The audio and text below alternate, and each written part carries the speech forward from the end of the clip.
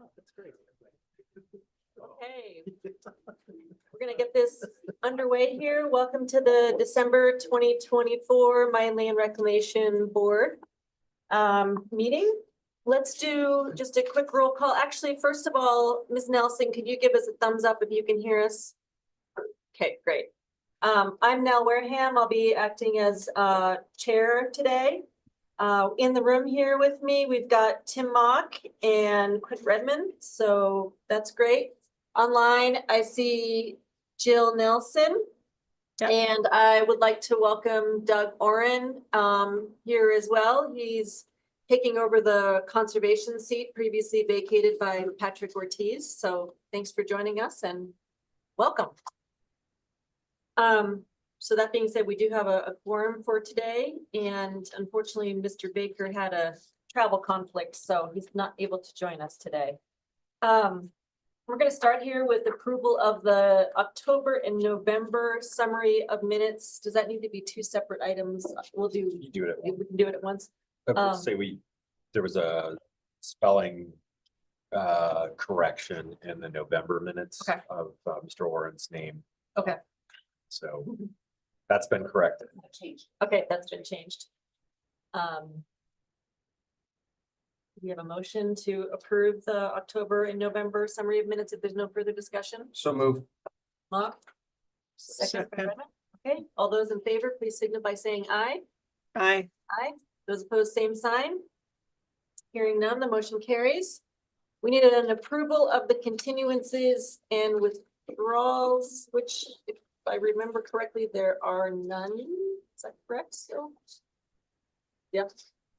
No continuances or withdrawals today. And then let's hear from the Executive Director's Office, Mr. Mock. Thanks, Madam Chair. Tim Mock, Deputy Director of the Department of Natural Resources. Couple updates here this afternoon. Department of Natural Resources has its joint budget committee hearing, so I'll probably have to step out if we're still plugging away this afternoon for that. This is the first step in terms of working the governor's proposed budget through the process here. So more to come on the outcomes in the coming days and weeks and months here. In regards to some of our divisions, the Colorado Avalanche Information Center is working with Parks and Wildlife to launch avalanche forecasts and warnings across its Trail Explorer, the Cotrex app. If you haven't seen this, it lists a lot of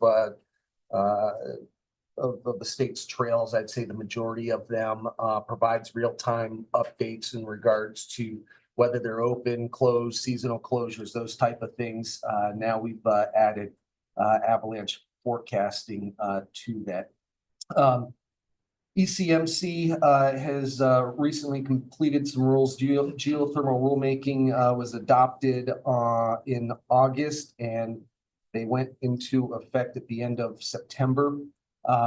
Cumulative impacts rulemaking, staff is beginning implementation based on the cumulative impact rules adopted by the commission in October. The new rules for cumulative impacts go into effect on December 15th, 2024, and require substantial revisions to the web-based forms operators use to submit regulatory forms.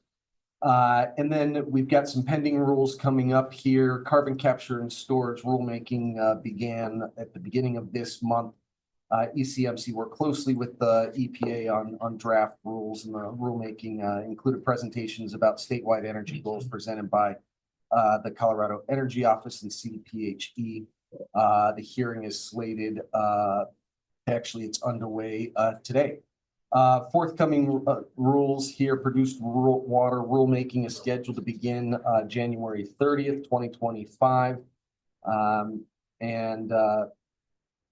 I think you all have read the news, but our division director, Julie Murphy, has held a special hearing with commissioners back in November 26th to announce that ECMC is investigating alleged data falsification. Two environmental consultants hired by oil and gas operators submitted falsified laboratory data reports to ECMC. The agency has preliminarily determined that the data manipulation affected soil, groundwater, and inorganic and organic containment data for approximately 350 oil and gas locations in Weld County.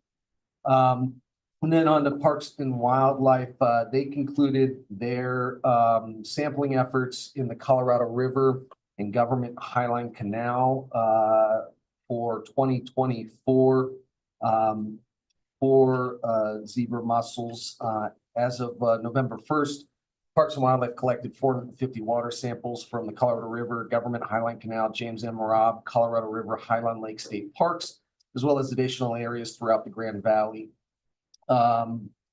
In addition to samples collected by CPW, the Bureau of Rec and the Grand Valley Water entities collected additional samples within the canal system.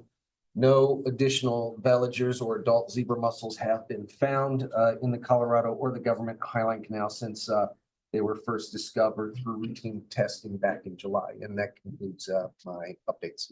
Thank you. Thank you. Any questions or discussion? Thanks. Yes. Uh-huh. Oh, I didn't. Okay, thanks. Mr. Cunningham, report.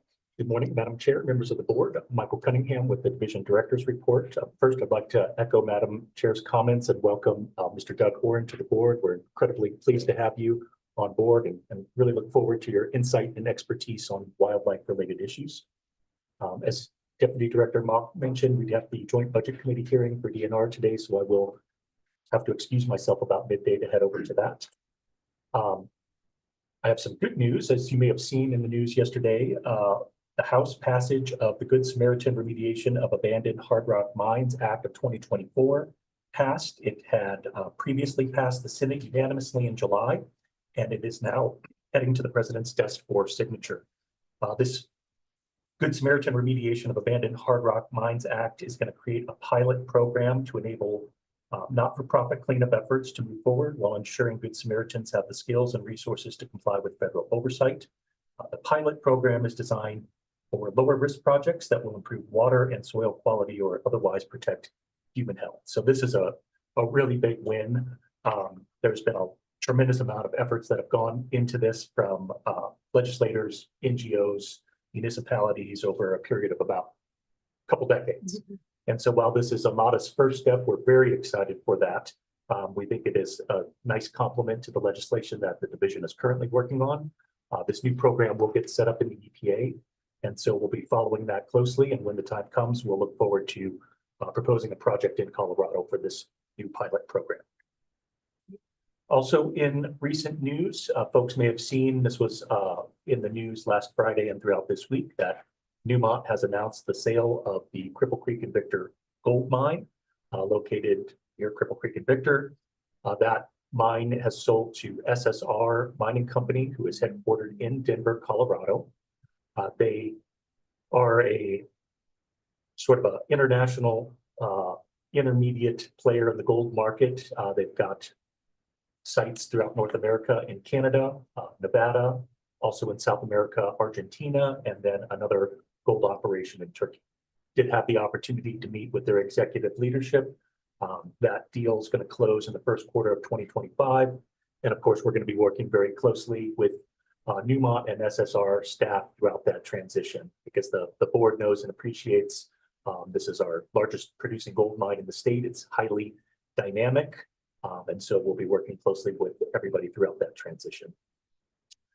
Lastly, for the board, I wanted to provide an update on the Molly Kathleen mine.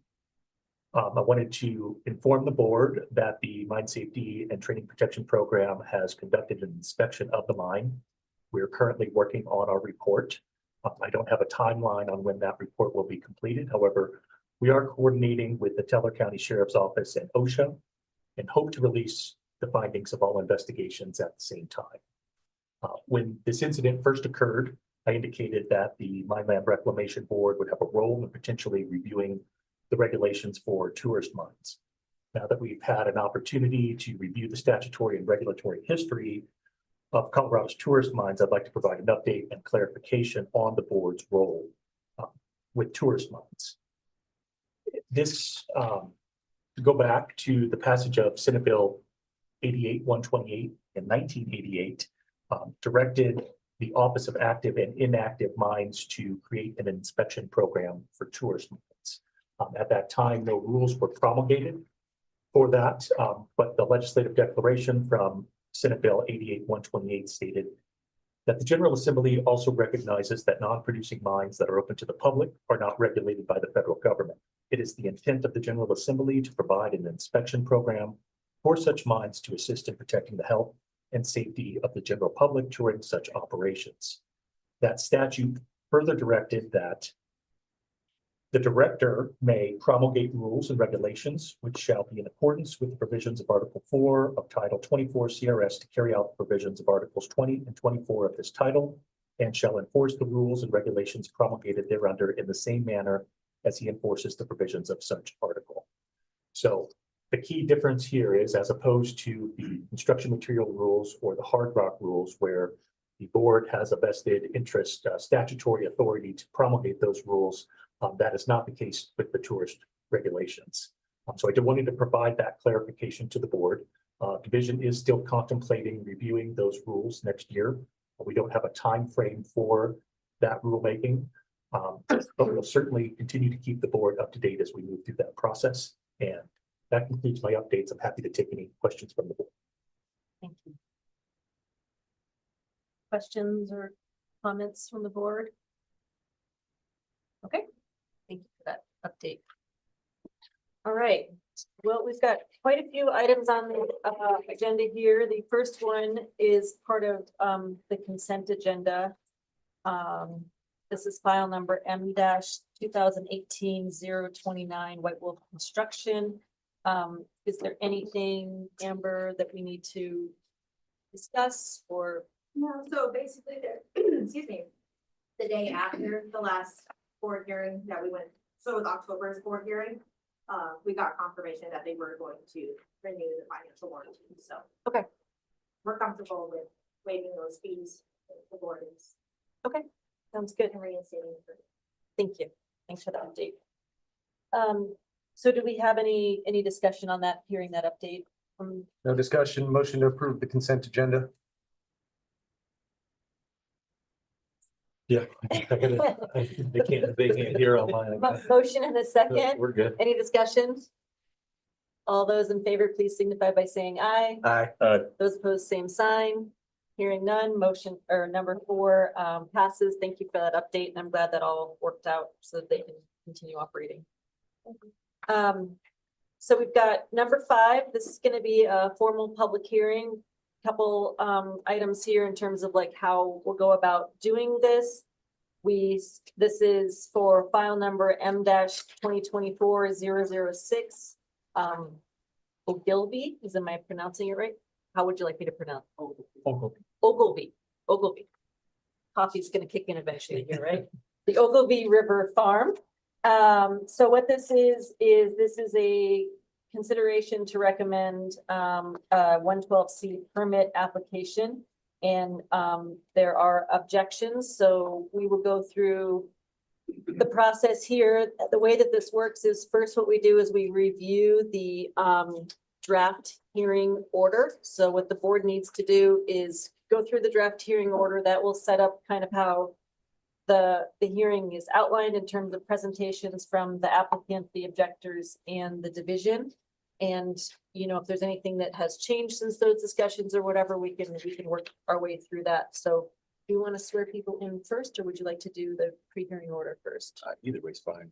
Got everybody here. We're supposed to. Sure. Let's do this just to keep things clean. Could we have anyone who intends to testify during this item number 5, please raise their right hand and swear to tell the truth? Everyone swears to tell the truth? I do. Thank you. Okay, that helps me see who all is involved as well. So to kick things off, we need to go through the draft pre-hearing order. Will you all be presenting that, or Jason?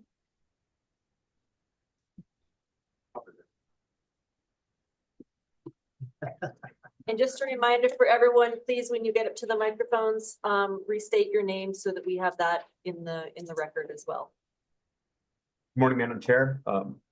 members of the board. My name is Jason Music. I was the pre-hearing conference officer for this matter. The division held a pre-hearing conference on October 24th for the Ogilvy pit. All objectors were in attendance during the pre-hearing conference. We came to consensus on the draft pre-hearing board order in terms of timing and order. So I'm here to present that board order for the draft board order for the board to approve. And if you have any questions on how that operation went on October 24th, I'm happy to provide that. And as far as you know, everyone is still in agreement on those times and the order, and there's no. That's correct. I have No not additional heard information. anything additional that would revise the draft order. Okay. So, that being said, the way that it's kind of lined out is there's going to be a 10-minute, well, these are allotted times and you can pull your time over into things as if you need. But the division's gonna have a 10-minute opportunity to do just a presentation overview of the application. Then the division has 30 minutes to do a presentation of the issues outlined in the draft hearing order. So that's page 20, starts on page 20, item number 4, which is the issues that will be here that are jurisdictional. Then the applicant will have 30 minutes to discuss the issues outlined. The objector has 30 minutes to discuss the issues outlined. Then the division has a 10-minute for rebuttal, objector 15 minutes, applicant 15 minutes. Those are all rebuttals. The division will then do a closing statement with 5 minutes, the objector a closing statement with 5 minutes, and the applicant for 5 minutes. So that's how it's outlined. If anyone has any questions about that or needs further clarification or any adjustments. Otherwise, we'll need a motion to adopt the pre-hearing order.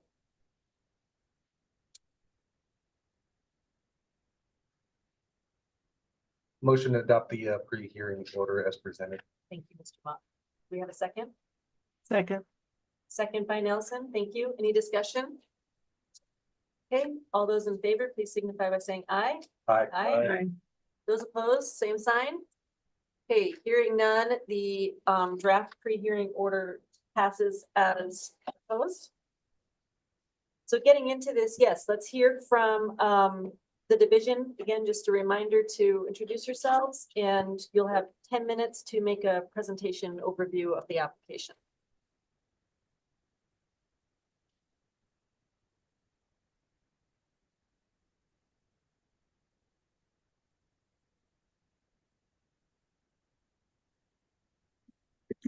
Good morning. My name is Brock Bowles. I'm a staff member with DRMS. And I was the lead specialist for the Ogilvy River Farm Pit application M202400. Just gonna lean over. We're gonna make the screen bigger. Go ahead.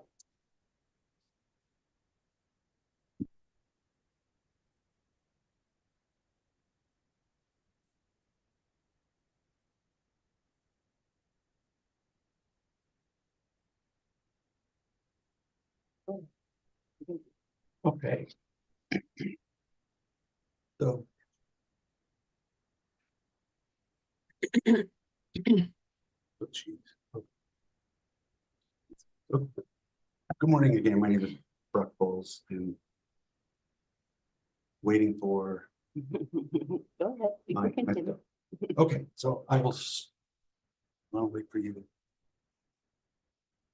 You should be good. Okay, so this is the staff introduction to this the Ogilvy Pit M20240006 Ogilvy River Farm Pit.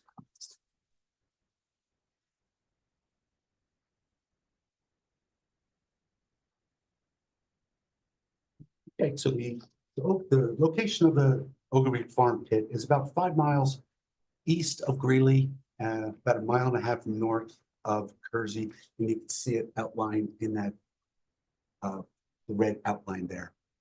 I'm a little confused. Jamie, is that supposed to advance to or not? Slideshow. Yeah, we tried. It wasn't, that's okay. I don't know how well you guys can see that there. I don't know if it's advancing on the for Yeah. the people who are virtual. Jill, what's your, what screen are you seeing?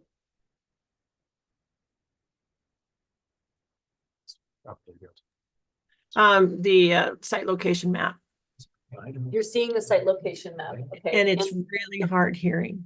And it's hard to hear, okay? And are you seeing the site location map slides with like the other slides running to the left of it or the full Yeah. screen? Yeah, Okay, so you're seeing what we've got on these two things here. Okay, we can see where he's going. all right. And Brock, we're gonna need you to speak up. Speak louder. Yes, please. Do we want to just go with hazards? Otherwise I can fix it. I think we'll just go with this. Yes, go back to it. Is the way the screen is now, though, is that okay for Yeah. folks if he speaks up? Is that okay? Yeah. I think that's what she's doing here. It's, Can I steal this for a second? Gonna stop. Sorry, I'm just getting a different on my screen here is what's, I know, Not it there, so- happens every time. It's always, doesn't Yeah. matter how many times you make sure it works. We've been working on it. There's some technical issues and stuff between Zoom and PowerPoint, Yeah. so we apologize Yeah. for that. That's fine. It worked fine this one. It's really too small to read on the it? sides. It's Yeah. not particularly distracting, I don't think. Okay, yes.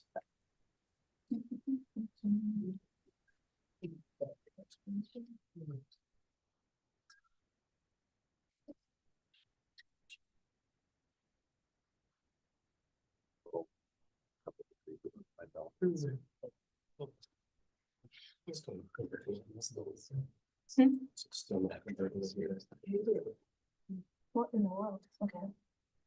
I think it has to do with the way we're sharing the screen. We could share file. You guys also have your PowerPoints. yeah, we're Yeah, good sure. on that. Yeah, So you can, as long as you can see it, they can see. yeah. But it's not here for the virtual members. Just run it off the back. So, yeah, Just run this. yeah, run it like Okay, that. So run it Doug, like this. Doug and Jill, you also have it, Yeah. you know, Oh. in your packet as well if needed. There it is. There it is. Okay, No, I mean, it's not. Will it advance? not really. It's- What you're sharing is the whole, you shared that whole screen, but that was a snapshot. So you just kind of, it's a share all. That's an option. That's sharing now.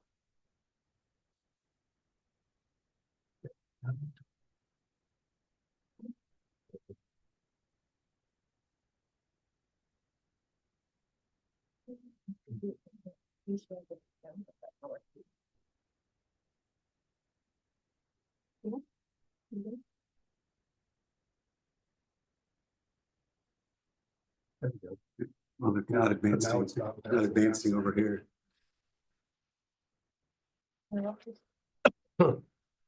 Sorry about this. We can't get the presentation to advance on this, Oh, geez. this screen, so we can get you to see it, but not move on. Huh.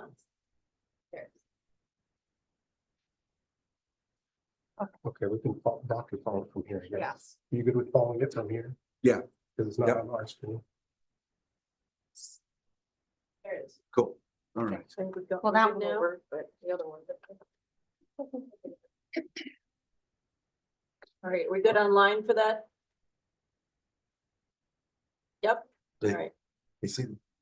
Okay, so the location of the proposed pit is 5 miles east of Greeley and about 1.5 miles north of Kersey in Weld County, Colorado. And you can see that's outlined in red on this map. Okay, so the proposed permit area is 79.91 acres. The commodity is sand and gravel, and both the surface and mineral owners are the Ogilvy River Farm LLC. The type of mining proposed is a surface open pit. The method will be excavating with an excavator, loader, or dozer. The material will be hauled to an on-site processing facility and then loaded onto trucks for transport. The mining plan consists of 2 phases. The first phase, phase 1A, they're going to mine down 8 feet but not expose groundwater. Then the second phase is phase 1. That's when they'll construct a slurry wall around the excavation area and dewater and mine within the lined enclosure. The reclamation of the reservoir banks will progress along with mining, and the estimated life of mine is 5.5 years. The post-mining land use is a developed water resource, which consists of one line reservoir. Required financial warranty is $163,830, and that is for phase 1A, the first phase only. When they go into the next phase, phase 1, they will come in with a technical revision, and we will update, reevaluate the cost estimate for the construction of the slurry wall and all the other permits and everything else that they're needing as part of the slurry wall installation. So this is a close-up of the proposed permit area. Do I have a cursor? My cursor on there? It's not coming up. Not- Okay, so you can see the red outline is the proposed permit area. And if you look to the southwest, the lower left area, there's kind of a boxed section out. That is Mrs. Smith's property. And we will have a lot of discussion about that later. I just want to give you a kind of an overview of where her property is in relation to the permit boundary.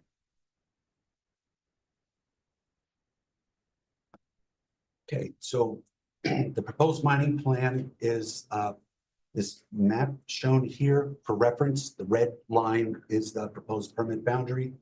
The blue line that you see is the proposed slurry wall that'll be installed as part of the second phase. The processing area is going to start to the left of this picture of the mine plan. That is the west side of the pit, and that will advance to the east. So that's the processing facility. Included with that, there's a wash plant, and will also be included as a sediment pond. Sediment pond is part of the wash plant process, and that sediment pond will advance with the processing facility as the mine advances to the east. There's you can see we pointed out the topsoil and overburden stockpiles and where they'll be located. But that's where they'll actually be located kind of at the start of the mining process. But as the mining process advances, those piles will kind of advance with the piles that we do reclamation behind them. And you can also see the lower left area, the Smith residence and buildings are pointed out again.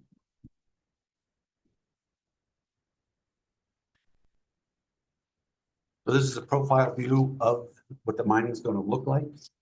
They will mine to a 2-to-1 slope. The mining setback will be 15 feet from the slurry wall. Wish I had my cursor to just point those things out. You will also see the dewatering trench there too. That we'll discuss that a little bit more later because it's brought up as a concern. That dewatering trench will actually start higher at the top of the mining area. Here it's shown at the bottom of the pit, kind of like the end of what the pit looks like.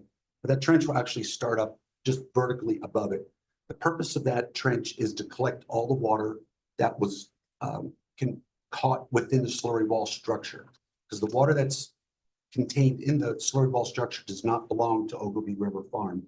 That water has to be returned back to the South Platte River.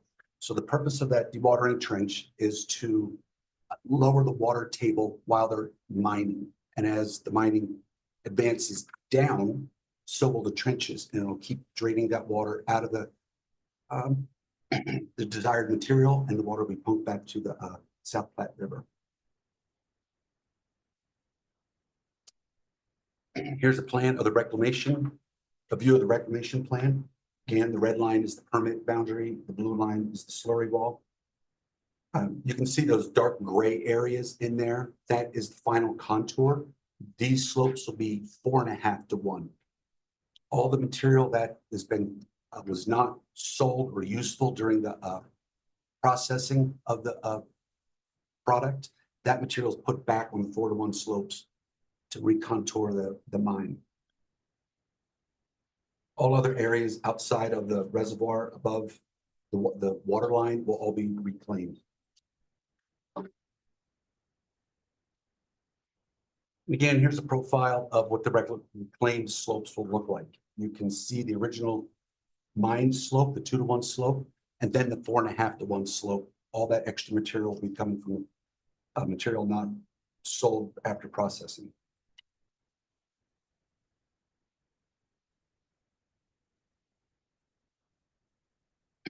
So the application was filed for review on March 11th, 2024. A technical review team was comprised of 2 members, was myself and Jocelyn Carter, who looked at the groundwater, groundwater modeling. DRMS issued a total of 2 adequacy letters, and I did 1 pre-operational inspection out there. The applicant satisfactorily addressed all adequacy items identified within the review period. And therefore, on October 4th, 2024, the RMS issued a recommendation and rationale for approval of the application. And again, the required reclamation bond for the permit issue is set at $163,830, and that's just for the first phase.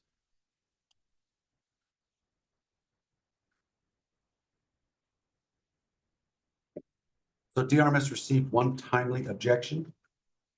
DRMS also did receive 2 comments from agencies, the Division of Water Resources and Parks and Wildlife. All jurisdictional concerns raised by the objecting parties were addressed through the adequacy review process as described in the rationale document dated October 4th, 2024. So the jurisdictional issues raised by the objecting party were grouped into 4 following 6 broad categories. We have right of entry, hydrological balance, geotechnical stability, reclamation plan, mining plan, and archaeology. The 1 objector, Mrs. Smith, did attend the pre-hearing conference on October 4th, 2024. Do you have any questions just about the application itself?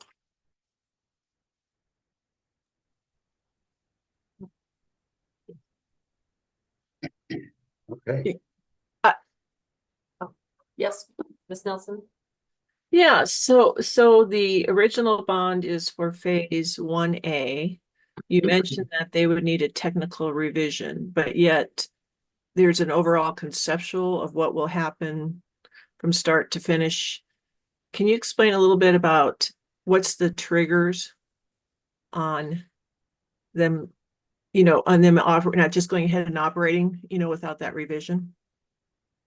Yes.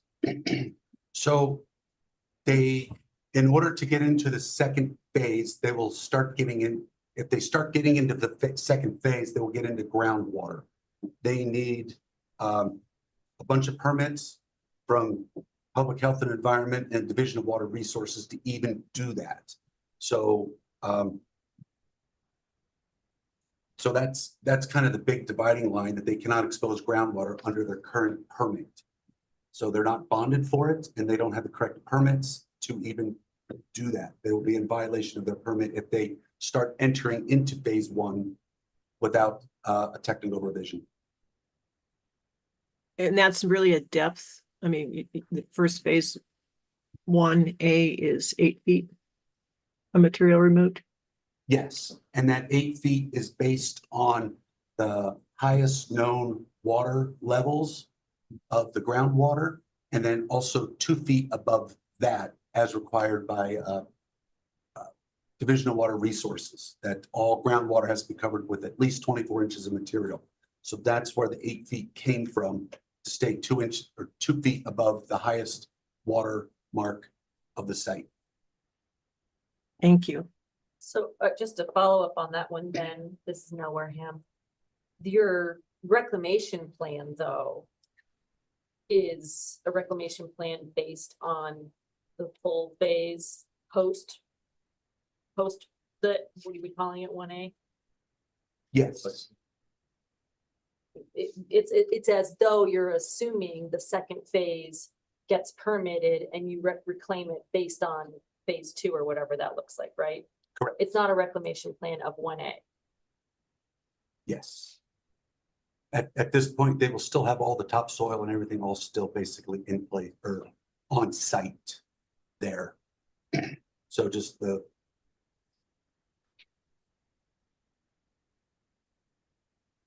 Can I clarify your question again? And I think. Sure. So what I'm saying is we're seeing kind of a conceptual, essentially what you're showing us right now has to do with 1A, life of mine of about 5.5 years. However, looking at kind of what we do is we're looking at the final reclamation plan, right? But in order to get to that state, where I think you've kind of got like more of a slope and everything, you're assuming you've come down to this elevation here. We're only seeing a plan that goes to here, and then you've got these other permits and, you know, state, well, everything else that they're gonna have to get through in order to get to this plan. Yeah. But we don't see a reclamation plan if they don't get past 1A, what happens? That's the question. Oh, okay. I see your point. That's what part of, and Zach Trujillo, Senior Environmental Protection Specialist here, that's kind of part of what the phased bonding approach is. So the phased bonding approach for the 1A is to take into consideration the portions that have been shown to you is the final reclamation plan. However, phase 1A is considered through the review of this process and is also taken into consideration to ultimately the reclamation liability bond, which is upwards of about $165,000. So if they stopped and they didn't make it past that next phase, would we still be left with a developed water resource lined reservoir at a depth of 8 feet instead of the final phase? Well, there would be no water at that. So then it would just be reclaiming what they've So done. what would the post mine land use be? I would just go back to farming as to what it was originally, because it's the pre-mining land use is a farming land use. So it would just be returned to that. Yeah, but if I could jump in, Jeff Fugate, attorney for the division. If they hit a snag, if they don't secure the necessary permits to complete the developed water resource as their final reclamation plan, they would have to go through an amendment process. That would be a change in the reclamation plan significant enough to warrant the amendment. It would be up to the operator to determine what that final reclamation plan would be. But that would be the process, is an amendment to go from developed water resource to whatever the alternate plan would be, whether it would be return to farmland, whether it would be something else. But they would have to secure those permits in order to move forward with the current plan for developed water resource. So, and I can recognize the response. This is a typical process to do phase bonding in recognition of those permits are consuming there's a process involved there. And maybe Russ or Mike can speak to that. If they're not secured, which I don't know has ever happened in the processing of these plant or these type of operations. But it's to kind of build in that cushion to make sure they get the permits before the full plan is approved. Madam Chair, Russ Means for the division. Yeah, it's typical and stuff for a phased operation and stuff, and that to go through the first part of that with the idea and stuff of what that final reclamation when the entire project's going to be done. However, it's also understood that if these permits and stuff don't occur and stuff, they have to come back in and do an amendment to change the post-mine land use. And as Mr. Fugate pointed out, that could be any number of things and stuff that the operator takes a look at and sees what's most appropriate, but we would be looking at that through that amendment process and stuff to ensure that final post-mine land use is beneficial and also meets all of the requirements and stuff for that for the local area. But the idea and stuff, because with big sites and stuff like this is sometimes it's a stepwise approach and stuff as they begin mining and stuff, they work on these other portions of it and stuff as they move forward. So, and financial warranty is adjusted and stuff with each phase as we go through it and stuff to ensure that all the liabilities and stuff are covered at that point. So I guess my question is the $160,000 is an estimate to be fully reclaimed at 8 feet, if that's what happened? Yes, yeah, that's the the end. first phase, yeah, and Yeah. then if they come in and they're mining deeper and that there's more disturbance, there's more liability, we adjust the financial warranty as appropriate up or down or whatever and stuff in that for that. And like they don't, if they can't meet the objective and stuff of getting these other permits, then we have to take a look at the post-mine things. So maybe we'll get into some of the more detail when we do a bit more of the presentation. Yes. Great. Does anyone else have any questions? Acknowledging that that was just the overview and that the division's going to now give us some time on more detail on the issues. I don't want to cut this short, but I don't want to jump the gun on questions too that might be presented to us. Okay.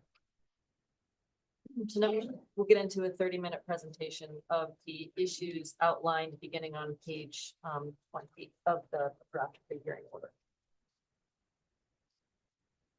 Again, Jeff, you get here for the division before Brock jumps into the full presentation. Again, we've got 30 minutes to present on what's a very voluminous objection letter. As outlined in the pre-hearing order, there are 6 itemized objections, some with 2 or 3 subparts.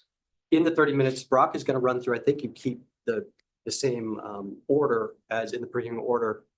Based on conversations with Ms. Smith during the pre-hearing conference, he spends more time on the issues that we believe have been flagged as the more important or impactful.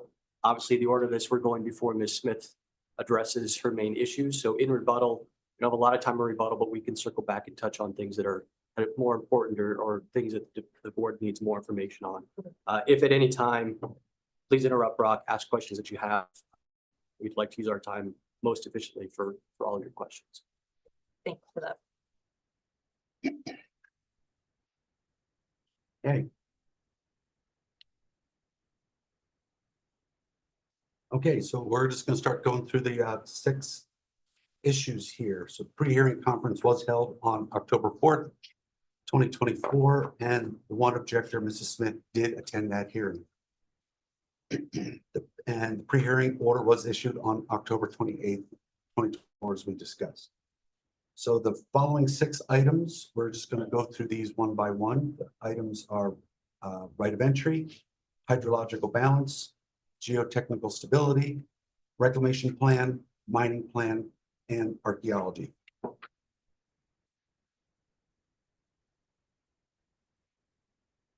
So the objector had concerns whether the applicant had the right to the minerals. A special warranty deed was included in Exhibit O and referenced in Exhibit N of the application package, which shows that the applicant is the owner of the land on which the proposed mining operation is located. So the division finds the application has met the requirements of rules 6.4.14 and 6.4.15. Number 2 is concerns regarding the hydrological balance.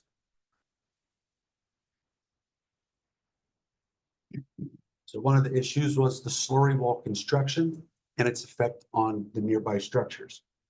So a groundwater model was submitted with the permit application showing the effects that the slurry wall will have on the groundwater level in the area of Mrs. Smith's structures.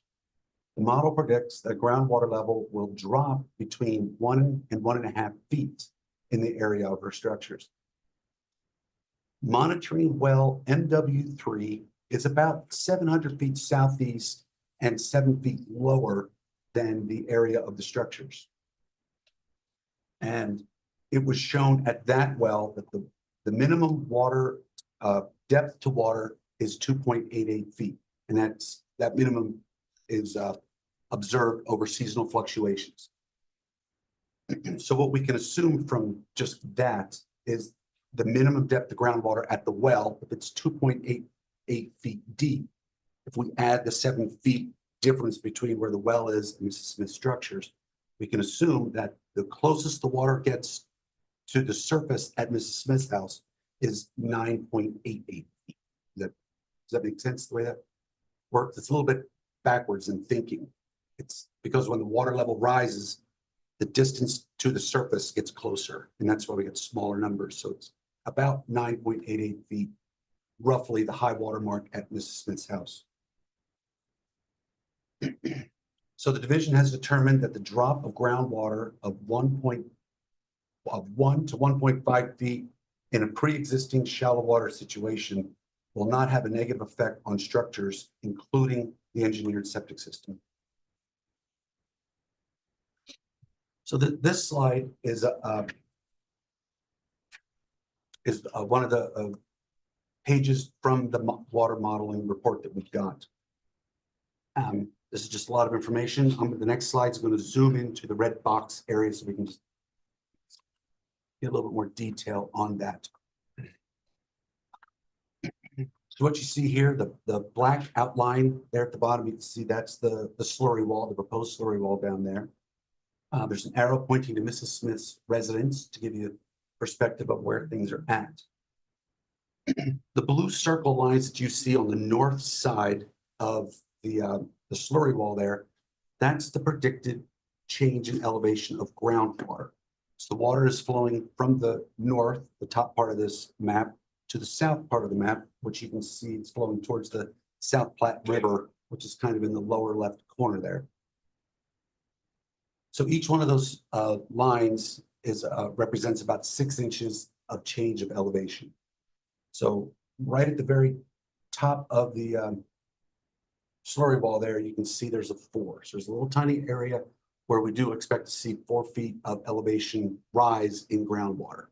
And do remember, groundwater moves very slowly. We're talking like inches to maybe a foot per day of groundwater traveling. So that's why we see these big changes. On the south side of the slurry wall, the little red lines there, you can see where that's actually going to lower the water table a little bit there, because the water just can't get around the slurry wall fast enough before it hits the river there.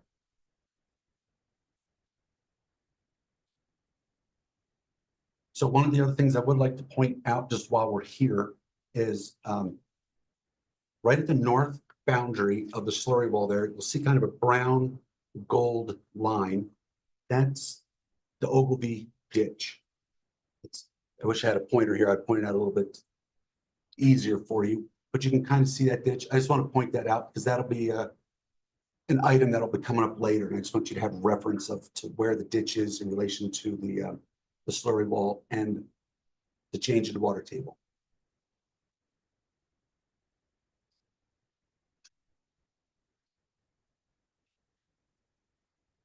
Okay, so the second issue brought up was the impacts to well number 2-12254, and it was the well integrity.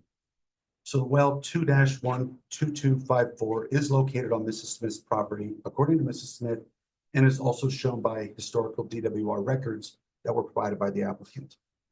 The applicant also provided a letter from the District Water Court, Division 1, showing that the well has been ordered and decreed abandoned in case number 11 CW 263 on January 30th in 2013.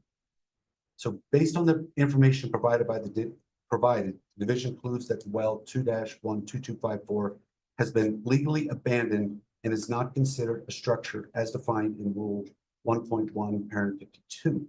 Therefore, the well is not subject to the provisions of Rule 6419 Exhibit S. I would like to add here that the domestic water is provided to Mrs. Smith's residence by a pipeline. So that the groundwater model that we showed and this well is not affecting her ability for domestic use in her house.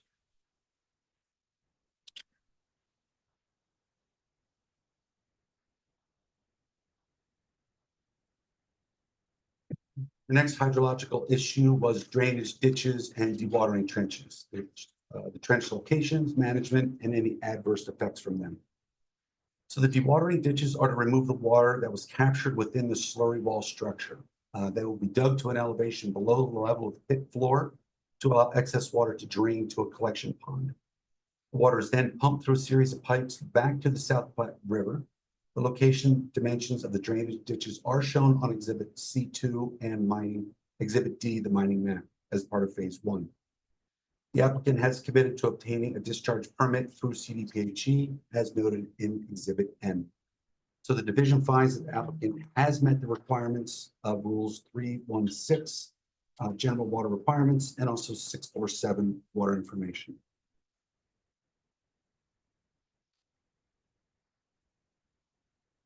The sediment pond, the location, how long it will be used, and any implications it might have.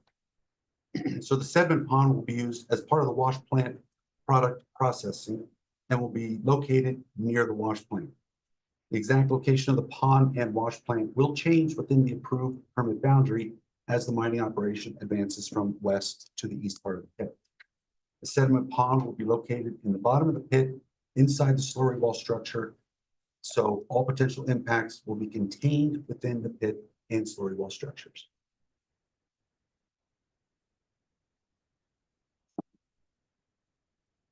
And the South Platte River and was concerns about the slurry wall causing interference with the water flowing back to the river. So while groundwater levels may fluctuate relative to the slurry wall, groundwater will still be able to flow around the slurry wall and back to the South Platte River. Any surface and groundwater that is captured within the slurry wall structure will be pumped out and returned to the South Platte River. So no surface or groundwater is being impounded or prevented from reaching the South Platte River. And again, the applicant has committed to obtaining discharge permits through CDPHE as noted in Exhibit M.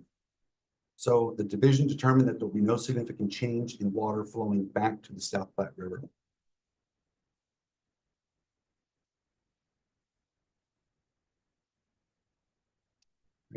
Ogilvy Ditch Canal. So it's rising water level might cause harm or might cause the slurry wall that could undermine the ditch. We recall back to the map we saw earlier, it was that little gold brown line.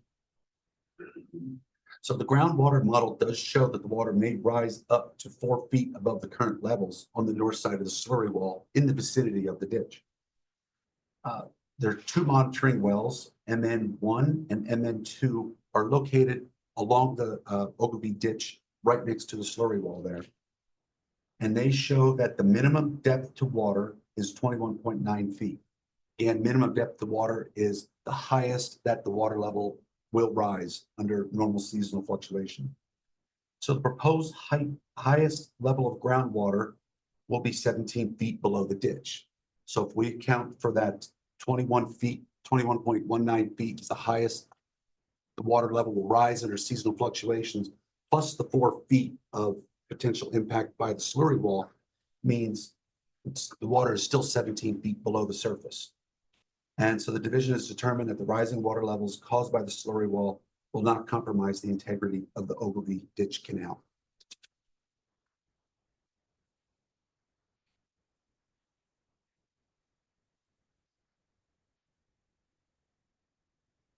So water storage and management plan for operating the water storage facility after reclamation.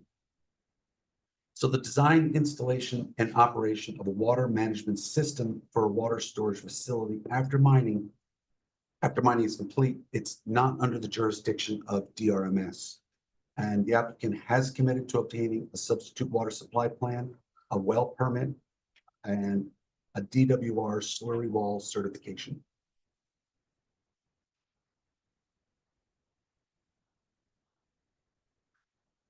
Groundwater monitoring, the regulation and monitoring of the groundwater was a question.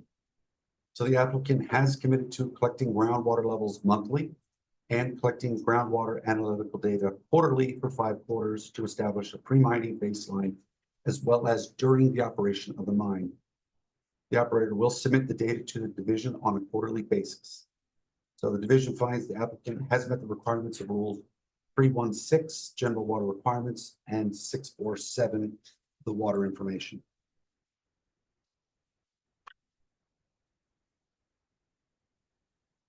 Groundwater exposure, and specifically evaporative loss. So that applicant has committed to obtaining all the permits and certifications required by the Division of Water Resources to expose groundwater, including a well permit and a substitute water supply plan and a slurry wall leak test. So the division finds that the applicant has met the requirements of Rules 316, general water requirements, and 6.4.7, water information. So the third big category of items is concerns regarding geotechnical stability.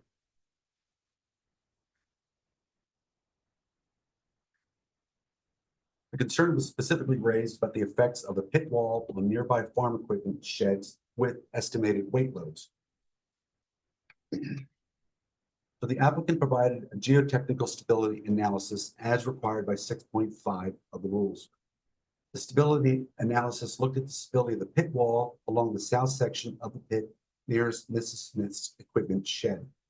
The technical stability analysis takes into consideration the estimated weight loads of up to 200,000 pounds for the shed and potential farm equipment.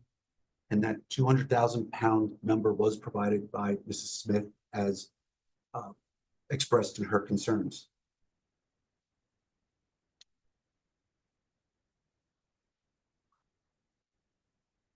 So just continuing on here, the results of the stability analysis demonstrated the minimum factors of safety approved by the board were met or exceeded in accordance with table 1, the recommended minimum factors of safety for slope stability analysis for operations and reclamation within section 30.4 of the policies of the board, effective May 16th, 2018.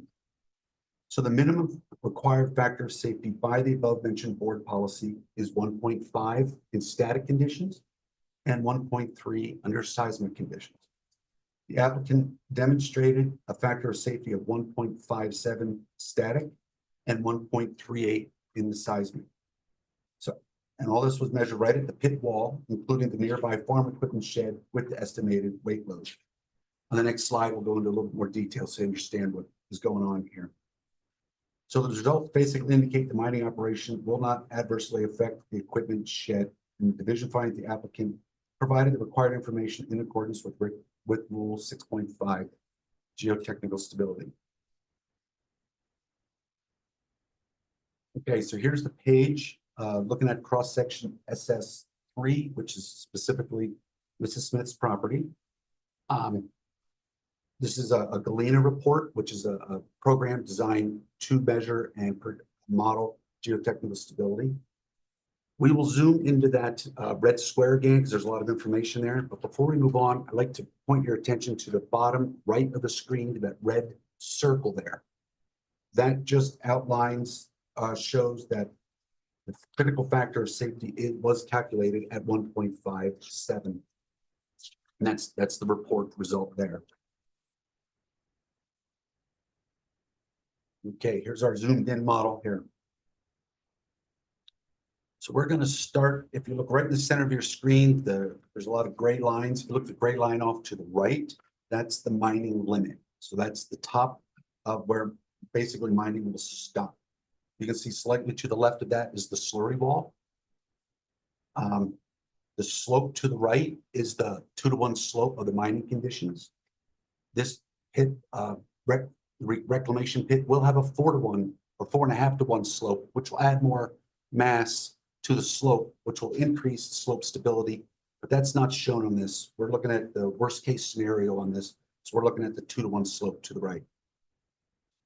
If you look to the left, almost all the way to the left, you'll see a purple line, a horizontal line with a 45 above it.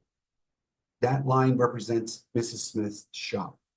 And if you look at the very top of the gray bars there, you'll see that it's 67 feet from the mining limit. So that purple line is Mrs. Smith's shop. That 45, what that is the model added 45 pounds per square foot of the area of the shop. The shop is 90 feet by 50 feet. And then if you multiply in that 45 pounds per square foot, that comes to a little bit more than 200,000 pounds of weight. So the weight for the shop has been accounted for in this model. You'll also notice right in the middle, there's kind of 2 arrows pointing down with some numbers jumbled above it. Kind of ran out of room to show those 2 numbers in there. What those 2 numbers are 56,500 pounds. So what the operator did was added a fully loaded haul truck to that road there to simulate extra weight, to add extra caution and make this model a little bit more conservative as to like what a worst case scenario might be. So essentially with those 2 point loads, that comes to an extra, my math, 113,000 pounds of weight added to this model, again, to add for extra precaution. Now, the most important part of this model is that red arced line right there. That's the critical slope failure line. That's what Galena, the program here, looked at. That is the line where the 1.57 slope stability analysis was calculated at. And what you can see is that point where it meets that last point load, that's 39 feet from the edge of mining. And Mrs. Smith's shop is an extra 28 feet beyond that. So everything to the left of that point where that critical slope failure line meets that simulated haul truck there, everything to the left of that will have a higher factor of safety. But at that point, 1.57 has been calculated, which is greater than the 1.5 required by board policy. So this is how the division concluded that the slope's geotechnical stability met the standards of rules 6.5. You have any questions about this slide? There's a lot of information, a lot to take in on this one. Where's that house in relation to all this? I have a question so the 2-to-1 slope, certainly there's benches. Is it the 2-to-1 overall, or how does benching come into this? No benching was proposed for that. They will mine that slope at 2-to-1. Mr. Mock? Where's the house in relation to this? The house. Okay, this profile is looking west along the mine wall there. So Mrs. Smith's house will be behind this model because the shed is east of Mrs. Smith's house. Her house will be west, which would be further back.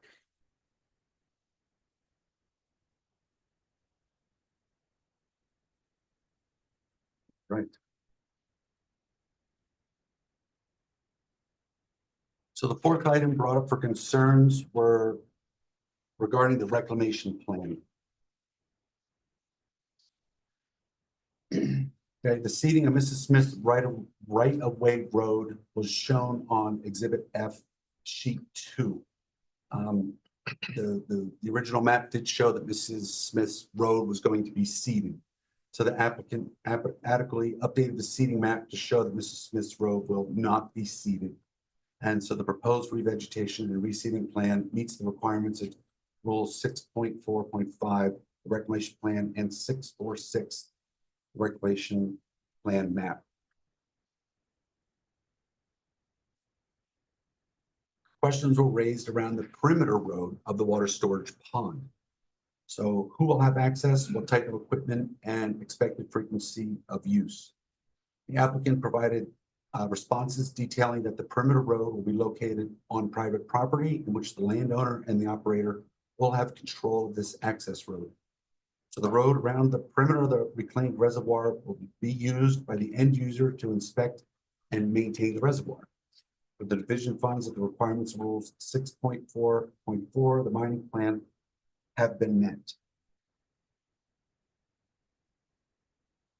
Weed control, different uses and weed control methods. The exact herbicide utilized or method and its application procedures, they won't be known until the weed species is identified. The applicant supplied a weed control plan in Exhibit J of the permit application, and they've committed to monitoring the mine site for noxious weed species listed by the Colorado Department of Ag.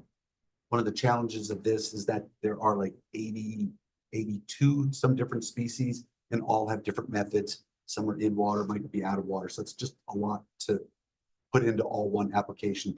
So we just kind of tailor a weed monitoring program as the weeds pop up. We find them and we take care of them that way. So the division finds that the proposed weed management plan meets the requirements of rules 3.1.10, parent 6, revegetation performance standards.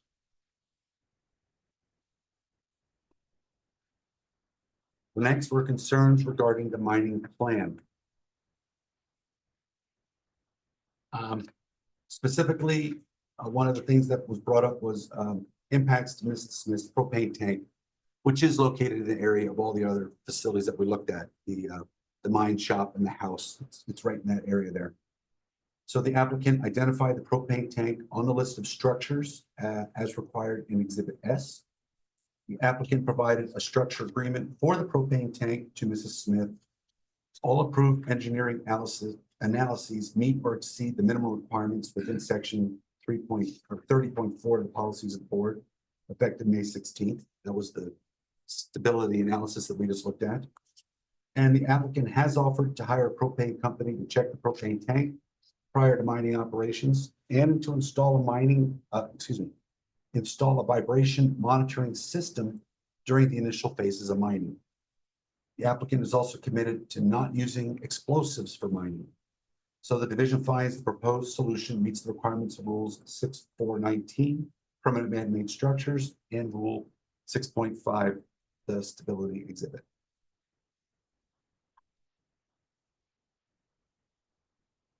Topsoil management, specifically salvage depth, topsoil pile locations, volumes, and redistribution. So the applicant has provided additional discussion detailing topsoil handling, management, and replacement to address the questions regarding salvage depth, volumes, and redistribution. Topsoil stockpile locations are identified on Exhibit C2 of the mining plan map. So the division finds that the topsoil management meets the requirements of rules 3.1.9 topsoil and 6.4.5 parent 2, parent D reclamation topsoil requirements.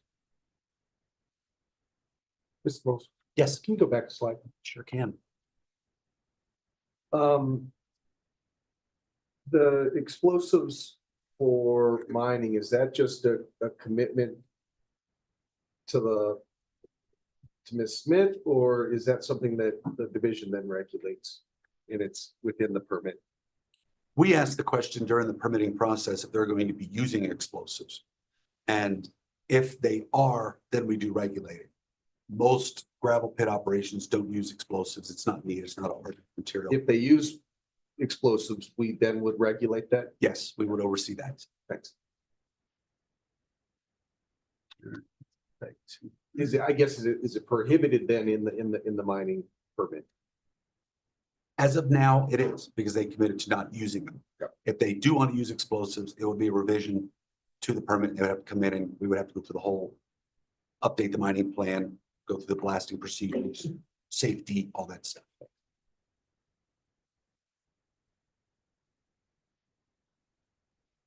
Okay, so we were on mining timetable. That was another question raised. It was inconsistencies in the text about the mine plan timetable. The applicant, they updated the mining timeline to be consistent in all the exhibits, and they meet the requirements of rules 3.13, or excuse me, 3.1.3 time limit and phase reclamation performance standards, and also rule 6.4.4 parent E, the mining plan.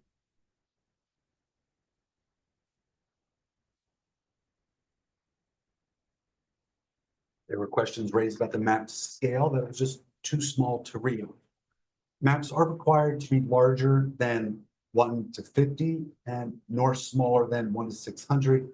And that's according to rule 6.2.1 parent 2 parent E, maps and exhibits and general requirements. The scale of the submitted maps were 1 to 500. Were a bit small, but they did meet the requirements as set forth by the rules. So DRMS found that the submitted maps were considered adequate. And number 6, we made it to number 6. Concerns regarding archaeology. The cultural survey, Mrs. Smith feels that the type of survey done was inadequate. The applicant did hire a third-party consulting firm to conduct a cultural survey of the proposed mining areas. No historical structures or significant cultural resources were identified that would meet the requirements of Rule 3.1.11, buildings and structures. The applicant has committed to following all applicable laws and regulations if any cultural resources are found during the mining process. So the division has determined the applicant has adequately addressed all the issues regarding cultural resources.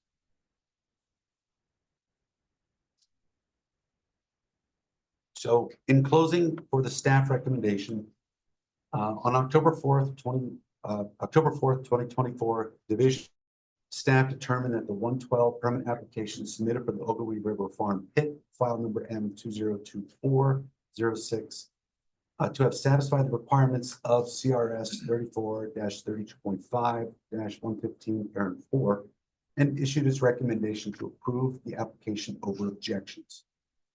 The division requests the board affirm the staff's recommendation for approval to the Ogilvy River Farm Pit, file number 2024006 over objections, and as detailed in the division's recommendation and rationale documented for October 4th, 2024, and in this presentation. Are there any questions?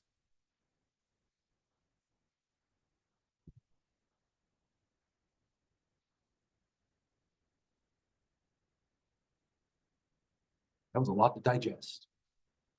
Questions online?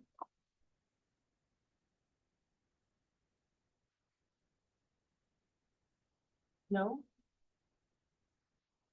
Does the slurry wall stay in reclamation then? It does. The slurry wall is a permanent feature. Purpose of the slurry wall is to separate the groundwater from the reservoir. So it stays because after mining, it will be used as a private water storage facility that will be managed by the land or the Ogilvy River Farm LLC. So yes, it's a permanent structure. In terms of that, discharge permit, they've got to go through CDPHE.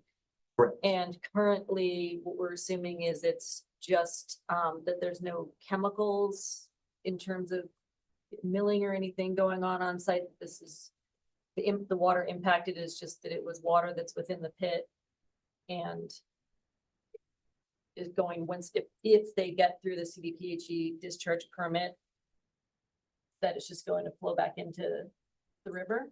Yes. There's That- no treatment expected. The only treatment that we'll have is when we look at those, it'll be a passive treatment system. Basically, those ditches will drain to a central pond. Okay. And so there'll be some settling time to let out some of that sediment out through that. So that's just some passive treatment. But all standards as far as discharge quality and volumes and all that stuff will be handled and addressed through the CDPHE permit process. So That's- CDPHE identifies anything or deems that the water quality going back in, and they're going to still have to adhere to some kind of additional whatever to make sure that that That's- discharge permit is still of the appropriate water quality to go back into the river. Correct. That's all CDPHE water quality issue. They will set those standards. We will be part of the monitoring process because as we said, all that water monitoring will come to us and we will be able to look at it and monitor it. But the standards will be set by CDPHE through the permitting process. And this may be a question for the applicant, but do we know if that process is going on concurrently right now to obtain that permit, or is it waiting for this step first? That's a applicant Okay. I'll question to ask see where they're at in the that process. question. And I think I'm gonna save my other two questions for the applicant as well. Okay, I think you used about 27 minutes of your time. So currently you used 8 of 10 for the application overview and 27 of 30 for the issues outlined above. So net about 5 extra minutes in terms of rebuttal or closing if you feel like you end up needing that much extra time. Great. Okay, thank Thank you. you. How's everyone feeling? Does anyone need a 4-minute break? We've got another 30-minute presentation ahead of us, and I'd like to keep these things kind of contiguous in our brains. We're good? Keep going? 30 minutes? Okay. So thank you. Thank you, Jen. Yes, thank you. Next, we'll hear from the applicant. This is going to be their presentation, 30 minutes of the issues outlined above.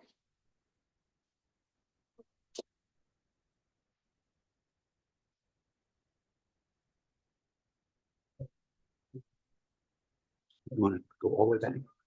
Just to this part of your issues.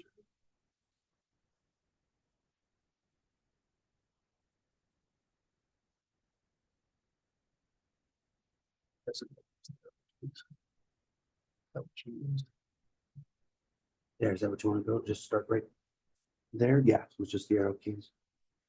Okay, because it's not. You know what I'm saying?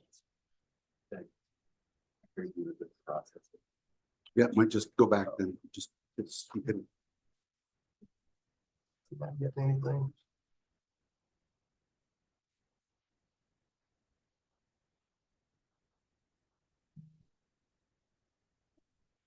How do we go back on the slideshow?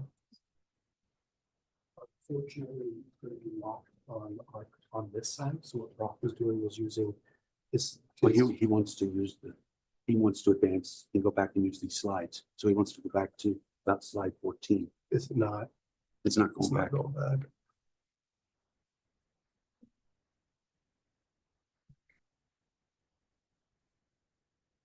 You know, we're not. Yeah. We just need to use the same presentation. Just go back to slide 14. Like on there too, or? Yep. just- That's where you started with the issues. I'm just gonna stop and try to reshare, see if I can fix this. Okay. Little break.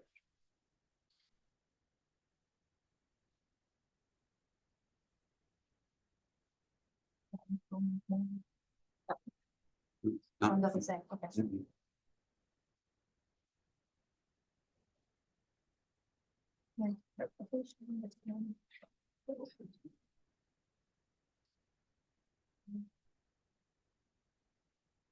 Brock. Yeah.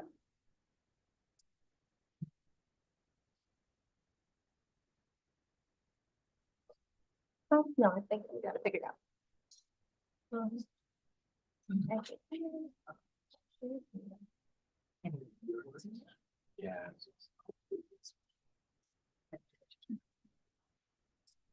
Wow, we had to run Carl No, stop. because like. They're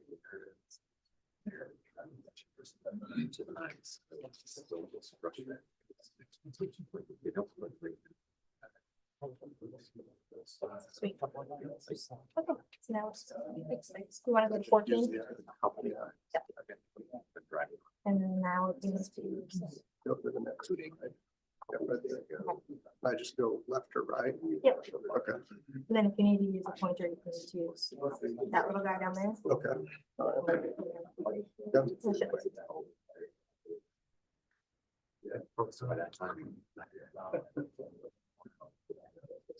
I was gonna say, I noticed that's like.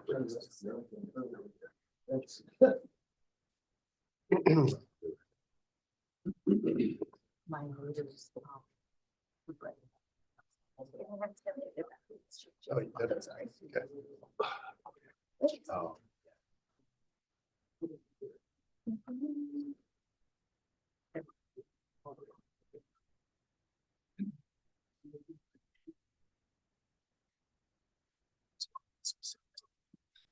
I'll bring that in. I should shoot that.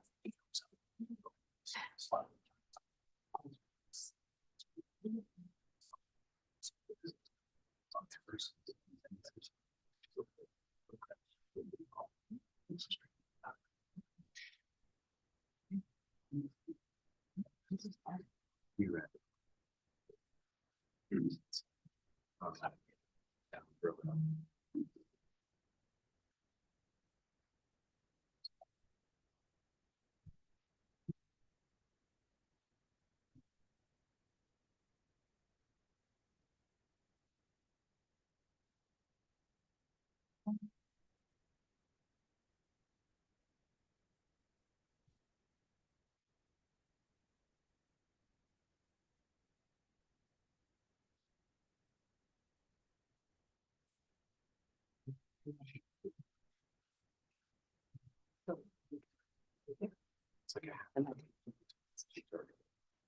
Oh.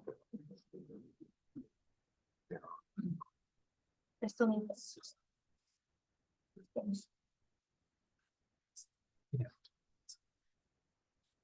How do I bring them down?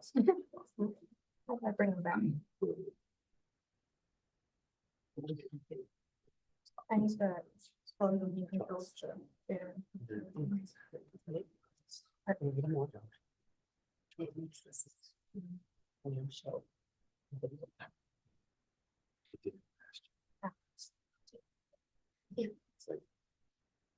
Sharing office of what issue?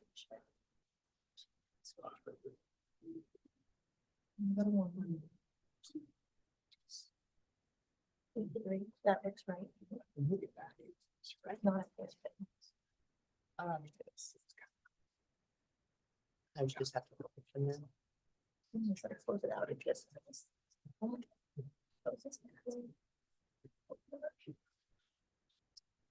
Aha. There it is. Once you get this. Okay. Sorry, that slide, right? Thank you. I think we're ready now. Oh, wonderful. Everybody else is. It's like most of them, but okay, great. So this is a 30-minute presentation from the applicant and please introduce yourself. Okay, I'm JC York with J&T Consulting. I represent Ogilvy River Farm LLC, who's the applicant on this 112C permit application for the Ogilvy River Farm Pit. And I wanted to go back to the slides that Brock presented here just on the issues, the jurisdictional issues. I think on the right of entry, that's pretty self-explanatory. Ogilvy River Farm LLC owns the property, and they are the applicant. As far as the hydrologic balance, we did do a groundwater model for this project. And then I guess before I get into that, I know there were some questions about the bonding and phasing on this particular pit.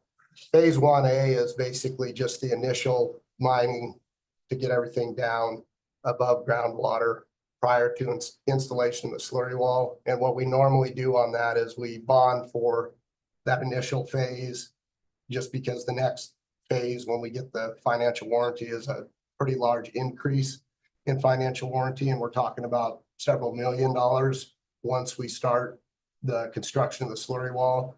And typically what we do is that prior to doing that, we allow let the DRMS know that's our intention. Then we come forward with an additional bond and another rider that's added to the existing phase 1A bonding prior to doing that. And that's all something that, occurs once we get started mining with the initial phase 1A, and then we allow everybody to know that we're wanting to move into the second phase. We have to get that bond on record with the DRMS prior to doing that, as well as showing them proof that we have our discharge permit, we've got our substitute water supply plan, and some of those other permits that we've been talking about. We just don't go out and get those initially here because those are added costs and things like that. So we want to make sure we've got approval from the DRMS prior to moving into those stages, just to clarify things there from the operator. And with that, getting back into the groundwater model, it was submitted with the application.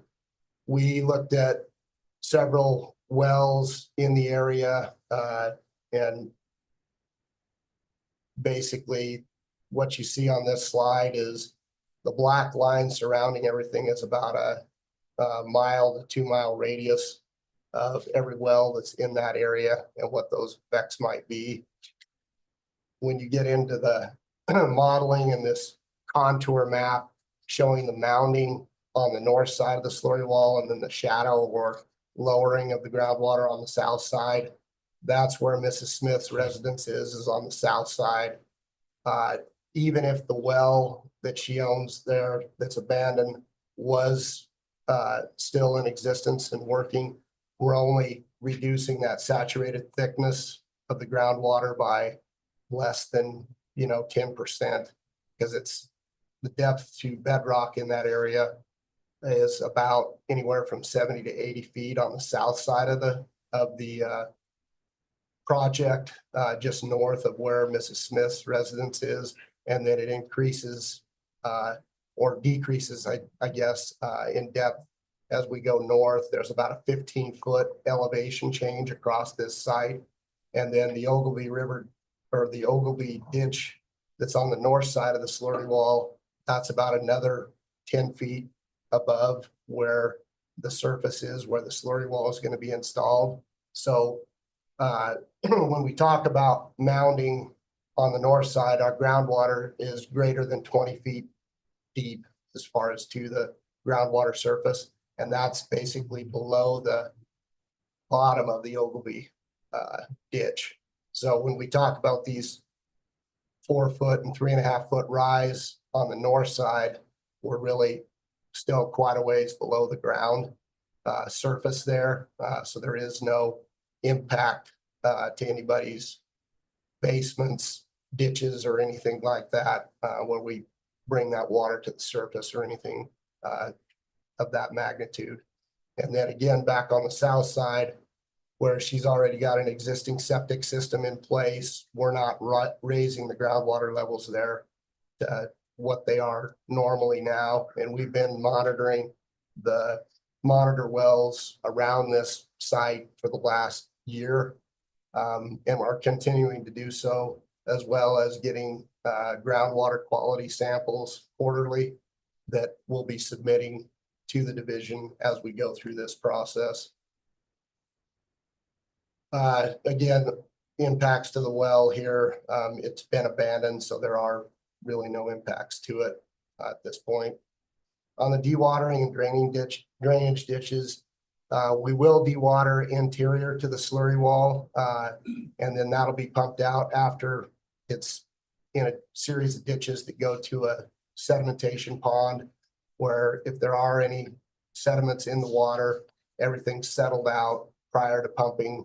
And then when we do get our discharge permit from CDPHE, we'll be required to discharge per their guidelines and regulations, and then what we have to test for when we do our water quality testing on a monthly basis and reporting quarterly to those guys.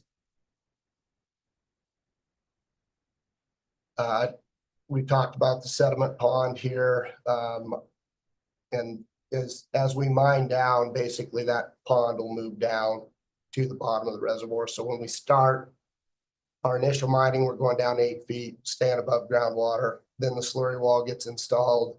Then we bring a perimeter ditch as we mine down at that 2-to-1 slope. That ditch then goes down with our mining as we go in stages, and then everything moves down as the mining moves down to the bottom of the pit at bedrock. Slurry wall interference.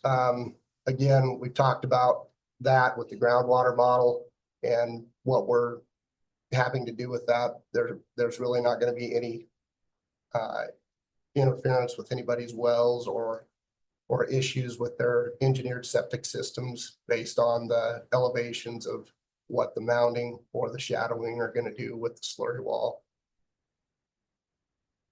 We talked about the Ogilvy ditch and the depth of the groundwater there, that we're not going to affect the ditch based on the depth of the groundwater being, after mounding of 17 feet or greater below the bottom of the ditch. On the water storage, it will be a water storage reservoir once it's fully reclaimed. As far as the operation of that, we don't know the exact operations and how they'll work, but there'll be some type of a pump station, inlet outlet structure to go back and forth to the South Platte River within the Ogilvy River Farm Pit property. And Mrs. Smith has an easement and a road that comes across the Ogilvy River Farm Pit. That easement and that roadway will be kept in place, and there won't be any impact as far as her access going in or out of there. We'll either have, if any pipes are constructed, they'll either be directionally drilled or they'll be maintained such that access isn't impeded when construction occurs at the end of reclamation or after reclamation. Again, I stated before, we've committed to taking groundwaters monthly and have been doing so for the last year or so. And the same thing on collecting water quality samples quarterly from all monitor wells, and then reporting that to the DRMS. The permits that we talked about that we'll need to get prior to constructing our slurry wall or exposing groundwater will be a well permit, a discharge permit, and a substitute water supply plan. We'll also have to get approval from the Division of Water Resources after the slurry wall is installed, which is a 90-day leak test. But in order to do that, you've got to pump the reservoir or the interior of the slurry wall down to where you got a 10-foot gradient from the groundwater outside of the slurry wall to the inside. And that'll be something that we'll do as mining is progressing, but that's a certification that we're required to have once reclamation is complete in order to store water within that reclaimed reservoir. On the geotechnical stability, there were some questions about the equipment loads and Mrs. Smith's shop, and we sent Brock the updated stability analysis, and I'll get to kind of the zoomed in area there where, like Brock had told you guys before, the loading that we have there is 45 pounds per square foot. That equates to that 200,000 pound equipment loading within the shop that Mrs. Smith provided to us, as well as a loaded haul truck sitting up on top of the slope in between on the property line or the road, haul road, around the outside of the slurry wall, and that we do meet the critical factor safety of 1.5 or greater with our static. And then also being greater than 1.3 at 1.38 on the seismic stability. And so that's what this shows. And then there was a question about where the house is located. It's a little further south of where the shop is located. So it's, you know, another 60 to 80 feet probably south of that location. Concerns regarding the reclamation plan. We updated the maps to again show that we're not going to do anything with existing access to Mrs. Smith's property. So the seeding plan now has been updated to show we're just revegetating areas that have been disturbed and above the water line, 5 feet down the reclaimed slope.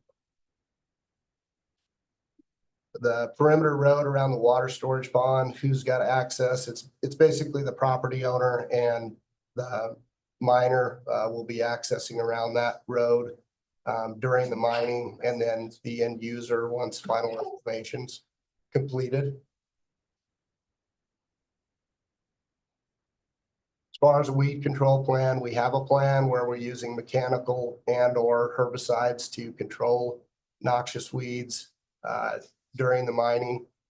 Again, the herbicide we haven't specified just because you get different weeds and different applications are better to mitigate those weeds. So once we get started, you know, we'll have more of that information. But at this point, you know, it'll be a mixed bag, so to speak, of mechanical methods and then also using herbicide.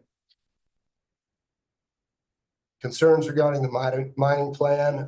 We did speak with Mrs. Smith, and we've met with her a few different times and her legal counsel, because we did move our site access. It was going to be in the same location as her access. We moved that to the north and are going to do that. That's in the plan. When we go to whether it be Weld County or the town of Kersey on the land use side, that's where we're planning to have improvements to the road and things so everything's safe to turn in and out of that entrance. We also offered to check the propane tank out and have it looked at, make sure everything's good to go prior to mining, as well as installing vibration monitoring so that we can look at the history of anything that's going on out there and make sure that any of those movements and equipment, you know, are not causing any type of damage, and that those vibrations are well within safe measures so that we don't have any issues with the propane tank. As far as topsoiling, handling and replacement, there was a question again about the bonding on that, where we're going to be stockpiling all the topsoil on site to be used for what we need to reclaim in the final reclamation. Most of it'll stay there until we know that we don't need all of it, and then it may be sold as a product too. But as part of that initial phase 1A bonding, it is bonded to re-topsoil the entire property and reseed it. That's what's included in that $163,000 bond. So if Ogilvy River Farm LLC goes away and that bond's there, everything can be reseeded based on that bond. And then it would, obviously not end up being water storage as the end result. Obviously, we don't think that's going to happen. That's why we have the phase 1 bond. Then we increase the bond amount and continue on with the mining from there and install the slurry wall. As far as the topsoil stockpiles, they're identified on the mining plan map. We showed where those locations are. We also tried to place those along with overburden piles in the initial mining along Mrs. Smith's property line so that there's some screening to help with any noise, as well as, not having to see the mining going on there directly behind her site. And then that'll eventually all get taken out of there as we finish up the mine and mine the last area where the processing plant is and bring all that area down. Mining timetable, we did have some inconsistencies in the original exhibits. We did change all that, so everything meets that 5.5 year time frame. As far as the map scale, we did provide Mrs. Smith with 24 by 36 maps. I think the issue wasn't necessarily the scale, but the size of paper that they were printing the maps out on, more of 8.5 by 11. We did deliver those maps to her legal counsel, and I believe you have those maps. But anyway, they were delivered to Miss Shea's office and for them to use. Concerns regarding archaeology. We permit a lot of different mines, and we always have these cultural surveys done. And our consultants here today, if we need to talk in more detail on that, but SWCA's a leader in the industry as far as they've got registered archaeologists that know what they need to do as far as doing these types of studies. We conducted a study on the overall site and did testing, and they provided feedback where there is no findings at this point. And then, of course, we still have to follow all state, federal laws. If there's something that's found during the mining, it's got to be reported. And that's going to be the way it is for this mine, no different than any other mine. But initially there were no findings. So, and we provided that information to get concurrence from History Colorado as well. We haven't seen that back from them yet, but we've done this on other ones where typically they concur and with SWCA's work because they work with them all the time. And with that, we believe we've satisfied, just like the division staff has, all the regulations and requirements for this application, and would ask for your approval. And if you have any questions, you can answer them at this time. Questions from folks online?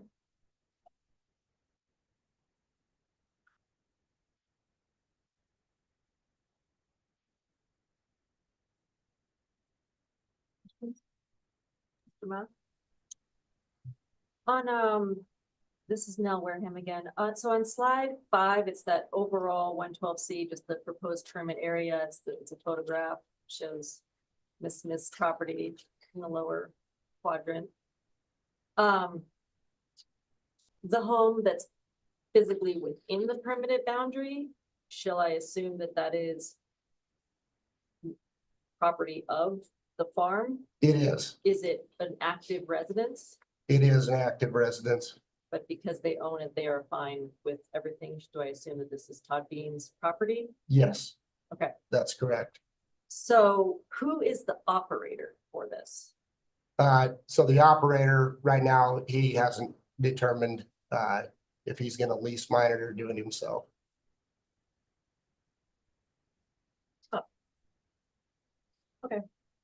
So you're acting as you're the consultant for, and it sounds like you probably do this for lots of Yes, operations like this. You are doing the engineering for it, you're going through all of this, but you are not the applicant.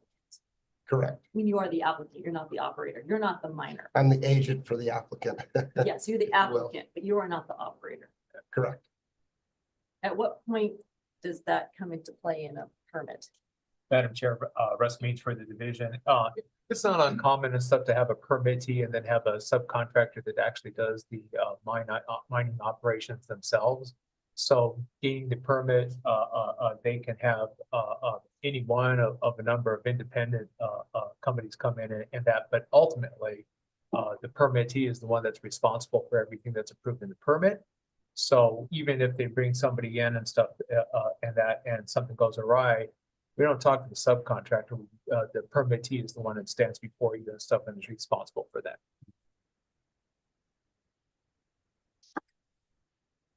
And then on page 27 in the chronology, there's some evidence that shows that proof of notices sent to the owner were sent over to DRMS, but when was Mrs. Smith notified and by what means?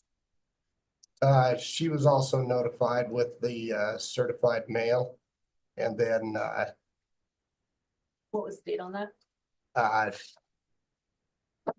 I'm not exactly remembering the exact date, but So you have one neighbor, one person within 200 feet, and you don't remember. no, we have more than that. On the maps, there's several neighbors that we notified. So we went out and figured out who was within 200 feet. And then we put out certified mailings that mailed out the public notice, as well as mailing out structure agreements with those folks and that had structures within 200 feet. So like if the applicant process kind of started March 5th-ish and you sent some things to DRMS showing that they had been notified, or we talking? We sent January? certified. We talking 2023? When was the notification process? The notification was sent out shortly after the application was deemed complete. And then we sent them out to everybody prior to publishing in the newspaper. So it would have been 2023. 2023. Mhm. Madam Chair, that's part of the rules and stuff that are required for public notice and stuff. I know. Okay, so, okay. I'm going through this Yeah, with okay. my lens. Sure. And I just don't have it in front of me. We did all of that. Mhm. Okay. Just, in terms of stakeholders and neighbors, Mhm. were I sitting in your seat, that would be something that would be the first thing I would know. This is a very technical presentation, but there's also a very human component to these, and it's a discussion we've had, it's all part of what's in Colorado, but I think that it's critical that you engage with those that are affected stakeholders in your operations. And we have. I And will we've lead talked. with those in my presentation materials. I have a quick question. I'm not sure what you're referring to when you say structure agreements. What are those? So as part of the DRMS rules and regs, we have to try to enter into a structure agreement with anybody that has a structure that's within 200 feet of our permit boundary. And so we sent agreements out to people that had whether it be a fence line, a road, a ditch, to those structure owners, and provided them an agreement that if by any part of the mining, their structure was damaged, that they would be compensated and taken care of. And I think we had a few of them that were returned that were signed, but several of them were not. But then we revert to our slope stability analysis after that.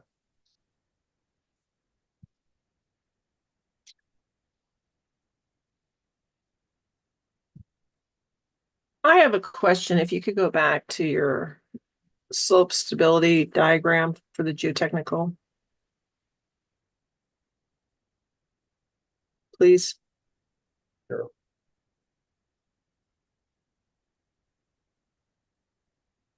Oops.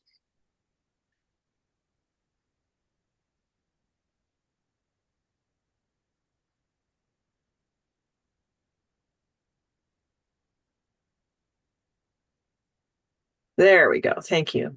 You bet. So you have the dimensions horizontally from the property lines and stuff, but there's not a vertical dimension. Wasn't that total from top to bottom 42 feet? From top to bottom, it varies, but in this area, it'd be closer to 70 or 80 feet from the top of the slope to the bottom of where the bedrock is at the bottom of the pit. Okay, so you're going to go in and mine off 8 or so feet, keeping that 2 feet above groundwater first. Yes. How can you not have benches in this? How Uh, can you mine 80 feet without benching? they'll basically grade down from the slope. They may on the interior go down the full 8 feet, but where they get closer to where the top of slope is, that'll be all dozed material or bladed with a motor grader. It just, and what's the typical safety factor when you're around a structure? This was 1.47 or something. What is a typical? 1.5 is what we're required to meet. And you were at 1.47 with no benching, 80 feet. 1.57 with a 2-to-1 slope. 1.57, okay. So just a titch bit over. Yep. Sorry, I'm trying to visualize how that physically is mined, and I've never seen 80 foot without some sort of benching or safety factors worked into that. So this helped me here a little bit. I'm a little concerned about this. And, So I think it's a shed, but still. I think on the interior where they start out, they'll start out with an excavator where they'll excavate down, maybe a couple feet. Then they would basically blade that outside edge to a 2-to-1 slope. And so it happens as you go down. You're using an excavator initially, and then you're basically shaping that slope to a 2-to-1 slope, either with a dozer or a motor grader as you're going down with your excavation. So this is more of a final project than actually a working model. Well, it's a working model, but realistically, you're going to have this 2-to-1 slope all the way up as you go down to the bottom. It's kind of when you put your dewatering ditch at the bottom of the slope, you just end up increasing and moving over that dewatering ditch as you go down.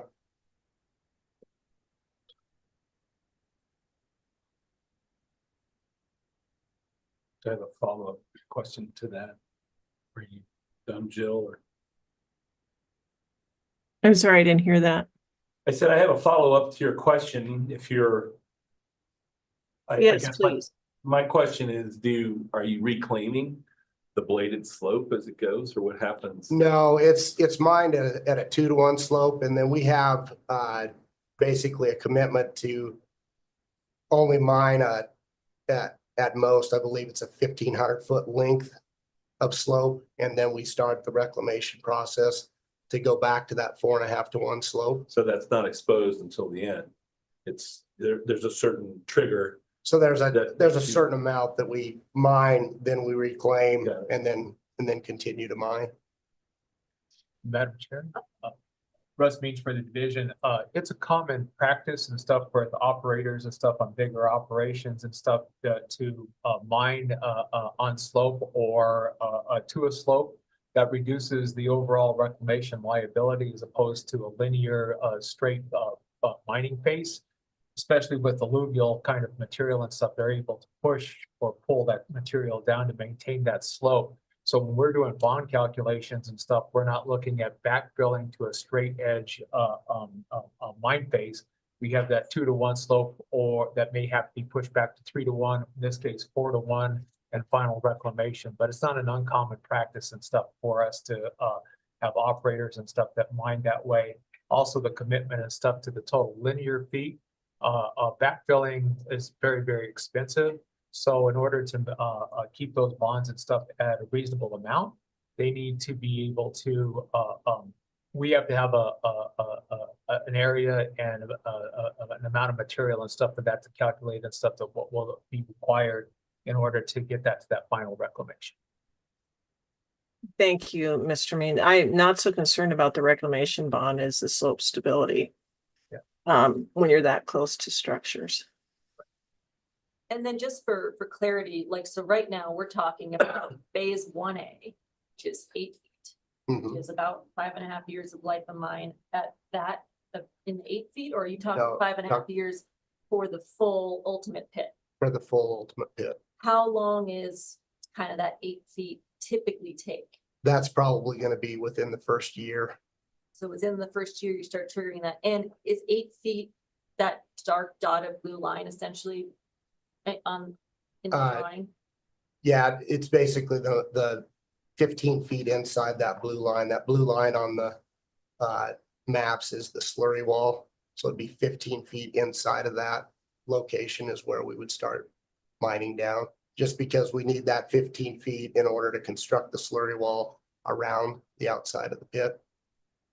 So then, say this 1A gets approved, if it only takes about a year to get through that first 8 feet, you've got to be well ahead of the game, coming back in, getting all those other permits, Yeah, doing some more schematics.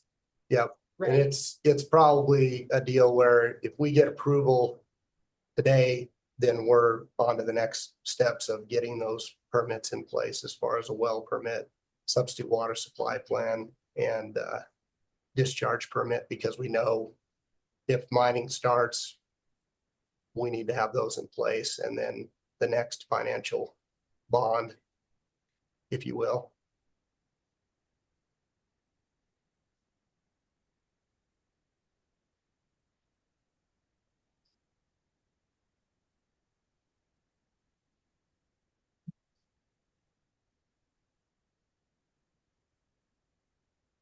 All right, thank you. questions at this point? Okay, that was about 18 minutes, so that's of your actual presentation time. Questions, obviously don't take up that time, but just so you know Okay. kind of where you are in your timing. Okay, I am going to say that we're going to take a little break, and we're going to, because we're gonna change some slides, which we know created a natural break to begin with. It's 10:53 right now. Let's just do 11 straight up. Call it good, and then we'll hear from the objector. Okay, so you'll get next.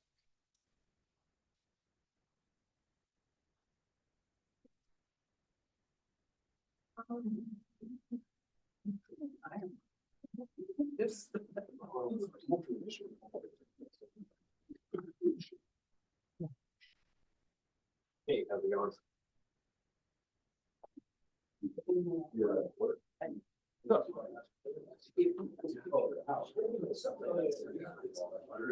What's that?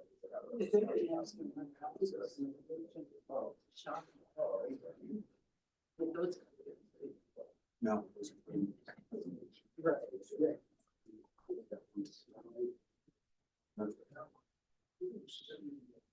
At least.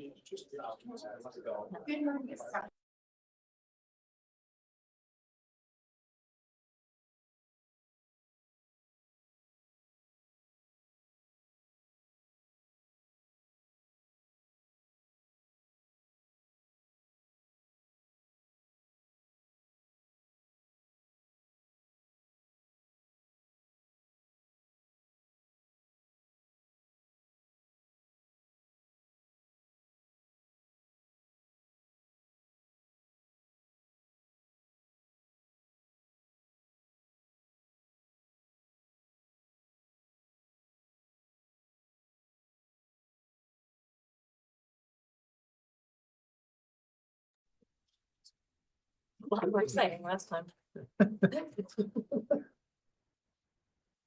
Okay, 11 o'clock-ish. We are going to hear 30 minutes or however much time you need presentation from the objector, Ms. Smith, of the issues outlined above. Please introduce yourself and speak clearly, and we'll get going. My name is Roberta Smith. I am the landowner that is just adjacent to this applicant's property. We've lived on that property for over 40 years and have owned it another 10 years beyond that.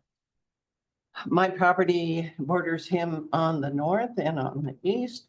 I am bordering on the South Platte on both the west side and the south side. I have a deeded right-of-way that goes through his land. And that has been in place since 1982. I am just a little bit about me. I'm a retired pediatric occupational therapist. I've worked with children for many years. My husband was a vocational agriculture teacher at Kersey at the Platte Valley High School for 30 years. He was killed in an auto accident in 2011. Since that time, I've continued to live there. So. We built the house in 1984 and the shop was built after that. I have a long list of engineers in the family, so combined naturally, and I am a 5th generation Coloradoan. My family was here before it was a state. You were having problems pronouncing the Ogilvy. I wanted to give you a little history. I am a volunteer at the Kersey Historical Museum, which is the small town that's just south of this site. And Lord Ogilvy was the son of a Scottish earl. He came in the mid-1800s to Weld County. He had the ranch called the Crow Creek Farm. He was instrumental in setting up the irrigation for farmland in Weld County. This farm was later bought by the SLW, Studebaker, Lamb, and Whitwer, which continues, Whitwer continues to own that land. It is a ranch that is centennial designated. It's been in the family for over 100 years. And he is the one who this pit is being named after. He was instrumental in trying to get irrigation for farm ground. In my mind, it's a sad day which has nothing to do with what you all are doing, but the fact that we are losing and we're destroying highly productive farm ground forever. It will never be back to farm ground. And to me, that bothers me in the direction that we're taking in Weld County. It has nothing to do with you all, but it is something that should have happened years ago in my mind, that you're losing agriculture in Weld County, and this is part of it. Anyways, yeah. So off to my concerns and my objections. My concerns are that I know I can't stop it. This is something that is way beyond my control. All I'm doing is trying to protect my assets. We've built a house, we've built a shop, and we need to have I would like to be able to go in and out of my place without any interference. He originally had his mine entrance on my driveway. I have, you know, it's my only way in and out of that property. So I am hoping that the powers that be that have the engineering expertise and you all who are overseeing these people know slope stability, all that kind of thing to protect me. I don't know. I'm a layperson, but I do know that, you know, this is the process that we have to use to try to figure out, okay, is this going to damage my property? So, the setbacks, again, this is all on engineering and on slope stability. And we were talking about the, you were having questions, I think, about where my house was in relationship to the shop. If you look at that,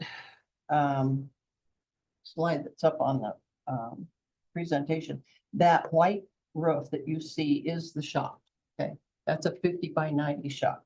The house is at a right angle facing east and it's got trees. So you're gonna see some dark spaces there, and that is my house. My propane tank sits at the same distance from the fence as that shop. Okay. But that gives you some information on kind of what is there. So again, my concern is making sure that if you start mining, what's it going to do to my structures? Is it going to do any damage to my structures? Basically, that's all I can hope for, is that there is no problem. We had a recent survey done. The property line actually is not where the fence line is. We never realized that. So that's why you'll see it on one of these slides, that there is a property line and then a fence line. So what I'm hoping is that when this gets going is that that can be rectified and the fence can be put in the right place. So my questions is, you know, there's this construction of the slurry wall. I am downgrade. I am down slope from the where the water reclamation is going to be. And my question is, what is the longevity of a slurry wall? How is the slurry wall constructed? What are the variables related to the weather? Having lived out there, having gone through the flood of 2013, the flood of 93, there was numerous floods. Is this slurry wall able to handle these kind of events? Is this something that the slurry wall is able to manage? Do we know what the longevity of a slurry wall is? How long have slurry walls been used? The fact that I sit below that and I sit below, literally, I'm sitting below a dam, a slurry dam. I am downgrade from that. There is, from my neighbor to my lower land, there's a 50-foot drop. Now, yes, he says it's not that much and probably isn't in that area. So that is one of my concerns. What is the longevity of that? You're saying, sorry, so when you talk about your neighbor, you're the one across the field in this picture? Correct. The one to the up part of that. Yeah, right, I was gonna say, is Yeah. that true north or is that just up? That is north. That is correct. Okay. Yes. And yes, he told me what his elevation was and I went down and I memeasured it on my Okay. lower land. So And so that's I about know exactly what that, 50 that's a, feet that's a across. 50-foot drop from there.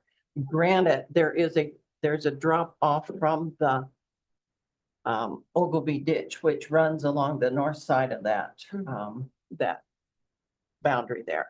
And there is a drop off there. So yes, there is not going to be that big a drop, but I am still downgrade.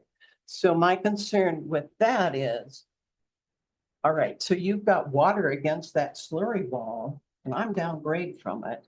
Is that slurry wall constructed with the fact that there is a gradient on that slope that would account for, you know, making it stable? That's all. So.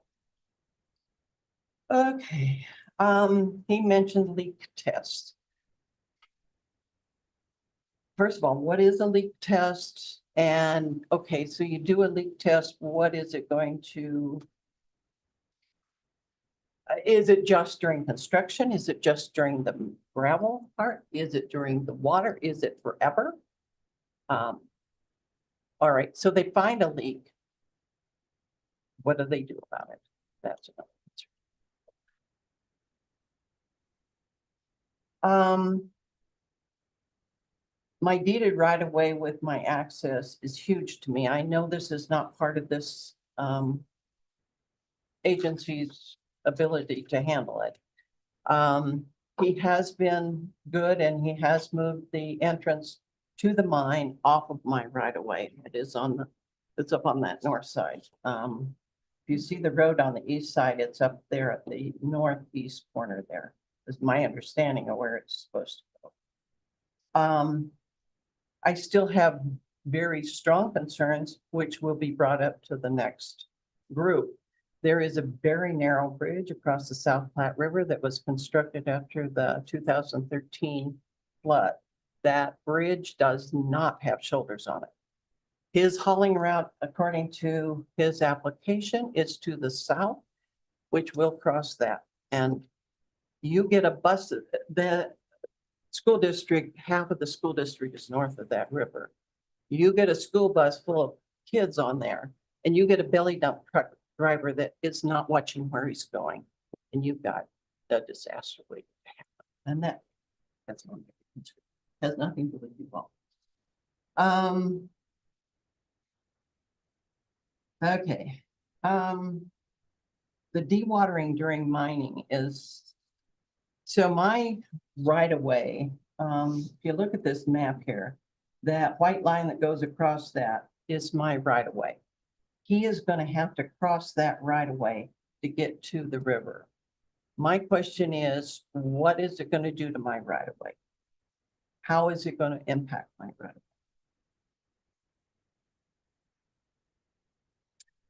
All right, then the next thing, if indeed his ultimate goal is water storage and he is returning water to the South Platte River, his intake can go on his land. The output of, if he's down grade and he's on the southeast part of it, he's going to have to cross my right of way. I need to know, how is that going to impact? What kind of pipes are we looking at? What, how do they do a exit out of these water storage units? The irrigation well. So yes, this is an irrigation well that we used. It's a big farm irrigation well. It was used when we first bought it. Then we got into producing hogs, and so we stopped using it. It's about the time gas went under, and so we no longer use it. So it has been red tagged. It, I guess, according to the state, it is abandoned. It could be brought up if I got augmented water. And that, so it's, in my mind, it's an inactive well that could be brought back up. It's an interesting thing that he is telling you that the bedrock is at 80 feet, but the bottom of my well is at 40. Is that bedrock? I think it is. I think those wells, pointed, I don't know. But anyways, I think that's where it's at. The other thing that has not happened, my husband, prior to his death, he did recording of the water level of that well. It was at 14 feet. My son did it this spring. It was at 14 feet. And we just did it recently with river drop. I thought it was related to the river flow. It is not. It is still at 14 feet. The depth is at 40. So how is this going to be impacted by what they're going to do? Is it going to make a difference if I ever wanted to bring that well back up and use it for irrigation.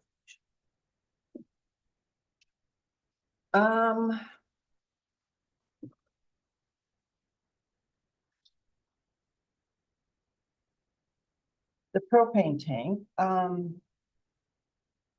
I appreciate the fact that they have addressed that propane tank and that it will be monitored. This tank belongs to Eggfinity, so we will work with Eggfinity. Noxious weeds, I'm okay with their proposed plan. That I have my own share of noxious weeds. I would like to know what their thoughts are as far as dust and erosion during the mining. How is that? And then the last one is the archaeology. So in the 1960s, across the river at about the same distance from the river, there was an important Paleo-Indian archaeological dig. They found some very important remains, and it's called the Jurgen site. There's also the Fraser site. These are both well known, they're well documented. They found some excellent archaeological artifacts in there. In my mind, that we need to honor the past. We need to at least allow whoever it is that monitors while it's being dug to look at it. The test that they did on it was a shovel test. This ground has been under cultivation for at least 50 to 60 years. You're not going to find archaeological remains of a Paleo-Indian with a shovel test. That's kind of a given. To me, we owned the ground that I'm on now at the time that archaeological dig was going on. So I know how far down it's going, and that would, to me, that needs to be addressed. They need to at least honor it. May not be there, I don't know. My kids did find a hide scraper down on the river. So the fact that they were there. Yes. So basically, I am here to protect my assets. I'm not here to stop them. I'm just here hoping that you all will understand my situation and realize that I'm just a fan. But I feel like it's rather intimidating, to be honest with you. This whole process is very intimidating, but at the same time, I think it's important for the average citizen to have their say so. That's it. That's all I have. So, if you have any questions for me, I'm glad to put forth a uneducated answer. I just had one clarification. I think somebody mentioned that you're on public water. You're on domestic water? I am on the North Weld water system. Okay. The water line comes down County Road 53, which is that white line on the side there. My water meter sits at my driveway entrance. I have a underground water line that runs at 8 feet, 6 to 8 feet, all the way down my right of way. That has to be protected as well. I appreciate you bringing it up because that's, yeah, that's one of my issues. The other thing is I get my mail there. I have a mailbox there. I have Cooter Valley REA power lines. It's right there at the entrance too. So my question to them too is, all right, so you've taken your big hauling trucks off of that. What size trucks are going to be using my right of way, and where are they going to be going? And during the construction of the slurry wall, how is that going to impact?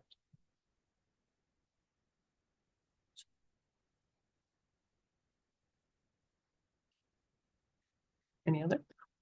I'll ask you the same question. In terms of the notification process, how did you find out about this proposed operation?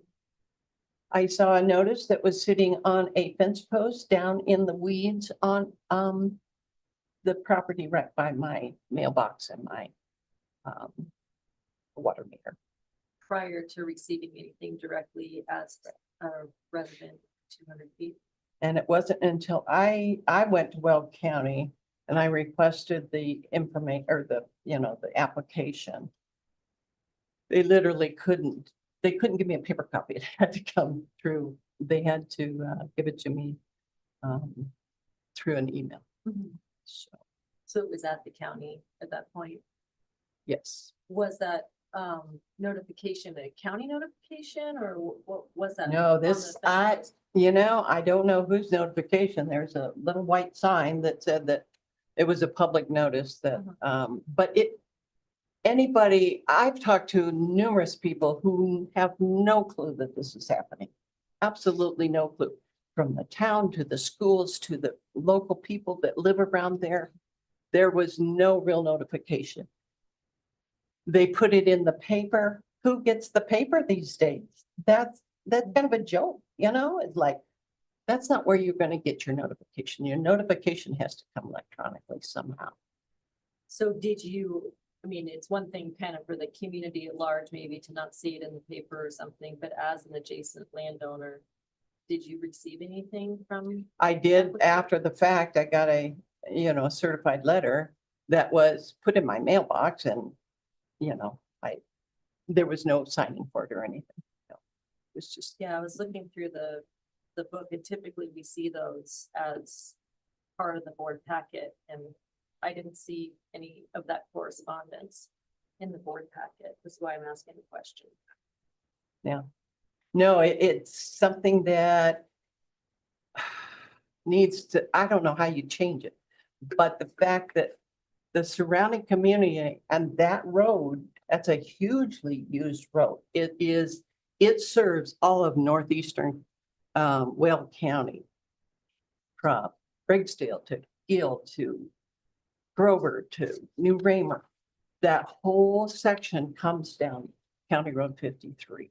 It's And a I'm very feeling that's busy why- road. I've had people tell me they're fearful for their children who are teenagers who drive that road and you're putting that many belly dump trucks on And that that's road. probably why in the pre-hearing order, we're saying it's a complicated one, right? So we've had to narrow it to the things that we have jurisdiction over, knowing that. Exactly. I know, and I Yeah, know it's and I not can your tell you've been through thing. the And Process of the yes, process. and I appreciate, I understand. It's just Yeah.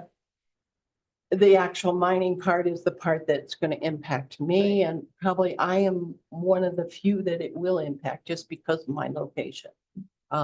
Most everybody else, other than the Zenders who live in the house to the north there, they're the only other ones who, and they, whatever reason, did not object. So, Yeah, I mean, just back to the notification piece. I mean, I found the certified mail that about your well from 2012. There's a photocopy of that in the packet, but there's not something that's notifying you of this interesting. proposal. And then, when I was asking the applicant too, sort of about that, he indicated that there were maybe hundreds of people that had been notified. I'm looking at the map, and I mean, I know that there's farms and mineral rights and all sorts of things that could be different owners in that, but I see a neighbor to the right, the current landowner, your neighbor to the north. We're not talking, They city did not. blocks here of people to sort of identify. I was notifying most of the people. Most of the people didn't know about it. Okay. One other thing, it's just kind of an oversight, or I'm not sure how the state does this. The well that you've got located on that property is in the wrong location. That well is up on the northwest corner of that. There's a blue square. You've got it down closer to my land. That's not where the well is. The well is way up there. And I don't know how they determine where they put those little boxes, but Yeah. so Can I- just a sideline. Just while we're on this, it's not really, it's more for the division and just doing this. So we've got I see a permit boundary. I have to imagine that when I'm looking at this is slide 6, I don't know, maybe Amber, if you're able to help advance this. Just go to the Out of next my slide. way. Typically, when we see these maps come through and everything, especially when it's for like a reclamation plan or whatever, you can see the full permit and then you see kind of the active or the impacted land. This is much more of a question for the division, so you don't have to stress out about an answer this soon. But how do you manage driving? What is that little lower section that's essentially not act? I mean, Right. to me, it looks all active because I don't see, I just see a red line and then I see a blue line, but the blue line's a slurry wall. It's not inactive or unimpacted land. Russ Means for the division. So the part of the, having that in the permit area is because of the discussions and stuff about those return lines and pump lines and stuff like that for access to the river. Those all have to be part of the permit. So even though they are not mining there, they still have to include that as part of their disturbances and stuff that are there. So So from a signage perspective, I'm looking at that thing. I'm gonna see some signage all the way around and it's gonna say permit, M dash, whatever, this is the such and such.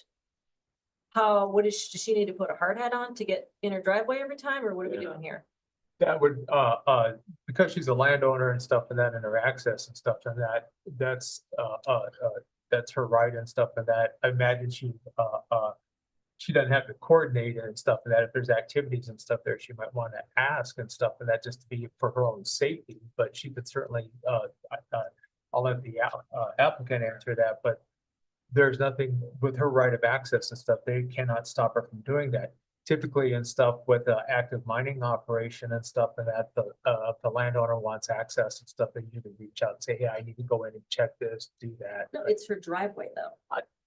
Her driveway, Yeah, I'm wondering I'll why let the, them answer that, because that's really site specific and stuff there, and that, they'll let the applicant respond to that, and that, because it's not her driveway and stuff for that is It one is thing. mine. We're It's talking, it's her driveway. no, I'm not arguing that, I'm just saying that the mining entrance and stuff is not in her. No, I driveway. understand. I know, So- yeah, I see that part, but I have a specific question about, regulation, MSHA, I want to understand I'm reading this map correctly. The red line is the permit boundary.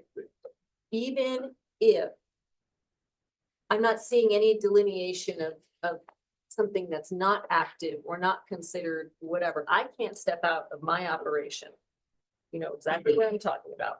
I can't walk out of that breezeway and go look at my car, anything without PPE on, because then I'm off property here. So I just don't I don't- understand. Yeah, I don't know how MSHA would respond to. I mean, her. I guess, I have a slightly different take on it. I'm wondering why the permit boundary is not north of her easement. Because they have access to the river at another location on the west.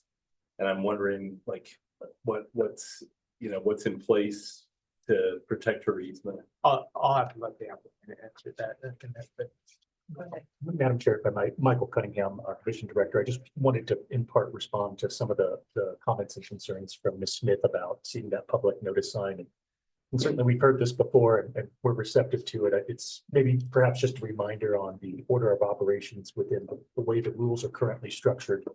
Prior to submitting an application for review, the rules require the applicant to post notices around the mine site. That's step one. So that would be the very first notice that anybody would have an opportunity to see. The public notice that runs in a newspaper that has also been mailed to any landowners within 200 feet of the surrounding area does not occur until the application has been submitted and division staff has reviewed that and determined that the application is complete and ready for publication. So there is a lag time between seeing the public notice sign around the property and then receiving that public notice that runs in the newspaper via certified mail. And that is part of what we're looking at through our public notice forums is ways to restructure that such that people get notice early and the most people, possible that would be interested in the project are notified. So did I miss seeing that certified mail in the packet here? No, I'll let, Some of this, sorry, Jeff, you gave the division, we can address this during our rebuttal time, some Okay. specifics on why maybe some of the information you're used to seeing was not. in this application. Unless you want to answer. No, that, that's we can- fine. we can go out That's order. fine. And I would definitely like to discuss some So aspect of. okay, so let me ask a question about that because the public doesn't always understand who put the sign up. Sure. So the land use permit for the county, does that happen before any of this? Or does all this happen and they get a mining permit and then they go to the county? Well, Or the answer is it can happen in either one of those orders. So there's nothing that requires an applicant to start with the state, although I will say that that's typical. They usually come to us first. It's common that they'll work with the county on the land use permit following issuance of our permit, but there's not a requirement that they have to go in that order. Right, and Russ means, and then also a few of the smaller counties and stuff actually, have in their regulations and stuff that they prefer that they come to us first before they go. to the-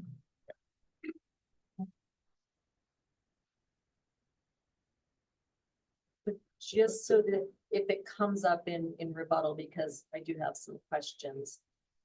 Your driveway is essentially just south of the blue line of that outline of the slurry wall. Am I correct? Correct. On that picture? And that's the only entrance.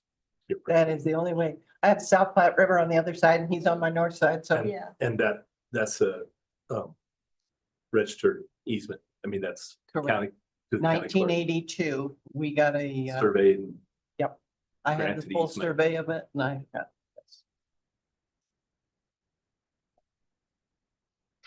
Any other questions for the? I just have one comment on, Yeah. which is something that happens to this land. And I don't know how the state and how you all regulate it, but in 2013, during that flood, that was of magna proportions, you see the white line down there? I have a feeling it has related because that was totally underwater. Not only was that underwater, but there is part of that southwest part of that was underwater. I had no way of getting out other than walking through his cornfield to get to higher ground. So this is the other thing. He's talking about certain water levels, but how does that relate to seasonal changes? We're in a dry period right now. What happens if it goes to very, very wet or flooding? Is that factored into this thing? Where is your house? So it looks like the shed is obviously just a Correct. touch north, a little bit catty corner of your house, but like, The house is, you see that little long rectangle there? That's my house. how far is that to the property line? All right, the fence line or the property line? They're two different things. Let's to the permit boundary, which I have to imagine is the property Property line. line. Okay, all right. So so the shop itself is now, we had measured it at 10 feet from the fence. It is now 22 feet because there's another 12 feet that the fence is in the wrong You place. built the fence Okay, closer so to that's the shop. My house is probably, let me estimate. I'm gonna say it's southwest of it and it's probably 20 or 30 feet southwest of that. So maybe 40-ish. Correct. Feet. So if you took that, then, yeah, it's mostly my shop just because I've got 3 tractors. I've got a windrower in there. I've got a big spray thing. I mean, yeah.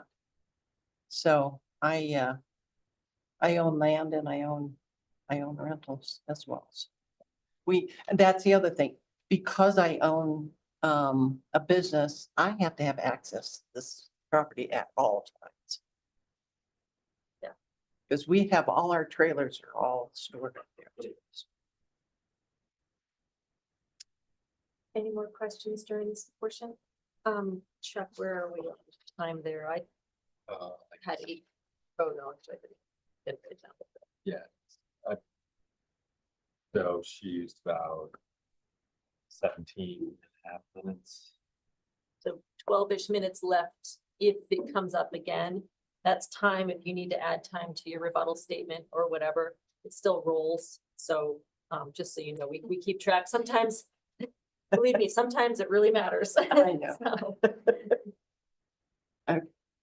Okay, thank you very much. Thank you. So let's hear a rebuttal from the division, please.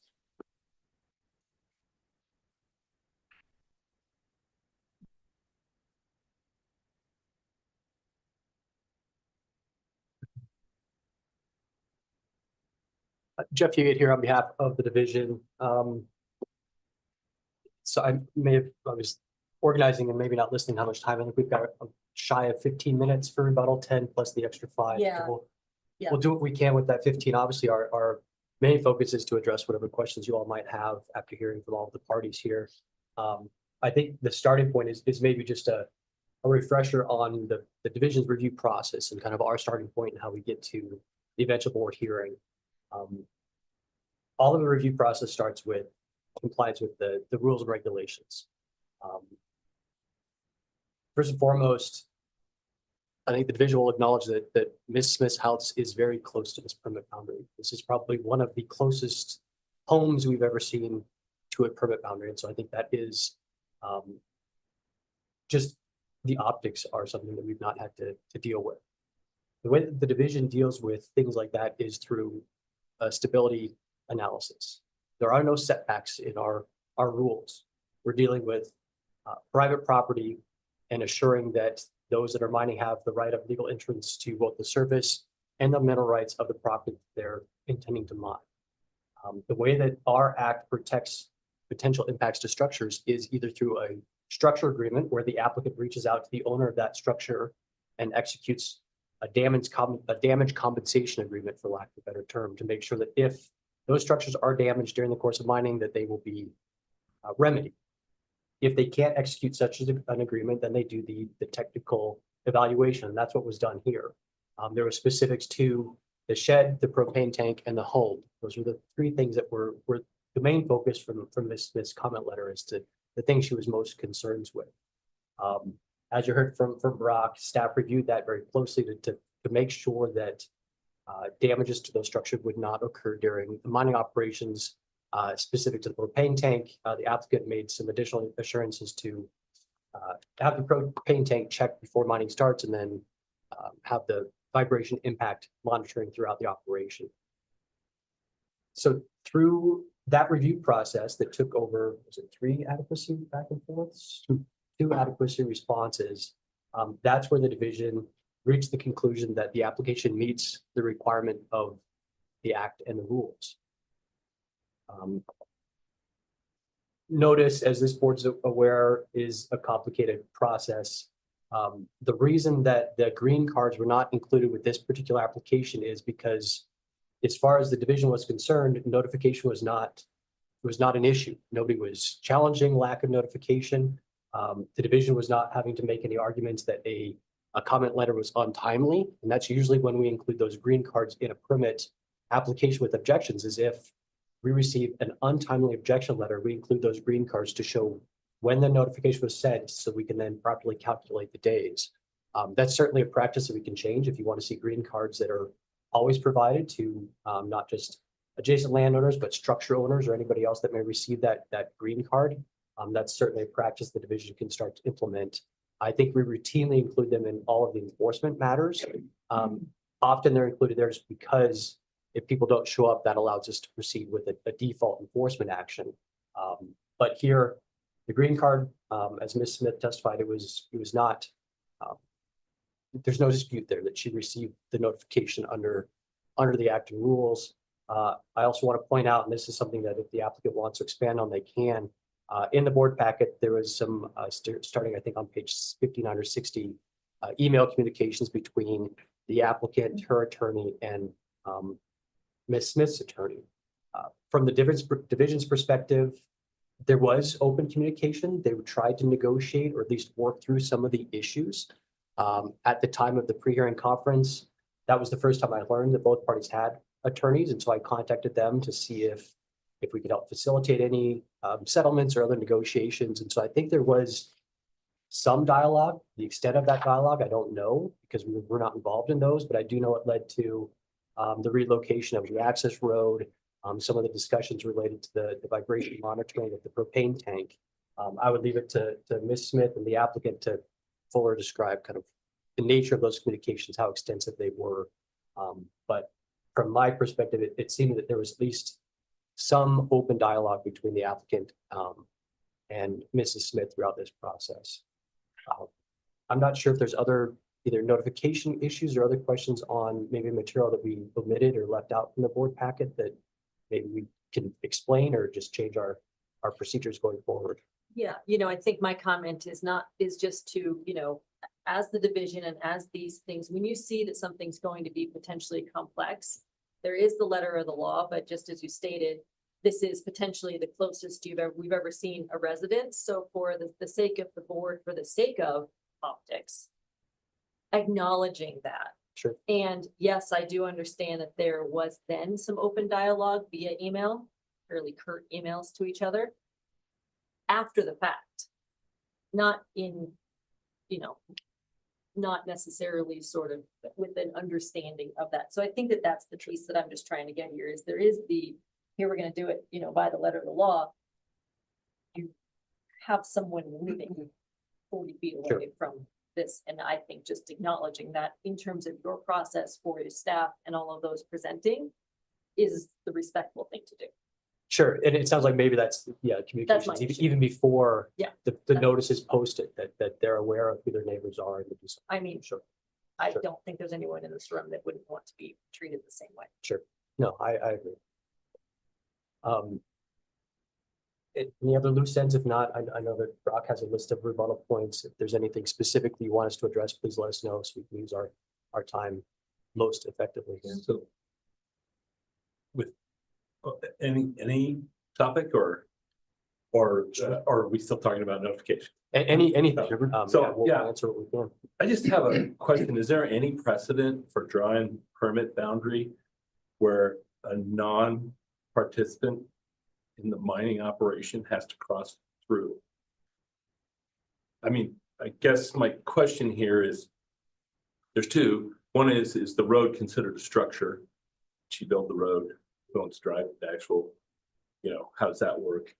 And if the line were drawn north of her driveway with maybe a smaller access to the river or whatever, it would limit her exposure, driving through a mine site every day or daily or whatever. So I guess I'm looking for justification of leaving the whole, I mean, if the pit extended down to the south and you were going to build her a bridge or something, just a little confused on why there's a big open space in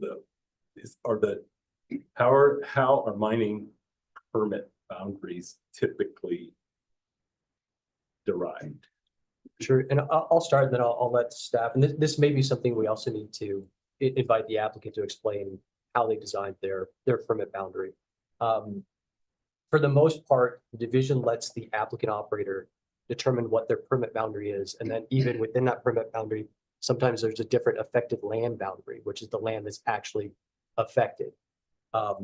Again, we're talking in terms of private land, private property, so the division has limited ability to, unilaterally dictate what something looks like. Typically, staff lets the applicant submit what they believe is appropriate based on what they can prove up for legal right of entry to both surface and mineral. Brock can further explain kind of what that process is, questions about permit boundary versus affected land boundary. If warranted, they can raise questions as to why this particular area was drawn the way it was. But for the most part, discretion is with the applicant to decide what their mine's going to look like. In terms of precedent or other mine sites where the mine may straddle or include a right of way or an easement or even a county road, there's some mine permits that I can think of that included a county road that went through the middle of a mine site. I don't think that it's a frequent occurrence, but it's certainly not something that's not permitted under our act and rules. For this one, I'll defer to Brock on whether it was considered to be a structure similarly treated as a home or not. Certainly, it's an easement. There's rights associated with that on behalf of Ms. Smith that can't necessarily be impacted or restricted. Brock, Russ, anything on history of that? This is Brock Bowles with the division again. under normal practices, but not this mine, but let's just say in other normal practice, we do encourage mine operators to have a permit boundary a little bit bigger than what their working area is to give them room to work. Stuff happens, just weather related incidences or mine plan, something changes. So we always encourage a little bit more room. We don't like people working right on their permit boundary, which is usually a recipe for disaster. That being said, this permit in particular, that area to the south of Mrs. Smith's Road, the operator originally came in with the plan that they were going to spread all the extra topsoil that they weren't going to reuse for reclamation because of the open water area. They were going to spread all that topsoil south of that south of Mrs. Smith's Road down there. And at first that was okay until we started getting into the cost estimate of it. Moving all that topsoil down there, it's added liability as far as disturbed area and everything else, seeding cost and all that stuff, and it really pushed up the cost estimate for that. So the mine operator decided that they're not going to put the topsoil down in that area anymore. It also, having that piece of land down there also got into the crossing Mrs. Smith's road access, cutting all that. So it really got to be a complicated process, just from a reclamation point of view. So when the road got moved to the north, up to the northeast corner there, which you can see, we kind of had this discussion of should we move that mine permit back up to just Mrs. Smith's Road so it's not in the mining area. But when we started looking at the rules and seeing how that all was going to work, it would actually require an amendment to the permit. We would have to go through the whole amendment comment process all over again and reopen up the comment periods and all that. And we didn't necessarily see that we had the authority to tell them to reduce their permit boundary with all opening up the whole comment period again. So that area is not proposed to be disturbed at this time. There's no reclamation down there or no proposed mine disturbance. If the operator wants to get into that area and do any disturbance at all, it will be a technical revision. And because it's Mrs. Smith's Road there, she will be part of that conversation. But at the time, there's no disturbance. The one thing that might happen down there, it relates to the discharge permits. And there are some culverts under Mrs. Smith's Road currently because that farm field that is going to be mined is an irrigated field. It's flood irrigated. So there's already a bunch of ditches in place and culverts under Mrs. Smith's Road for that tailwater to return back to the South Platte River already in place. So when you look at the map structures of like how the water is going to be pumped from the pit back to the South Platte River, we're already assuming that the structures in place from the tailwater are going to be used. That will definitely further be refined as when the CDPHE locates their locate. The CDPHE permit will provide north and south GPS coordinates as to where that discharge permit point of compliance will be. So once all that is refined, that will be incorporated into the map as far as the TR process. So we did leave that in there because we do know that discharge permits will be forthcoming. Because we don't know where that's going to be. Not exactly. We have an idea based on the current structures, but no, not exactly. Madam Chair, first means for the division, and also for just a little bit more clarification, while it's not common, we do have construction materials and other mining operations and stuff that have legal right of access and stuff, pipelines, there's also other utilities and stuff that go through there. I can think of one where we have a private landowner for Wallstrom Quarry and stuff in that. You drive by that and stuff heading up Floyd Hill and stuff there. There's a private landowner that has land behind there that has a right of way that he coordinates and stuff with the operator and stuff there. I'm not sure how MSHA handles that, but perhaps and stuff that's something for the applicant to look at. But if there's fencing and stuff in that, I know and mining operations and stuff, there's clear signage and stuff that says PPE has to be worn beyond this point or whatever. Maybe there's a way and stuff in that to delineate that so that the homeowner, landowner stuff doesn't have to comply with that.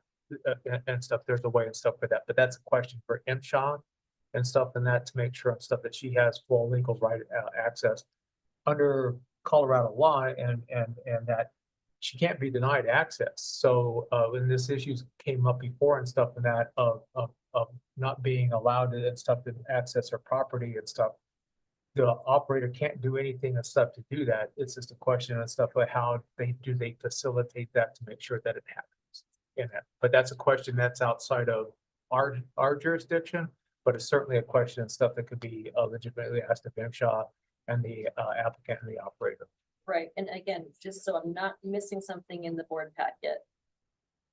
We have like a photo that we're dealing with in the presentation. We have got this photo overlay, we've got this proposed mine plan, that's map, and then we've got another map for sort of the reclamation plan, right?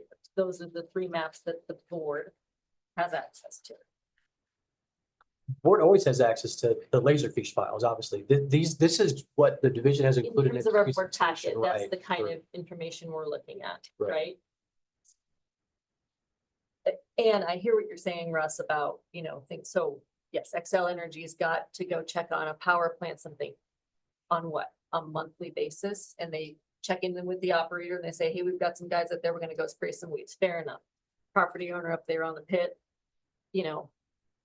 they'd like to go check out my land. They're not living in this place. So yes, I understand that that is not necessarily the jurisdiction of this, but I just find this to be a significantly incomplete map that you're asking us to make a pretty significant decision on with very little information Like crossing, provided to us. crossing or easement. And this feels very I mean, much Can like, they park equipment on the part that's outside where you get this whole area down to the south of her driveway, and it's not really clear whether or not the operator can actually put stuff on it or whatever. I mean, they can't mine there, but how, Sure, and as far as the map specifically for easement and road, were there other maps in more detail related to easement? I'm not sure that there were as part of the plan. I'm just not seeing a map that says permit boundary, right? Sure. Active boundary. There's not, if I saw a map that said, okay, hey, we're gonna do some work. Here's the entire permitted boundary, we're responsible for this. Here's the disturbed land, here's where we're actually going to be doing these things. We've looked at these multiple times where, yep, there's some outbuildings over here, there's an admin building, there's a whatever. You can understand it, but here, when I look at this, and Brock, you said it yourself, you said you want to have a setback, you want to have a little bit of space when you're doing operations, otherwise it can be, and I quote, disastrous. You have a house that's potentially 40 feet away from a permitted boundary with a slurry wall, which I have yet to see a photo of a slurry wall, so that we can imagine what that looks like, next to, immediately adjacent to your permitted boundary. I'm having a hard time understanding, given the level of detail that we have been provided. Okay, I'm you said I'm gonna address you haven't, this is Brock Bowles again with DRMS. You said you haven't seen a picture of the slurry wall. Sure. Slurry wall is not something you see. Slurry wall is built underground. It's separating the groundwater from the existing groundwater and the reservoir. So if you were to walk out to that site or any site with a slurry wall, all you would see is just a 2-foot wide cleared area with no vegetation. On top of it, that's the slurry wall that goes down into the ground that's keyed into bedrock. So I wouldn't know how to take a picture of a slurry wall to present it to you because it's all hidden underground. So that part, I don't know how to meet your I'm question. going in off the fact that when this is presented, those that have presented this thing multiple times, quite frankly, I find it a little offensive, have said, we do this all the time. This happens all the time. This is common practice. If we do it all the time, it happens all the time. It's common practice. Do us a favor and show us what that looks like and give us some peace of mind so we know what we're seeing, How about show the neighbor what you mean by that? When you hear the word wall, she's saying, is this thing above me? Is it going to slide on me? Why are we talking about slope down here and there's nothing up here? tell us what this piece of technology is that she has adjacent to her backyard here. And tell us, by the way, in terms of being stewards of Colorado, what kind of construction we're talking about. And we can certainly, and apologies, we didn't include more of the maps that were included in this application. Typically, the maps that are included is the mining plan map, which has been presented, reclamation plan, and the permit boundary map. Those are the maps that are as part of the application itself. I recognize that this map with the red line as the permit boundary doesn't specify that the area south of the driveway is not going to be impacted. And is it not? That's what's going to be in the permit is, as Brock explained, the movement of it's topsoil of explicit that that will it be won't moved be in the permit. affected. So it's not going to be affected or impacted. But If they typically, when you change that- calculate impact affected lands and you're doing a bond for what land you're going to have to reclaim, wouldn't you want to not have to bond that parcel to the south? So that you're saying you're not going to impact it, but nothing about this map tells me that. And that's where you get into the affected land versus the permit land boundary. So if I'm looking at this, all I see is the permit land boundary, and I do not see something that doesn't say it's not all affected land. Again, that's just through the adequacy review process, part of the permit itself, the fuller permit that's part of Laserfish. Clearly going forward, we can select I don't more maps to go include. forward, I wanna You know, we understand can't, this. we can't typically, or we don't typically include the entire permit file as part of the board packet. We can certainly do that, but that's hundreds of pages. We can be more selective in including fuller explanations of a permit boundary of affected land boundary is different. That wasn't done here. To paint the fuller picture of what the Jill, concerns were. That's a question. No, Okay, So Go ahead, Jill. question here. So if we had the detailed maps available to us, which I mean, we do have them, but I mean, for illustration today, the blue line is the extent of affected mining area. No, it's the That's the slurry slurry wall. wall. It's not the extent of the affected mine. It's to show that it's a slurry wall. Are slurry walls usually on the outer extents of mining? Aren't they? Yes. I mean, that's the norm of them. And with access road on the outside. with the slopes there too, you can see, I'm sure it's not labeled correct, you know, in that level of detail, but the extent of mining is the thick high walls going down, right? That would be the outer extent with the permit bounding beyond it. Slurry walls, I'm sorry, I lived in Adams County. Adams County is full of these things, absolutely full of these things, right? So, but the slurry wall there, now, when we go to, so phase 1A does not include the slurry wall construction, correct? Correct. Yes. Phase 1A. So phase 1, when we get into that technical revision, will that be subject to public review? This is Brock Bowles with DRMS. No, it is not, as per the rules. The rules do not have that provision outlined, a public comment process for a technical revision. So what assurances does the landowner have? And I would ask the operator that when you are doing this very, I mean, like you said, the bond will get it to be in the millions with it. When you put the slurry wall in, it is very, you know, it's a big deal to put a slurry wall around an operation. But you will have to interface with that landowner to preserve that right away. And if you're putting discharge part underneath that, that needs to be done, right? So there's going to have to be some interface with the landowner. What does that process look like to give the board some assurances? Sorry, I'm trying to advance the slide here just to show some of the other cross sections that we have. There we go. So Gil, I just put up on screen, this is the, I guess, a clearer showing of the slurry wall and how it exists subsurface. Ms. Nelson, in respect to the technical revision question, under the rules, there is no, as Brock said, no public comment process tied to that. It's a technical review that if a decision is made by the division that somebody disagrees with, there's an appeal process. So that's the built-in due process in the Act rules is an appeals process as opposed to an objection board hearing. You know, This is a site where I'm assuming that Mrs. Smith and the applicant will remain involved. Ms. Smith is aware that she can contact the division at any time with any complaint that will either trigger follow-up by the division in the form of an enforcement action or follow-up by the division with the applicant to address something that maybe they're not addressing to Ms. Smith's satisfaction. But under our active rules, through the TR process, there is no public engagement, no public process to a technical revision. So a Not- major not to the extent it modification. exists. And Sorry, what thank, was that? thank you for that clarification. So a major modification that would require the review only gets into enlarged footprints or? It's typically any significant modification to a reclamation plan or modification to the permit boundary or affected land. That's what by definition triggers an amendment process versus a technical revision process. So That- building a slurry wall with all the details around it, that would magnify the bonding by an order of 10, would not be a major modification. As it's approved here, it is being approved in concept under the amendment process.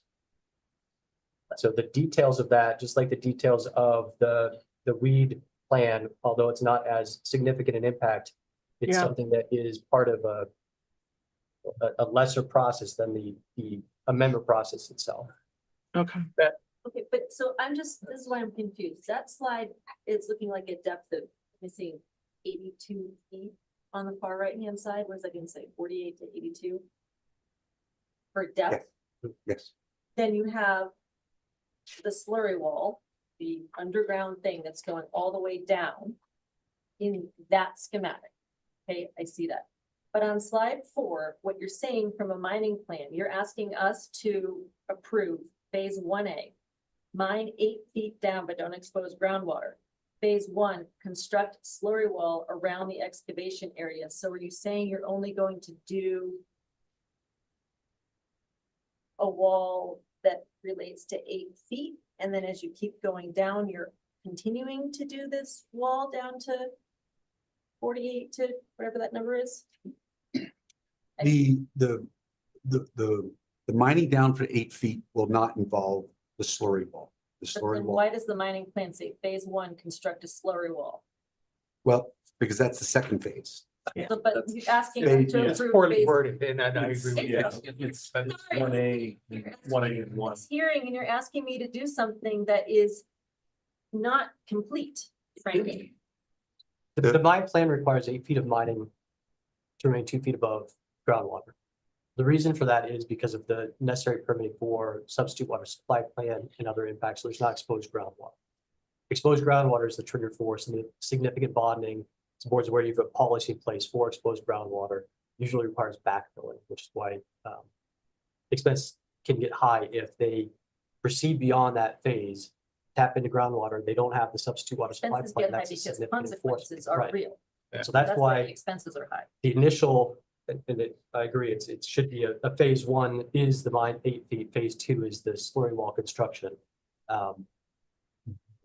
Nevertheless, the initial phase of this is to commence the mining operation while they're simultaneously trying to secure the necessary permits to allow them to extend into the next phase. And that then triggers the extra bonding requirements and the construction of the slurry wall itself. So that is part of the next phase of mining once they secure those necessary permits. If for some reason they're not able to secure those permits, they can't mine any further. And so that would lead to, again, a change of the reclamation plan. They could no longer be a water storage facility because they don't have the necessary permits. So they'd have to go through an amendment process to figure out what the future mine use is there. That's the bond. That 163,000 is to cover that circumstance. If they can't get the permitting, there's enough funds for the state to go in and reclaim that land, vegetation and other things. Again, that's not the anticipated plan here. The plan is they will get the necessary permits to allow them to go into the next phase of mining, construction of slurry wall.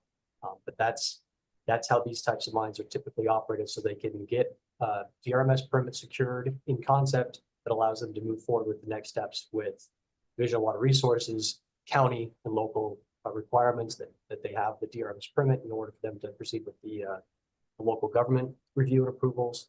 And so there very much is kind of a phased structure here that is, for the most part, kind of out of the division's control as to kind of when they secure the permits, what the stepwise process is. Those are all decisions made by the applicant and how to proceed with those. Madam Chair, Russ Means for the division.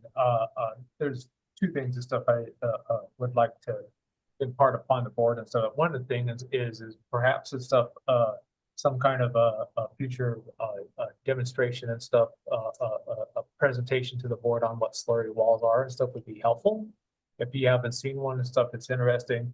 Being in the field office for 17 years over on the western slope, they don't use slurry walls. I had to come over here and actually go out onto a site and stuff to see what it was and stuff myself to understand it. And now it's visuals and stuff after that. Once I saw that and stuff would be helpful. That's something for the future. I would also like to bring to the board's into their mind and stuff and that in the past, and Jeff may shoot me for this, but in the past and stuff and that there has been contentious objectors and issues and stuff there. And the board has, as part of their board order and stuff and that, where something may have only been a technical revision or something, they have required a notice and stuff to the adjacent landowner. So while technically this may be a technical revision and stuff and that, in your board order, you could ask and stuff and that, or require and stuff that the operator and stuff reach out to the landowner and stuff on this and stuff as part of that. So, but that the board has done that in the past on a couple of occasions and stuff where there's been issues and stuff that don't quite fit in. And the landowner may have to have some, has a right to know what's going on there. So that may be a solution to some of the consternation and stuff that the board has. I thank you, Mr. Means. That is very helpful because I do see that phased approaches in mining, especially where it allows the operator to get in there, make some money to pay for some very expensive designs and permits to follow. Makes sense, but we need to, for us as a board, putting that caveat in particular, since her right of way is through this mine permit area. I think that is wonderful option for us to consider. Or you could restrict dewatering and everything until the second they have to go through the west. I don't know how much you can guide the overall process, but that's basically my concern is that she's still involved. Yeah. Longer than this decision today. I think one point to be overlooked is this operator, it's in their best interest to treat her with kid gloves and not but to keep her right away. And usually mine operators make really good neighbors in that they can help. They've got the equipment to help a little bit more. I'm not saying anything that they do, but it's just a typical situation where they become good neighbors. I certainly hope that would happen here.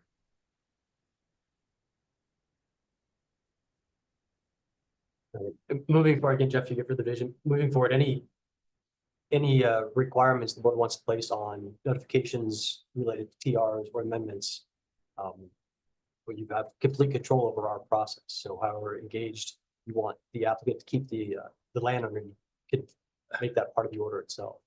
Yeah, I guess just to kind of state it succinctly, as the process goes forward, DRMS, CDPHE are going to go, however this happens, to dewater this and store water and, and all that involves her directly. It's not like, and if this was fee land, the line wouldn't be drawn there. Sure.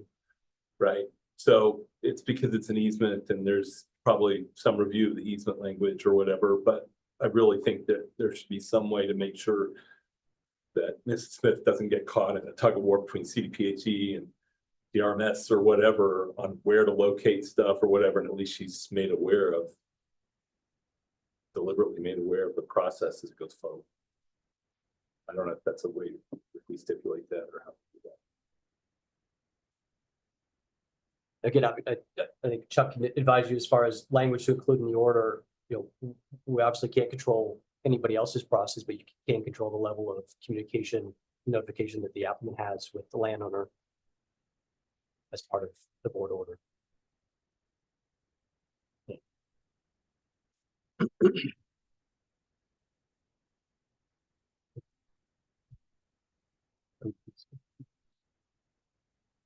Any other questions we can address on rebuttal? I missed Parks and Wildlife's letter. Looked like they submit comments. I don't know if it was in the board pack and I just skimmed over it or where that was, but just kind of curious what their comments included. The Parks and Wildlife comments were not included because it didn't rise to the level of becoming an objection that got past the pre-hearing conference. But they did have identified some eagles nests and some raptors nests in the area. And so they advised the operator they can only mine in operate equipment in certain parts of the mine. It was especially off to the western part of the mine. There was a bald eagle's nest over that part, and they couldn't mine in those areas during nesting season, but they were allowed to mine in those areas off seasons. So that's been taken into account with the mine operator to account for some of the wildlife issues.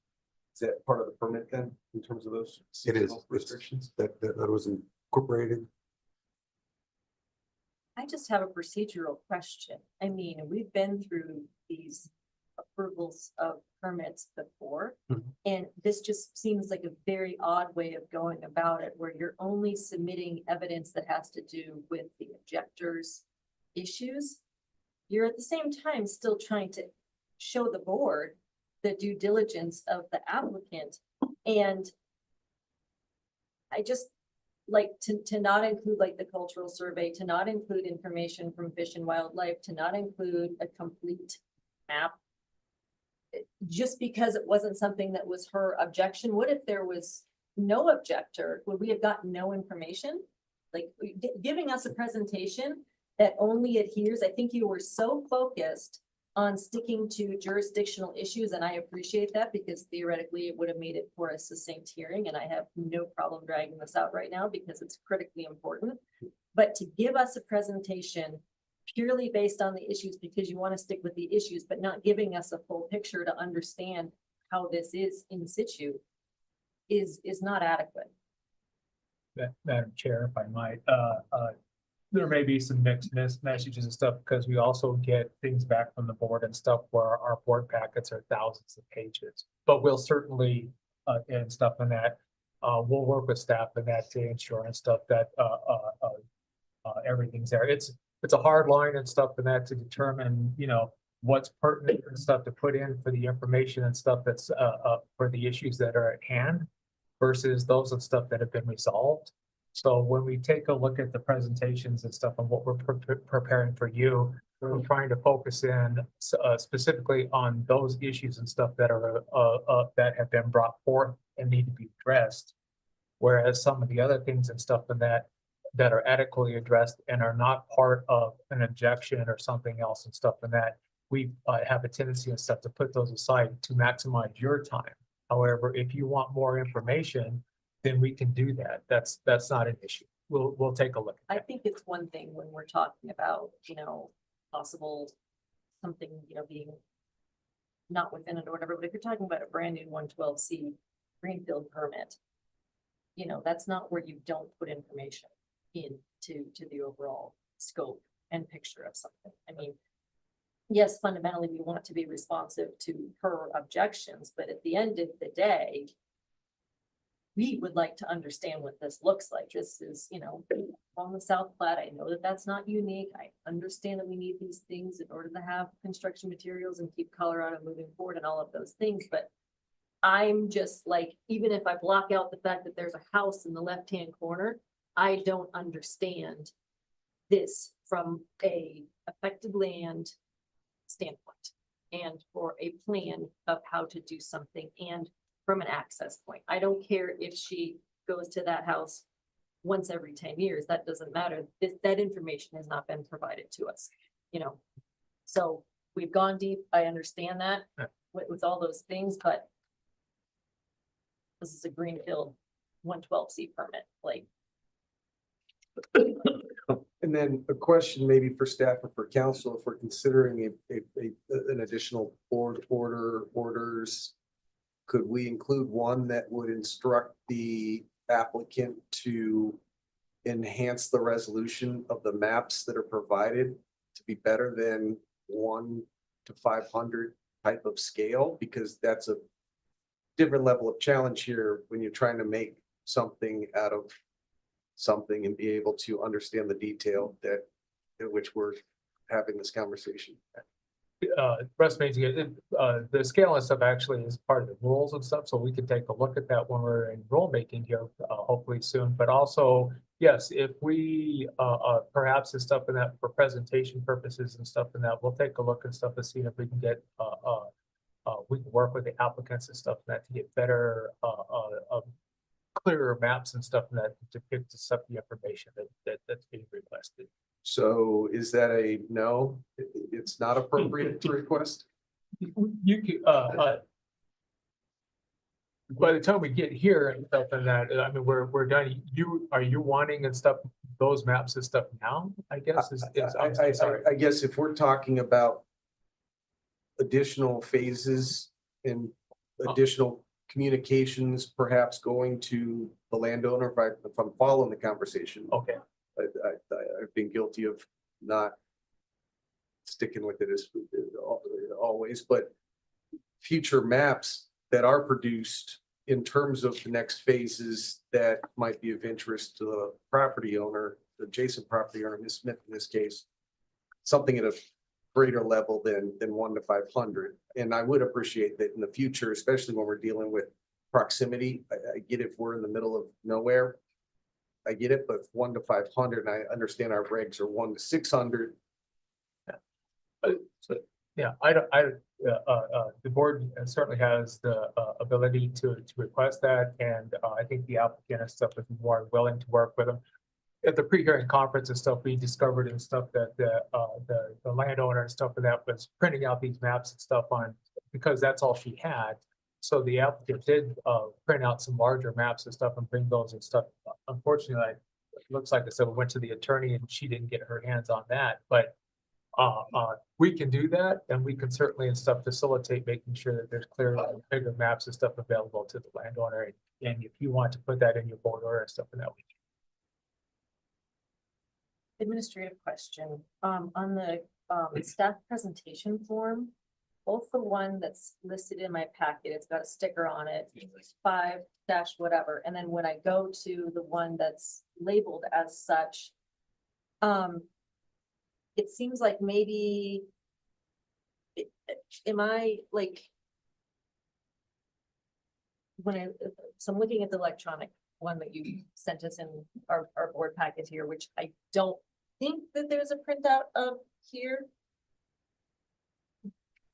But it's got the right permit number on it. It has the I'm just confused of, because it's not in the packet, it's in the presentation. Oh, the that's a staff different one. Right, it's a different one. No. So if you look at 5, this is 5. It says that it's labeled as the River Farm. It's got Roberta Smith as an objector, as though you're talking about it, but it's got the site name as Sweet Valley Pit. It's got the permittee as this. It looks, that's a different one. Yeah, that, Isn't it, but it's kind of, this looks, I think it's just got some typos in it. yeah, I think that This some is of the a different- information's been because my question is on this thing that is mislabeled in terms of a site name and a permittee name, but has the correct file number and has the correct affected lands and affected owner, and has Roberta Smith as the timely objector, even though all of these names are incorrect. The permit acreage is 71.91 acres and the affected acreage is 55.56 acres, which means backwards on the printing.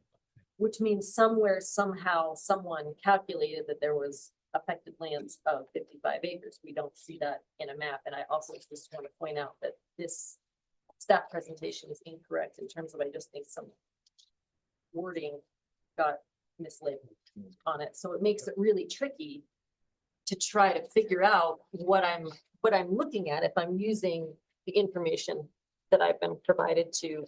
And I apologize. I have a huge full-time job and I did not go look through the microfiche as suggested.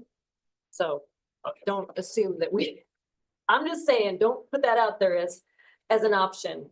Well, Give me a map. this is Brock Bowles with the RMS. My apologies if I did have some typos in there. This Ogilvy River pit and the Sweet Valley pit have been two projects I've been working on for the last 6 months. There's a lot of similarities. The same contractor was being used, J&T Consulting. So I might have gotten some mixed up on the presentation form. That would be my typo. My apologies. I don't have them in front of me to see what I'm looking at, but just ahead of If time. I'm trying to educate myself and I'm trying to understand something and I'm looking for a document that is not the correct name, and I'm having to go through and look for permitted acreage and an affected acreage on a mislabeled piece of information that's been provided to me, that's not just on a standard map. It's, we've been at this for 4 hours and 20 minutes because 3 hours and 20 minutes because of information not really being succinctly given to us. Looks to me like there's an affected acreage of 55.56 of 71.91. Is that correct? I believe so. And I believe, That's one of the roles of the board, is to understand what's going to happen to affect land. what I don't have, not having that in front of me, there could be a difference between what the surface water area might be and the affected land. Because there was a data in here about what is the final surface water going to be, but that will be a little bit less than what the affected land would be. Surface water meaning Post-mining land use. Yep. Of water storage. Right. Okay. This is Chuck Quayman. I'm the counsel for the board. I think I've got the right one. Gonna just hand it to you guys. Yeah, I've not seen either of any of the. It is labeled as item 6, but it's Sweet Valley presentation form, but I'm pretty sure that's not. I mean, this looks like our current item.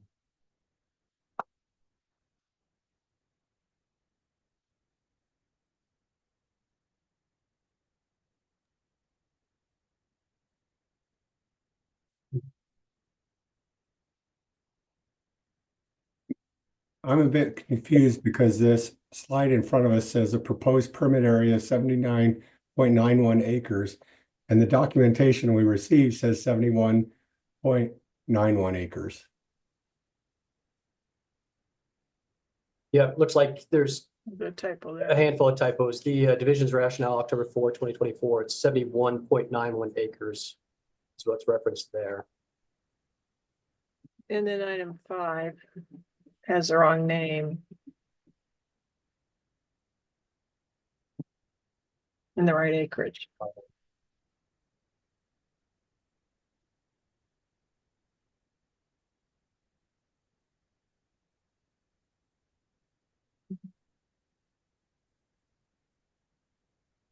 Board Member Nelson, are you referencing the agenda?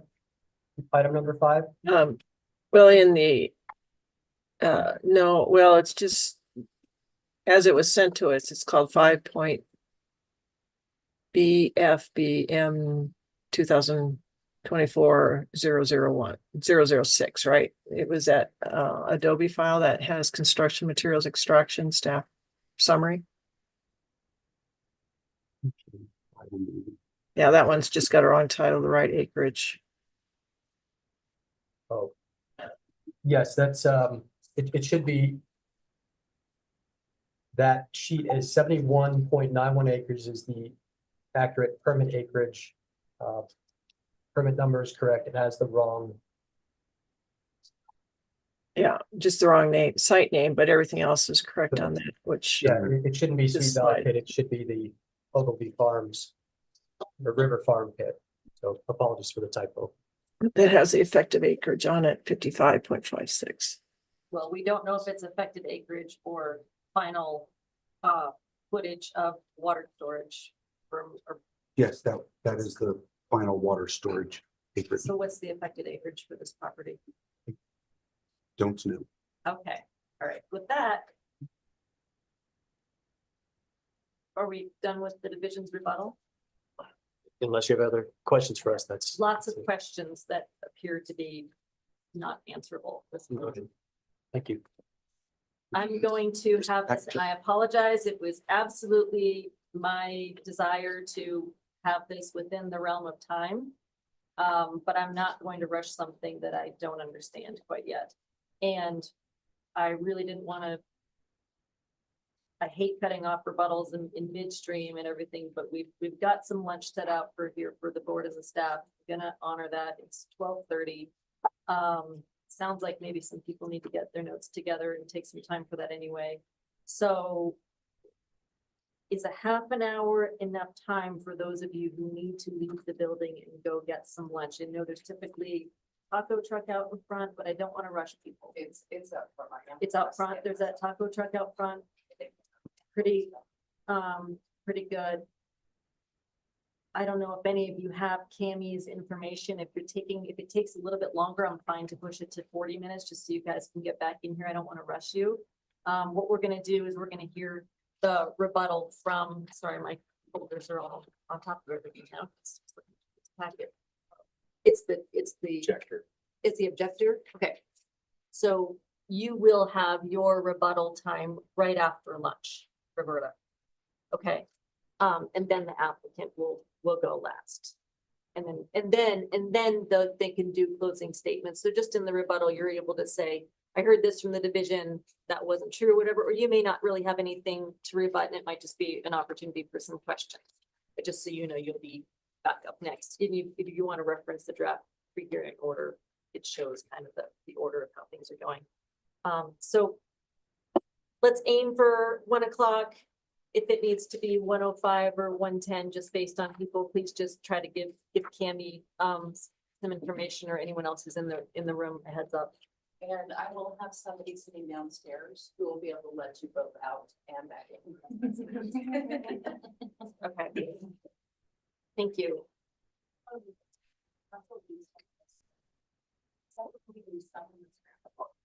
Yeah, you can leave stuff in this room. It's secure. We've got everything here. You just can't leave yourself in this room.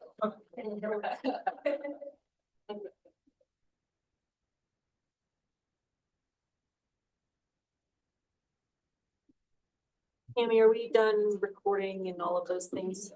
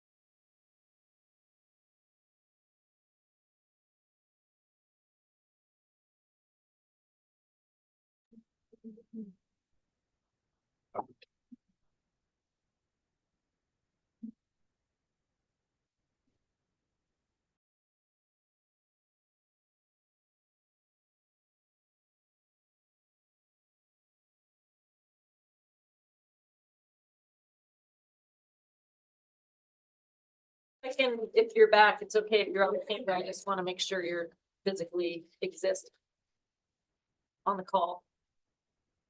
See, oh, okay, cool, gotcha. So we've got Jill, Doug, board's here. Your neighbors that you're sitting next to that are relevant to the conversation are here.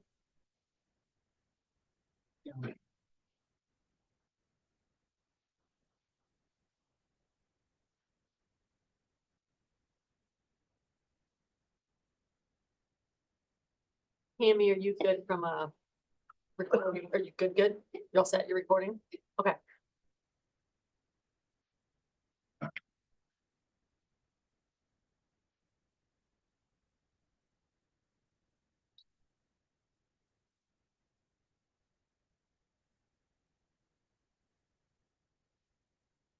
So just upon, reflection here for those of us in the room, I know I kind of left off with lunch saying that we would hear rebuttal from the objector, rebuttal from the applicant, and then closing statements. But quite frankly, the way that I'm feeling about this conversation and the information that I think even were we to go down that path of rebuttal and closing, I would not have enough information to feel comfortable or fair in making a decision at this juncture. And, I want to be really thoughtful of everyone's time. I know this has been going on for a long time. I'm very aware. I work for a mining company. I know that mining is also business. So in no way am I trying to kick the can down the road and, not have some sort of conclusion so that the applicant can go about what is their, business and investment. But I just really think that at this point, it would be appropriate to continue this matter to next month to make sure that the applicant and the division can provide us with more adequate information so that we're not going around kind of cycling around these questions and then bringing up another question, which I just don't really think is a great use of anyone's time. I think it's pretty clear. I mean, I think, what I'd like to do is just get a pulse check without a lot of major discussion, because then we can talk about what we go through. Is everyone on the board, or does anyone on the board not feel like this is an appropriate path at this point? Does anyone feel like it's not appropriate to continue this? Not. No, You agree? I agree. It's You agree that it's okay to continue? You're with that? We're not doing a formal vote. I'm just getting thoughts of the matter. Jill? I hear what you're saying and respectful, and I think it's important for each board member to have full information. I'm comfortable in proceeding, but I'm also comfortable waiting. Okay. And Doug, you're okay if the possibility of continuing this item? I am. Okay. So then the next thing I wanted to go down, if we're okay with that, is just to make sure that we, as the board, have an opportunity to make clear kind of where we were getting stuck so that you can use this time well, since that's the point, right? So I think definitely for me, the question where I'm getting hung up is an adequate mine plan that does very obviously talk about not only the permit boundary, but affected lands. Affected lands, in terms of what that looks like in conjunction with the reclamation permit. And then also, what does that look like from that southern parcel that's down from her driveway? Because that's what it is. It's her residential driveway. I think at one point you talked about that the applicant thought maybe they could get some topsoil there, but then they decided not to. Well, like, what does that look? What does that really mean? Did we decide that we're absolutely not going to do any activity in that section? I'm not saying you can't do any activity. I just want to understand what that activity is. And I want to understand what the affected lands are.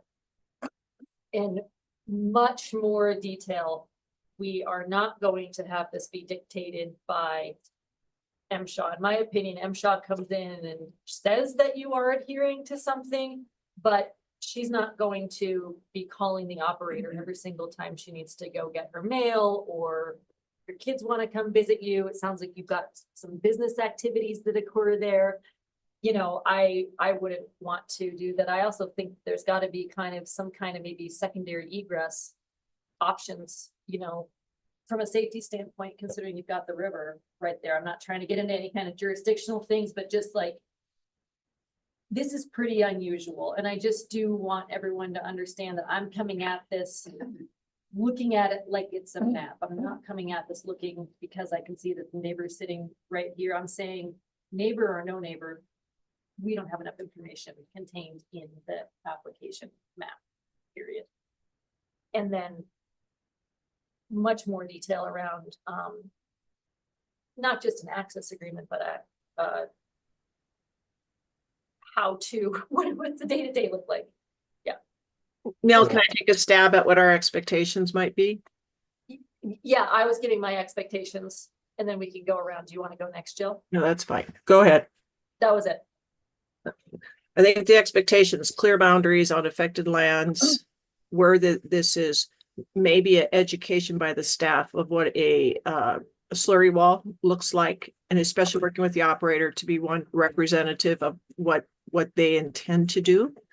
I like to see a schedule of the process, which is maybe not tied to a calendar, but what the operator intends on that technical revision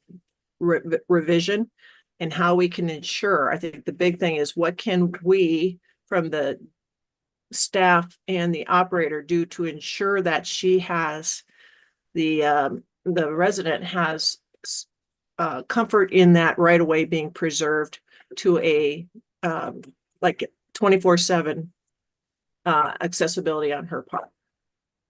Was there other parts? And then maybe just see a better summary on cultural act, the cultural analysis, and archaeology, cultural, what else was it now? Wildlife.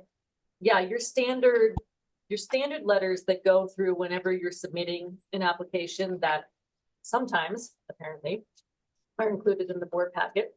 But we typically do see a history, Colorado, cultural, whatever, fish and wildlife, whatever those things are that are standard. Even if there's no issue with it, I just feel like it's appropriate to be in the record.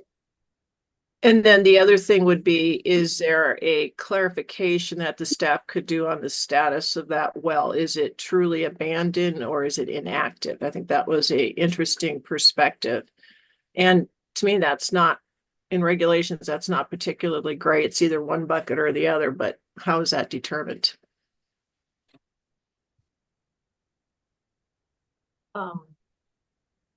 Yeah, I think that's, Jill, I'm glad you talked about sort of that timeline, because we are talking about something you're asking us to approve something and then do some work that happens really quickly within a year. But then like the bulk of everything that's going to happen is going to come in through a TR, right? It's not coming in through our opportunity to approve 1A. And that's also the piece that's pretty difficult to understand. Because essentially, if you're saying you're approving 1A, you're kind of saying you're approving the whole thing, maybe minus a couple. The word is technical revisions, and you're talking about something that goes from 8 feet to another, whatever, 70 feet down that we get to just go through as a TR.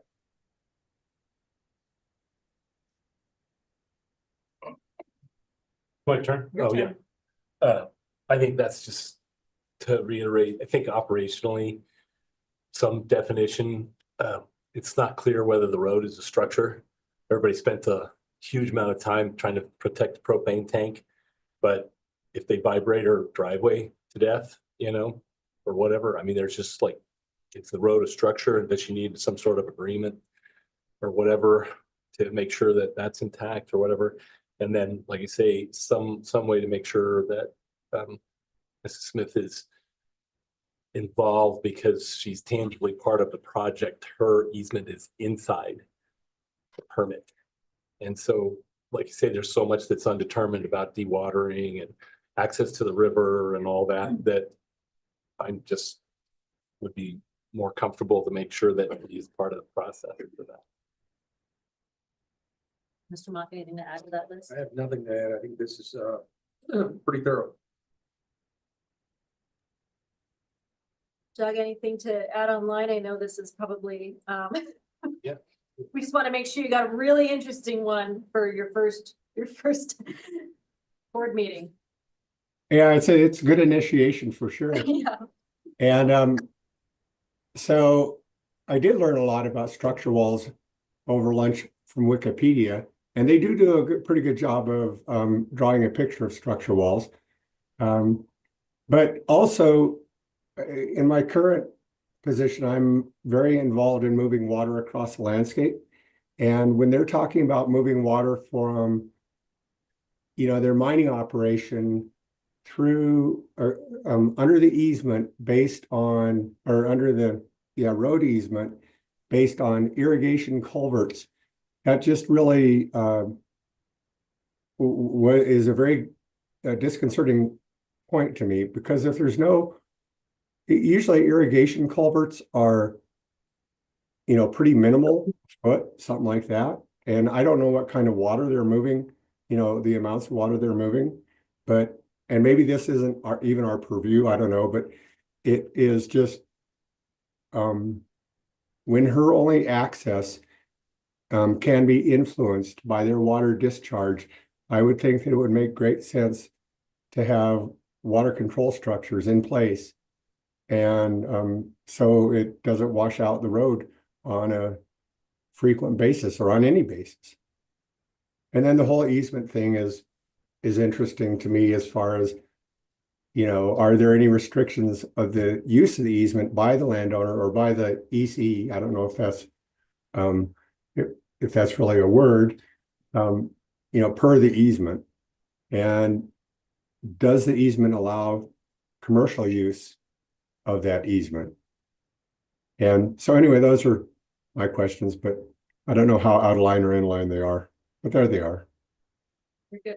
They're definitely taking notes, so good observations. From a process standpoint, just because I know we've got some folks who need to go to, is this board a motion to continue, or is this a discussion item? Do we need to formalize it? Yeah, I mean, a motion to continue would be appropriate, maybe ask for objections from any parties. After we make the motion during discussion for now? Now it's probably. It's a transparent process. Okay, so that being said, those of you, the applicant or the objector, are there any objections to taking this path forward to continue this hearing? I think that's a good move. Okay, from the objector, from the applicant? Okay, no objections from the applicant, okay. I just do want to say that I appreciate the professionalism, the candor, the way that everyone here is conducting themselves. Unfortunately, we have experiences where you've got everyone in the same room and they are not as courteous to each other. So I very much appreciate the fact that that's not a conversation we're having to have right now, and that everyone, I do think, has done a really great job of understanding what is jurisdictional to this hearing. You're not just trying to pile things on to make something a no. And I very much appreciate the way that, both parties are conducting themselves in this thing. Yes. Ms. Smith. I just wanted to thank the board for listening to me and, trying to understand what the situation is. Like I said, it's overwhelming. Well, I'll sit here and tell you that I probably have a lot more experience than you do, and I don't understand it. So I'm just gonna, I would feel much more comfortable saying I need some time to understand something than to, not want to get embarrassed in front of this group and just push forward something that I don't feel comfortable with. So, Do you want a motion? I get it. yeah. Do we have a motion? Because Motion to continue this to the next board hearing in January. Second. all those in favor, please signify by saying aye. Aye. Those opposed, same sign. Thank you both. Thank you. Thank you, Tim. Okay, so Madam Chair, if I could just make a quick statement. yes, please. First, obviously, we missed the mark on our role as staff and kind of educating you on the process here. I do want to say we'll include this stuff in the board packet. If you receive it and you think there's still stuff missing or you want to see more, please reach out to Chuck and Cami or Michael directly to let us know what else you're looking for. Yeah. I think the vast majority of this may exist in the permit application itself. It may warrant creating some simpler maps, but we'll do what we can to make sure we check all these boxes. And I think we talked about it, you probably captured, but just the notice, the notification. Yep, yeah, with the green cards Yeah, and. I didn't say it yeah, out loud, but. Yes, that's- yep. Okay. Thank you. We are going to go on to, yes, those that are involved in item number 5 may be excused, please travel safely and have a good holiday. We're gonna find my agenda somewhere in this file. Somewhere in the file. Item number 6. Ah, here it is.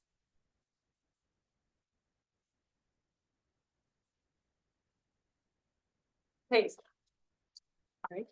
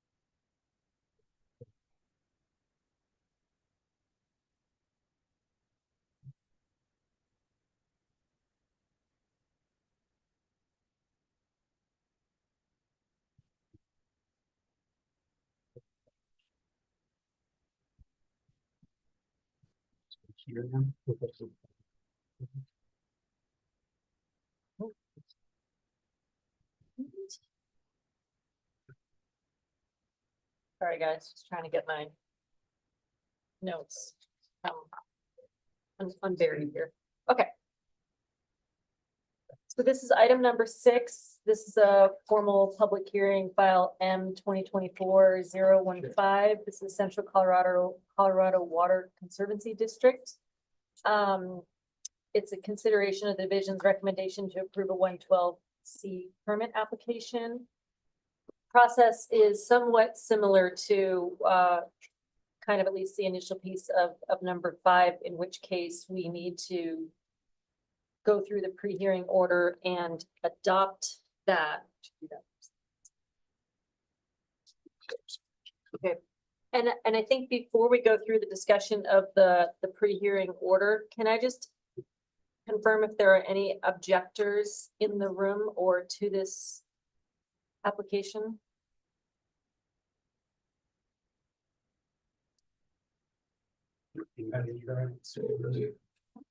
Not seeing any on the screen. No one's supposed to be indicating that there are any in the room. Is that correct? That is correct. No objectors in the room? Okay, do we still adopt the pre-hearing order? It's kind of at the board's pleasure without an objector in attendance or here by proxy. They will have forfeited party status, and so it's no longer a contested application. And I just recommend that, the board could move to approving the permit application based on there being no objections to it at this point. And Scott, if you've got a preference, I think we could. I think that's fine. I don't think we have a preference. I was just gonna, while we're getting this PowerPoint fired up here, to give a little background on, there was 5 timely objectors. We held a pre-hearing conference. 3 were present during the pre-hearing conference. One of the objectors who was not present was the nearby city. And all of the issues that the objectors raised were non-jurisdictional. Okay. And then there was notice provided to all of the objectors again, I believe yesterday, of this hearing today. Obviously, at the pre-hearing conference, it was described clearly as to when this hearing was going to be held. There's potential that was going to be held tomorrow as well. But we informed all of the objectors that we would be in contact with them. And we haven't heard anything other than one objector did email Brock that she was withdrawing. Was withdrawing. Yes. And there was conversation in the pre-hearing order about which things were jurisdictional and which were not, and there may have been some understanding that those items wouldn't have been discussed in this hearing. today anyway, because they were not jurisdictional. Correct, and I think the division's rationale and recommendation were pretty thorough, and they went through all of the objections, which again were all non-jurisdictional, and the objectors who showed up for the pre-hearing conference didn't, I guess, really object to them to them thinking that they were jurisdictional and bringing that to the board's attention. Okay, so they agreed that they also saw that it was not jurisdictional. Don't want to speak for them, but I think that was their opportunity to push back, and we didn't have anything. We also provided them the opportunity to bring that to the board as well. So kind of makes me think that we don't really need to necessarily adopt pre-hearing order if we're not going to do anything with it necessarily. I mean, What's clean, what's kind of most straightforward from a process standpoint? well, I mean, if you adopt the pre-hearing order, it very clearly spells out that there are no jurisdictional issues. And that's sort of two grounds for moving forward with the permit application, is that no jurisdictional issues and no objectors maintaining party status at the hearing. And so that's probably, belt and suspenders way to move forward. Is there any discussion, or do we have a motion to adopt the pre-hearing order as presented? Understanding that there are no objectors with party status and no jurisdictional issues brought up. So moved. Is that a Nelson second? Okay, any discussion? All those in favor, please signify by saying aye. Aye. Aye. Those opposed, same sign. Hearing none, the pre-hearing order passes. That being said, do we want to have the presentation, Good. or should we? Madam Chair, Russ Means for the division, that's at the board's discretion. We certainly have a brief a presentation and stuff if you want to have all the details. On the other hand, because there's no objections now and stuff, and that's staff decision and stuff, basically all we're asking for is just acceptance of the rationale and approval of it, and we can save some time if you would like and stuff by moving forward on that. Well, I don't want to be a hypocrite. And I stated earlier that I didn't want to have a presentation just based on what the objector said, so could we have a brief presentation? Okay. As outlined, because I don't want to go against the opposite thing that I just said about this morning. Your So, discretion, that's just because there's not an objector doesn't mean we're not going to discuss this, but hopefully we'll have a nice straightforward presentation and we can have that up on the screen for everyone to see. So take it away, Brock. All righty. This is Brock Bowles again with DRMS. I was the lead specialist on the Sweet Valley pit also. So as discussed, this is a 112 application with objections, and that's why we're here today. So the Sweet Valley pit, the proposed location is about 1.75 miles west of Gilchrist in Weld County, where it's also 10 miles southwest of Greeley. The proposed permit area is 150.92 acres. The primary commodity is sand and gravel. The surface owner and the subsurface owner, the mineral rights owner, is the Central Colorado Water Conservancy District. Do I need to testimony in for this at all? By the way, just thought of that. Sorry, folks. Okay. Thank you. Type of mining proposed is surface open pit. The mining method proposed is to excavate with an excavator, loader, or dozer, the haul material to on-site processing facility, and then load it out for transport. So this mining plan is very similar to the last mining plan we talked about, but there's 2 mining cells going to be happening. So that makes it a 4-phase plan. The same nomenclature was used, the 1A, 2A, so it's still that little bit confusing. Try and go through it, hopefully this time a little bit more clear. So phase 1A is the first phase of the mining of the north cell. They're going to mine down 11 feet, but not expose groundwater. the phase one of the north cell is the second phase that they'll be mining in the same cell. And that's when they'll construct a slurry wall around the excavated area.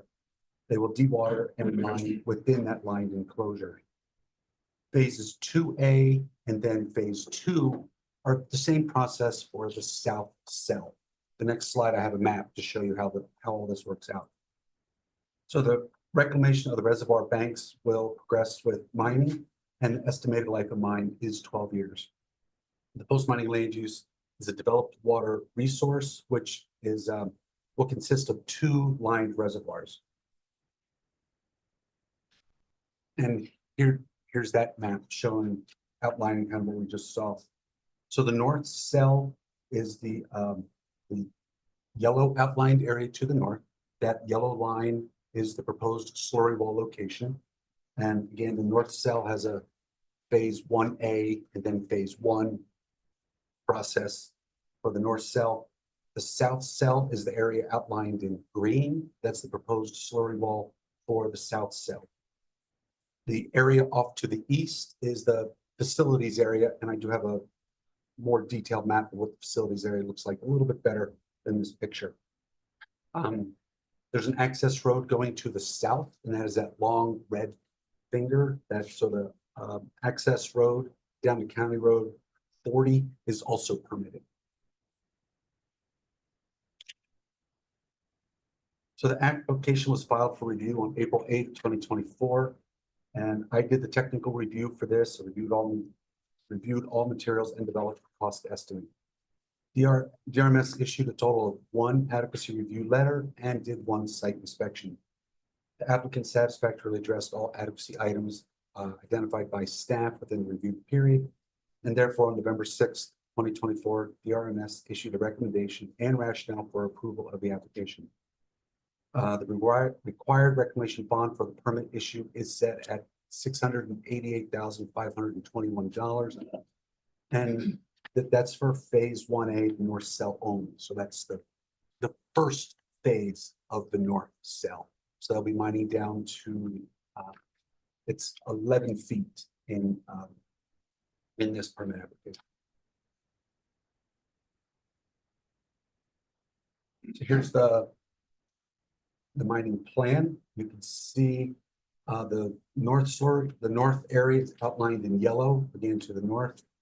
They will be mining from north to south in that. Across the middle of the permit area is that blue line, which is the western neutral ditch. Then the south mining area is the area outlined in green, and that outlines the south of slurry wall. The slurry wall area, which is the second 2 phases of this project. And again, in that mining area, they were mining from north to south. Up to the east or the right side of your picture there, you can see that's where the topsoil overburden stockpiles will be. There's the facilities area off to the right there. And there is another topsoil pile further to the south. And at the very, very bottom of this picture, I didn't include it in this one, but is the site access. If I included that, it would have made the writing too small to see everything else. The like little black boxes in there, like you say, it says like north mining area. So there's a red line, there's the yellow slurry wall, and there's like a black line that says mining area. Is that like just kind of showing like where water ends up, or is that the actual mining area and there's a buffer between that and the slurry wall? Oh, that box, the box you see in there, that's kind of the bottom of the pit. The bottom of the pit, and that kind of the area, it's not highlighted on this map, but there will be contour lines showing that's the 3-to-1 slopes of the pit all the way out to the edge of the slurry wall. I do have a contour picture coming up next to show you. And Brock, real quickly, sorry, amnesia set in. How many acres is that north area? That is coming up in a later slide, but I'll answer it right now. That's fine. That's fine. It's 32.23 acres.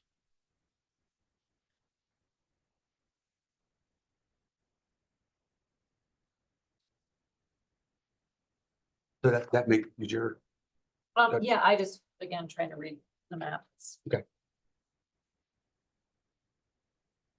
I will, you know the question I'm gonna ask you. Affected land. Whole thing's affected. I'm assuming yes, nothing that says it's- and I will say I did not prepare that answer for me because I was not expecting on these presentations. But we will, we'll cross that bridge. But- Okay, here's the profile of what the mining plan is going to look like. Again, you can see right in the middle of the picture there, the vertical line, that is the slurry wall that will be installed, feed into the bedrock. There's a 15-foot mining setback to the mining slope. Now, this one, they are mining to 3-to-1 slopes. And that will happen as the mining progresses. They'll be maintained 3-to-1 slopes. And that'll be the same slope as what will be reclaimed. And again, off to the side, off to the right there, you can also see the dewatering trench. How that they'll be utilizing the same methods. So here's the reclamation plan. There's the North Reservoir. The surface area of that will be 32.23 acres. And you can see that the areas around the reservoir will be revegetated. Same thing for the southern reservoir area. It's going to be 40.1 acres of surface area for the south reservoir. And then everything off to the right, which is essentially the east of this mining permit, all those areas will be revegetated. So all that topsoil and overburden that was over there will be redistributed across the site, and all the surface facilities will be removed, and parking lots and all that will be plowed and or ripped, dug up, any compaction issues that might happen in this one. And you can see there's a total of 72.33 areas of total surface water area for this mine. And I think same thing, you just for scale, don't have the access road taken into account, but what happens to that access road post mining It gets reclaimed. in just, Is it a road? there's no There now. road or what? There's no road there now. Oh, it gets built. Yeah, it gets built for this mine, and so it also gets reclaimed as part of this mine Yeah. too.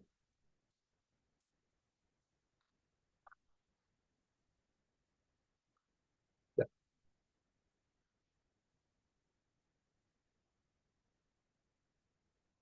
Okay, so DRMS received timely objections from 5 individuals, and DRMS received 2 agency comment letters from the Division of Water Resources and Colorado Parks and Wildlife.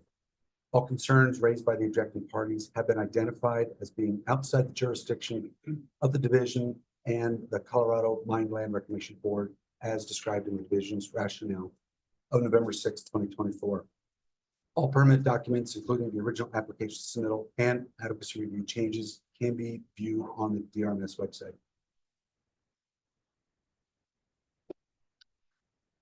That's the permit overview. Would you like me to continue into the jurisdictional items at all, or did you just want the permit overview? I'm assuming that access for that road, that must be going through some easement of. The applicant doesn't own that land to the south. No, we have we did receive a right of entry from that landowner for that. We'd have to ask the applicant, I forget the name of it, but it's a cattle company that we do have the right of access for that. All those have been verified and accepted. And then they're accepting if that road then goes away. Yes.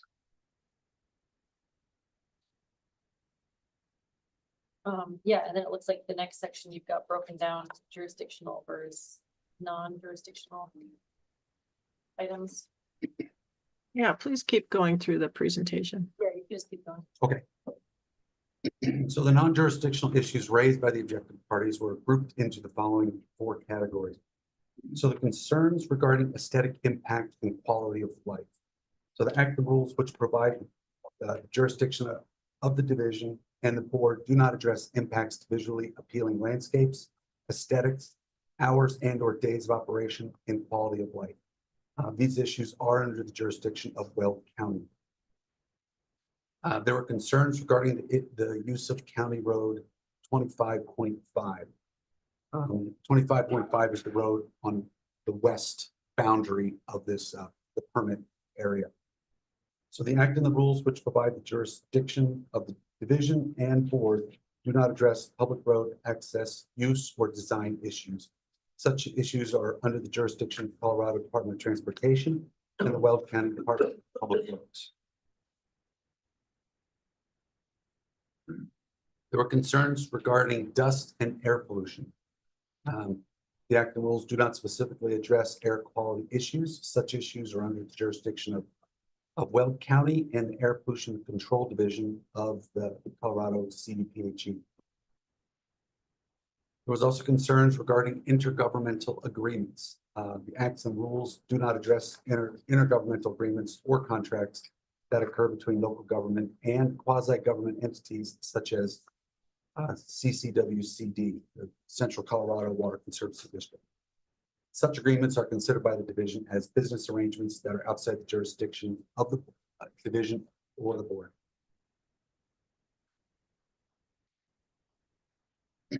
Okay, so I just wanted to put in this rule here real quick because there could be a question raised as to why are we in front of the board for non-jurisdictional issues? And this is the rule that we follow here. So rule 1.4.9 parent 1 states that if a timely and sufficient objection or petition for a hearing on a 112 reclamation permit application is received by the office from a party pursuant to rule 1.7, the office shall set a date for consideration of the application in conformity with the provisions of this rule. And then just those couple, I'll read it. Such date shall be no more than 90 days after the application is filed with the office.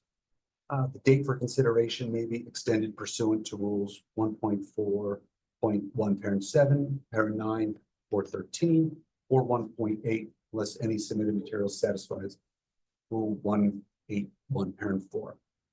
So instead of a decision, the office will issue a recommendation to the board by the date set for the office consideration. So we did receive objections, even though they were non-jurisdictional, they were still technically objections. That's why we had to set this matter before the board. And that's the rule that clarifies that. So on November 6, 2024, the division staff determined that the 112C permit application submitted for the Sweet Valley Pit, file number M2024015, that satisfied the requirements of CRS 34-32.5, 115 parent 4, and issued its recommendation to approve the application over objections. The division requests the board affirm the staff's recommendation for approval of the Sweet Valley Pit, file number M2024015, over objections, as detailed in the division's recommendation and rationale document dated November 6, 2024, and in this presentation. Are there any questions?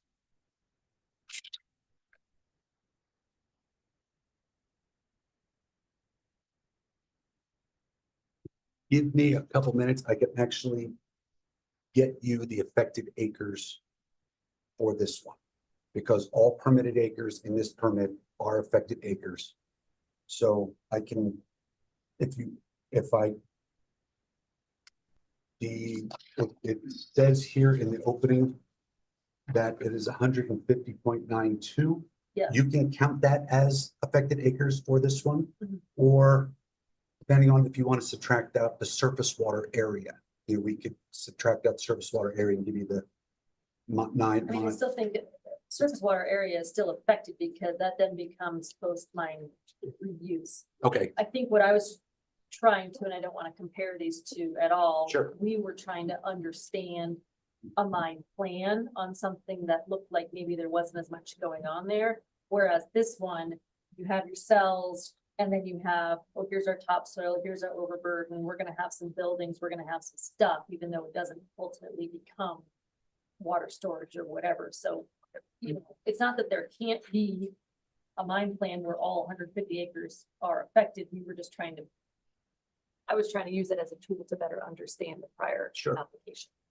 And then, you know, it does look like you've got your notifications, you know, all the other organizations that participated in this process in terms of, you know, Parks and Wildlife and, Are you referencing the next 3 slides after? yeah. Yes. Just to say, it looks like you've included that correspondence in that process. Well, Madam Chair. Yeah. So a question I have, so this one is a 4-phase. Phase 1A is the first 32 acres of mining, give or take, and then they'll put that haul road in instantly, correct? They'll put that in right up front. Yes. And then phase 1 would be the slurry wall construction around there, which would require a myriad of other permits. Correct. And then they go to phase 2. I noticed phase 2, phase 2A. I noticed that the bond here for phase 1A, which would be that 30 some acres, is 688,000, which, I mean, we love seeing bigger numbers versus less. But we just got done hearing one that was like 163 for more surface area. Is that because of the haul road or what?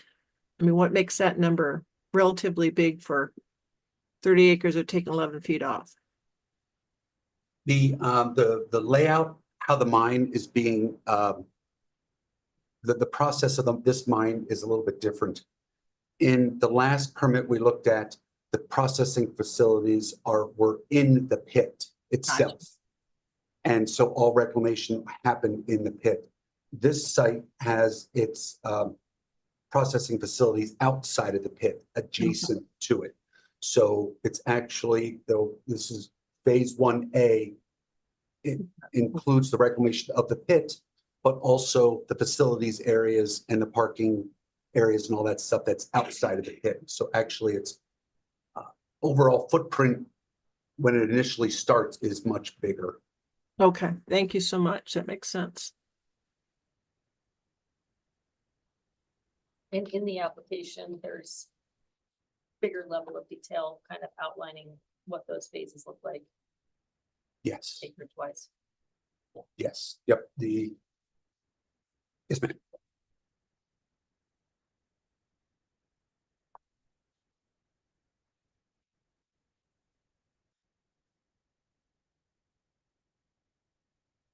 Any other questions from the board?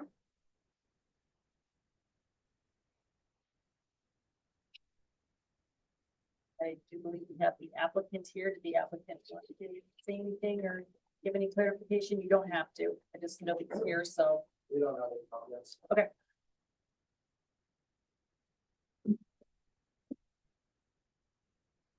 Any discussion or other questions or anything?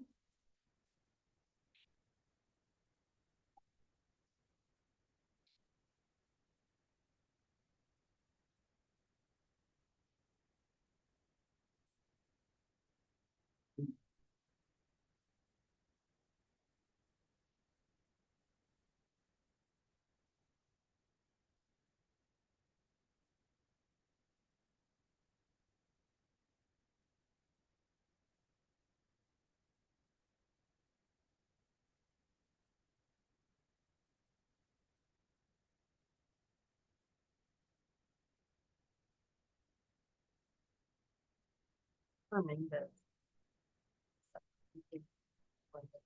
That. Referring to the staff recommendations on the pieces of paper that are what I assume correct.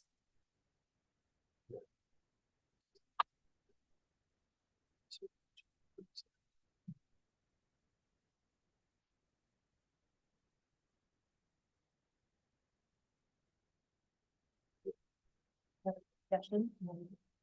No. Okay, It's pretty straightforward. would anyone like to entertain a motion?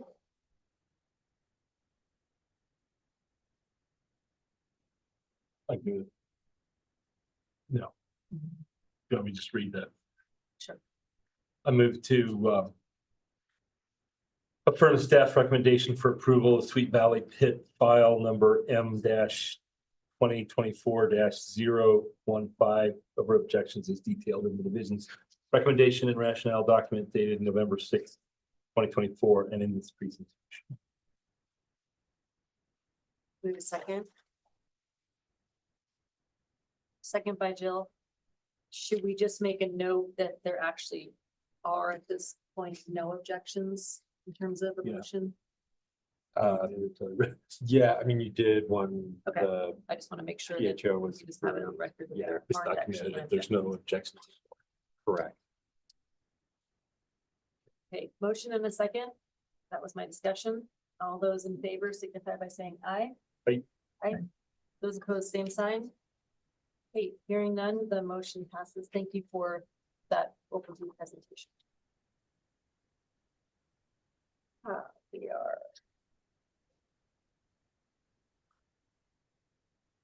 Okay. Wow, got us. Keeping you busy here, huh?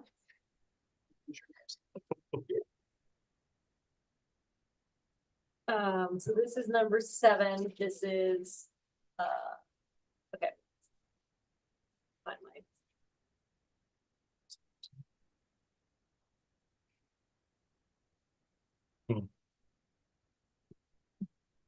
It's interesting.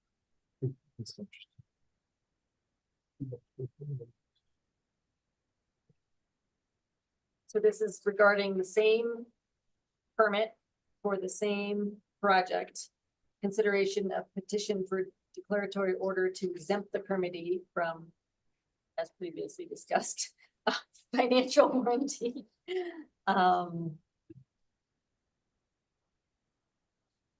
Brock, do you have a presentation on this matter? Right there.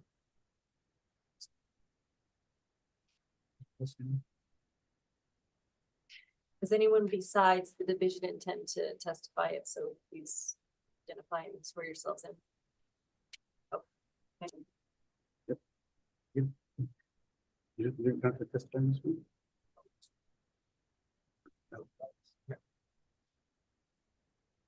Okay, I do.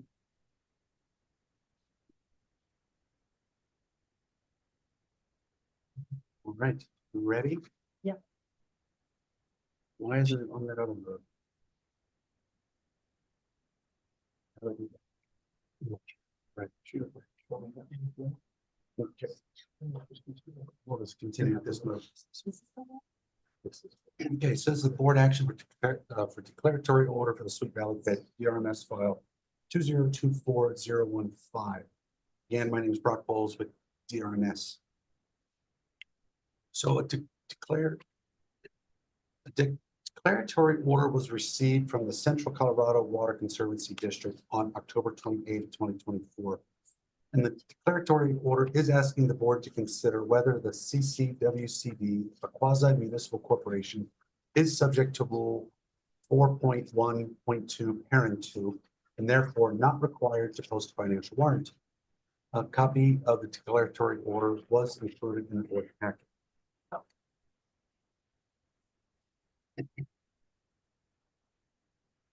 So Rule 2.5 describes what a declaratory order is. So it's any person who is or may be directly and adversely affected or aggrieved and whose interests are entitled to legal protection under the Act may petition the board for a declaratory order to terminate controversies or to remove uncertainties as to the applicability to the petitioner of any statutory provisions of or any rule or order of the board made pursuant to the Colorado Land Reclamation Act for the extraction of construction materials.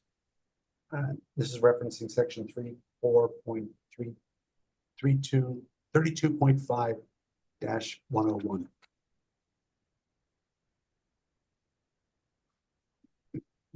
So the petition submission, there were some rules here that we're just going to go through real quickly of what the operator needed to accomplish for this declaratory order. So Rule 2.5.2 Parent 1 The petition must be submitted at a minimum 7 days prior to the board meeting at which it is to be considered.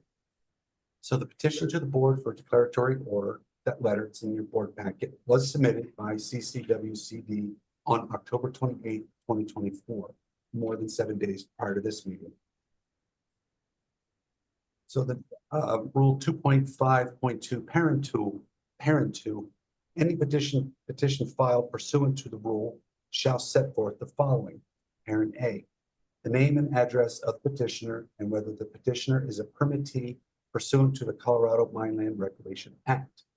So CCWCD is the permittee as of 5 minutes ago for the Sweet Valley Pit M 2024015. And all contact information is on file with the division. Carrying on to parent B, the statute, rule, or order to which the petition relates. So the applicant stated in its October 28th letter that the statute related to the petition is Rule 4.1.2, Parent 2. And that rule states that no financial warranty shall be required where the operator is a unit of municipal or county government or the State Department of Transportation, and the operator submits a written guarantee in lieu of a financial warranty, stating that the affected lands will be reclaimed in accordance with the terms of the permit. These rules and sections 34-32.5-116. Carrying on to parent C, a concise statement of all the facts necessary to show the nature of the controversy or uncertainty in the matter in which the statute, rule, or order in question applies or potentially applies to the petitioner. So the applicant stated in its October 28th letter that CCWCD meets the guidelines and statutes for a unit of municipal or county government being a quasi-municipal corporation and political subdivision of the state of Colorado governed by the Special District Act, Section 32-1-101. So just a summary here of what is being presented is CCWCD is petitioning the board to remove uncertainties as to the applicability to the petitioner of any statutory provisions of any rule. CCWCD feels that they meet the standard of Rule 4.1.2 Parent 2 and are not required to post a financial warranty for the lands affected by the Sweet Valley Pit permit number 2024015. Are there any questions?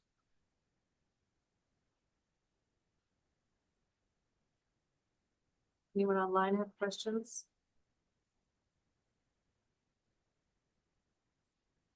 Our tax rates will get lowered.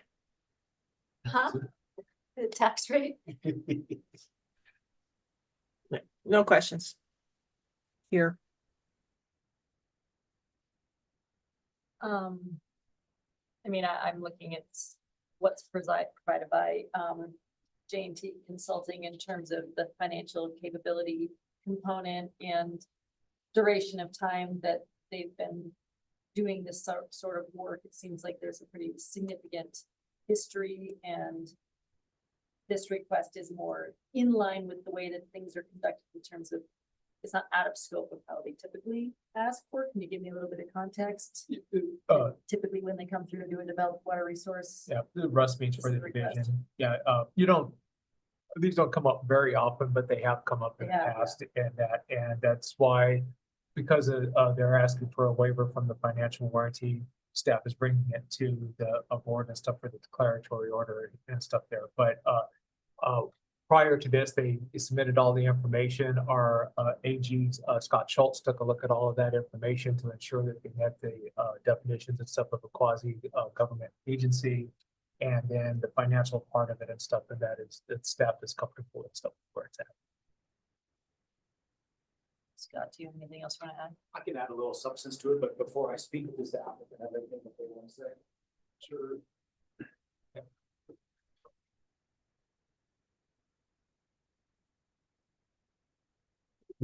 And I'm more or less going to recite what we put in our letter.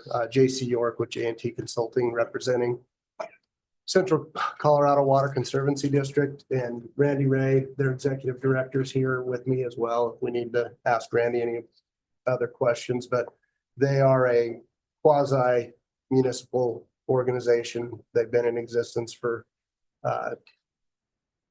years. They're governed by a 15-member board where they're landowners within the district's boundaries, which goes from Weld County into Morgan County and down into Adams County. And what they do is they provide augmentation water for all the groundwater wells, for all your farming communities and ranching communities in the area. They've been doing this for quite some time now, and they basically became, the provider for all of these wells that used to be in GASP and groundwater appropriators of the South Platte, if you're familiar with that organization. And just in their 2024 annual budget message, they have a mill levy of 0.37 mills for general operating purposes, bonds, refund, abatement, and the special election mill levy based on their assessed valuation of 8.7 trillion in the 2024 total property tax revenue is going to be collected in 2024 in excess of 7.7 million. And then they have, in addition to that, 4.5 million. Their general obligation bond funds have been allocated the development of this water storage for this project. So they're more than financially capable to reclaim and make this project that's going to be a water storage vessel for them, as well as their infrastructure. Thank you. Any questions regarding that? And it would be the same, this may be for staff, but same process, because we've got this in phases. Should for some reason we only get past phase 1 or 2 or whatever, 1A, there's still going to be the same process in place, reclamation in place, all of that. It doesn't mean that you're not on the hook to. Yeah, they still have to provide a performance warranty to do all that work. Yes. Other discussion? Yeah, go ahead, Scott. I'll just add a little bit. This was a new issue for me. I did some research into it, and I do believe that the Central Colorado Water Conservation District is considered the department or division of state government or a unit of county or municipal government. Do believe that they meet the statutory requirements of CRS 34-32.5-117, parents 3, parents little f, parents numeral 5, and the rule that Brock referenced numerous times, rule 4.1.2, parents 2. Historically, courts of Colorado have viewed water conservation districts as existing to serve the public and not as a predominantly private objective. Because water conservation districts such as the CCWCD are both political subdivisions of the state and public entities, they do meet the statutory requirements. There's an old Supreme Court case that had some that really hit this issue on point. It is Rogers v. Letford. It's a 1938 case, 102 Colorado 284. Also, CCWCD meets the statutory requirements of 37-45-112 parents 7, declaring that water conservancy districts shall be political subdivisions of the state. So lastly, this would exempt them from CCWCD from posting the required financial warranty. However, that does not exempt them from providing the required performance warranty. If this permittee were to change in the SO process, then I think this would also be revisited. So just wanted to give you a short synopsis that we did look into this. It's a substantial amount of money. And so on behalf of the division, we did take a look at this. And as Russ pointed out, this is not unique, but it is somewhat rare. And happy to answer any questions that the board has as well. I appreciate the research, making sure we feel comfortable with this. And then just we obviously approve the actual application, but just like, that's gonna go through the same process of a TR for 1A. Do you have to kind of go back and redo that bond for the next phases or have this conversation again? Or what is this not posting the financial warranty piece? How does that fit in as we go through the phases? Yeah, Rusby, so with the declaratory order and that we don't, we'll go through and we'll still calculate out what those liabilities are. Would be, But they don't have to post that and stuff. But what we'll probably do and stuff is renew that performance warranty and stuff every time so that it's up to date. And I guess if I could add, you have other agencies that you guys have approved similar orders for, such as Northwell Water District, Denver Water. Yeah. Those types. doesn't come up super frequently, but it does come. up. Yes. Thank you. Any other discussion or presentations? The division, did you have anything else you wanted to add on top of that? Questions from online? Question from in the room? No, Who's left? yeah, yeah. So the performance warranty is the written version of that, even though there's no bond or, That's correct, yeah. The but it's performance, still a written. yeah, that's the written document and stuff that they sign and attest to, that they'll abide by all the rules and regulations set forth by the board. Okay. To entertain a motion? I'm the guy in the room. You're it. Huh? How do you want me to do this? You have something I can. I'm looking Maybe, for language. Yes. 7, you could just kind of say that you. I move that we approve the consideration of a petition for declaratory order to exempt permittee Sweet Valley, file number M-2024-015 to exempt permittee from requirement to post financial warranty. Is that close enough? Second? All right, all those in favor signify by saying aye. Aye. Those opposed, same sign. Seeing none, number 7 in the case of Central Colorado Water Conservancy District passes. Thank you. Thank for you. Being here all day. Good night. Thank you. Thank you. Okay. How's everyone feeling on time? Does anyone need a 5-minute break? Yeah, is that a maybe? I'm good. While we get the slides going, let's do that. We've learned our lesson. Okay, we're gonna come back to number 8, just 5 minutes or less Yep. and come back. Amy Adele is the specialist and she's out of the field office, so she'll be. She'll be online. Okay.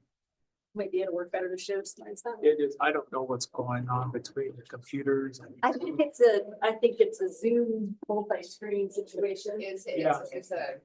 They've done some stuff, they have a new version of it, and it's messed everything up. That's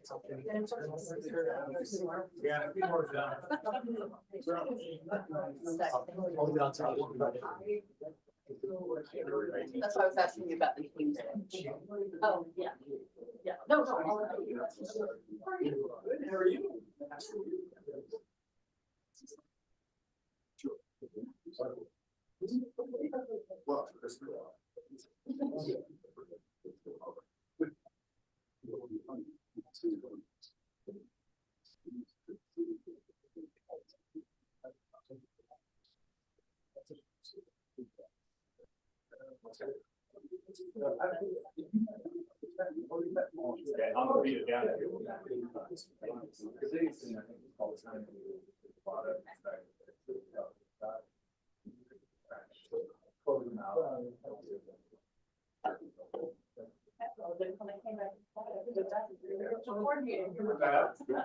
Oh, yeah.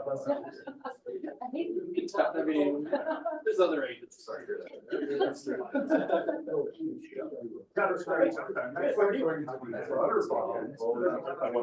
Yeah. This is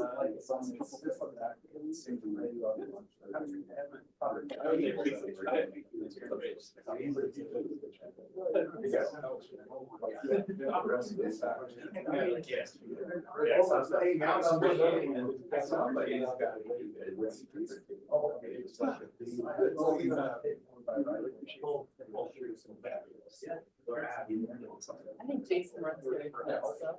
I wanna know, is he running away from it, or is it just using itself? You're just like, putting yourself back.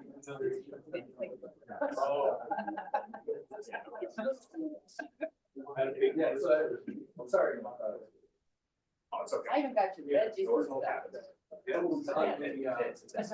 Right, so those things, there was steak there. Yeah, it's actually pretty awesome. Super soft.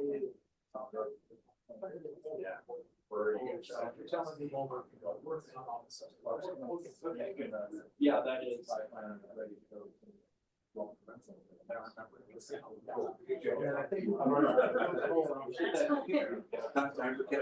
Something.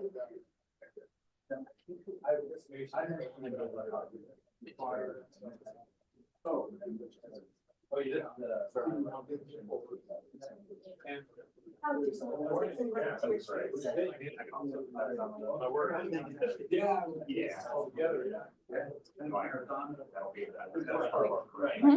Yeah. I was just gonna say, do you think they're gonna make a difference? So we can actually go through, I've never been.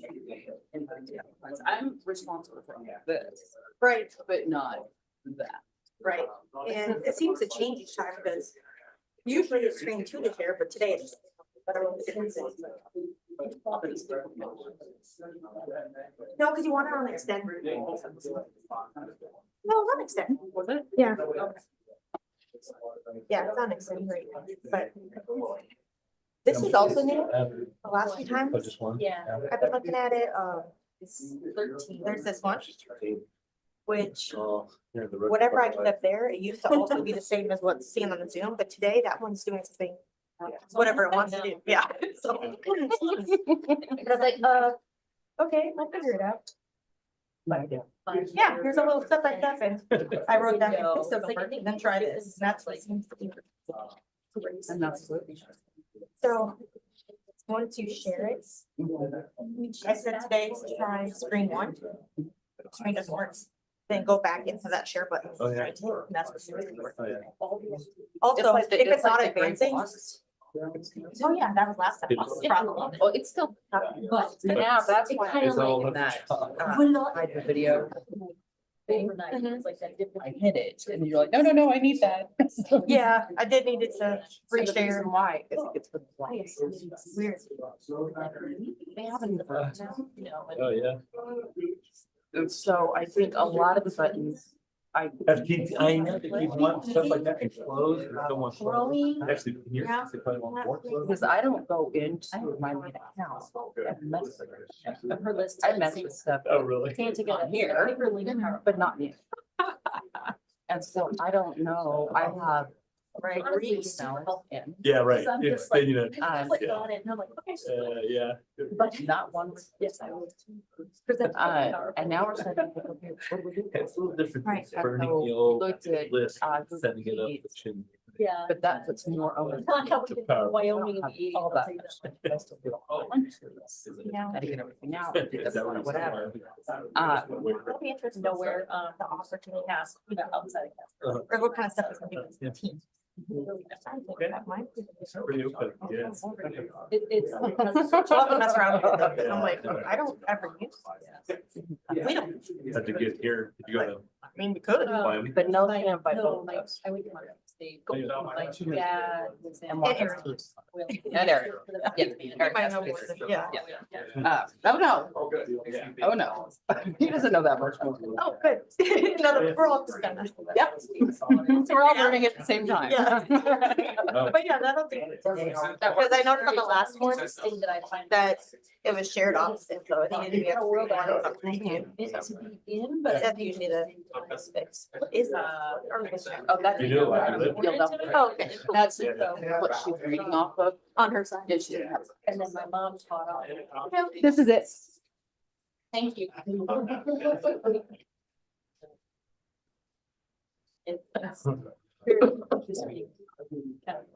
Yeah.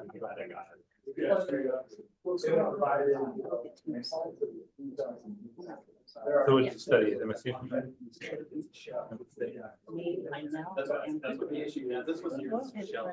History. Yeah. That's a good place. And all the other things we're doing. I just, Currently. you know. So then you learn. There are times that I learn. Yeah, and the thing is like my daughter is probably. And she pioneered our department. Right? So, And and I'm not sure we always talk about this. the last All meeting of we our had was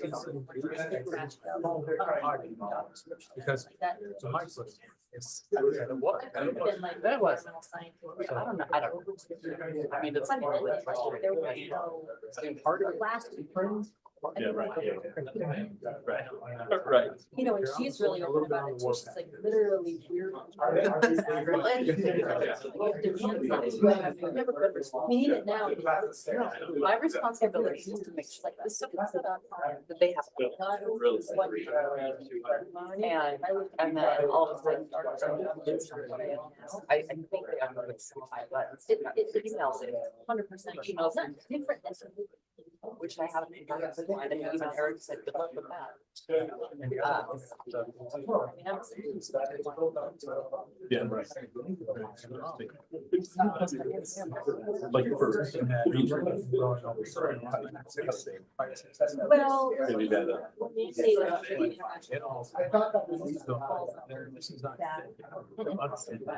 I just have. That's all right. So. What I did too, was just I added these.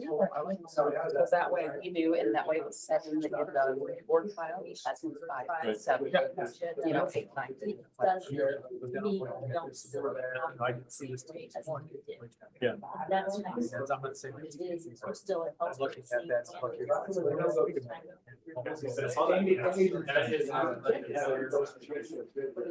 Right. And you still have to show us. Due diligence and activity and, you know, inspect. I think it's been longer than 5 minutes. Yeah. No matter what.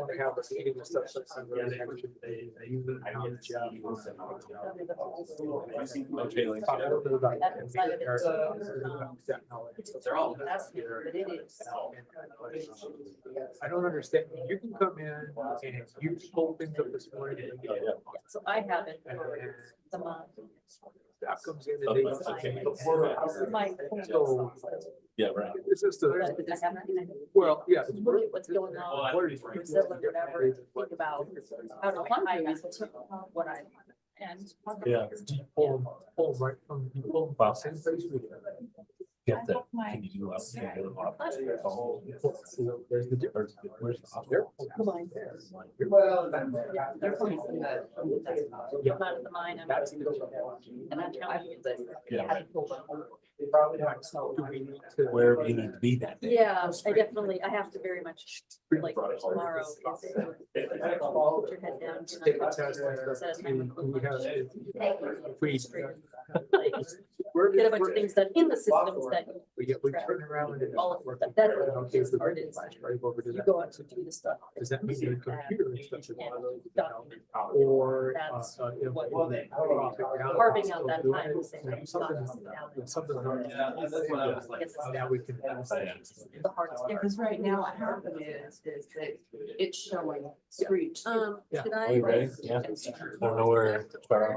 use the gavel? If anyone doesn't sit down, Yeah. Oh, I man. really like the gavel. I know. Got him. I know. Yeah, like everybody hop feeling that one. Okay. That's a formal call to order right there. That is a form. Okay. We're number 8. This is the K-Bar T Ranch. File number M 1978-221. Consideration of violation, civil penalty, cease and desist order, permit revocation, finding of financial warranty subject to forfeiture for failure to submit the required 2024 annual map report and fee. Amy Yeldell is online. Is it Amy? Do you know if anyone else is planning to present or testify during this, or is it just a presentation from you? Tad Edwards, the operator, is on the line as well. Okay, the operator's on the line. Can I Yeah. see them? It just says Tad. I'm not sure if you guys can see that on that Okay, side. but not on camera. I see it now. Tad, can you at least unmic yourself, and can both of you swear to tell the truth? I do. Is he need to be unmuted himself, Cammy, or can you do it? The operator. Did you get it? Hopefully, I just want to make sure he's actually there too, depending on where we are timing wise.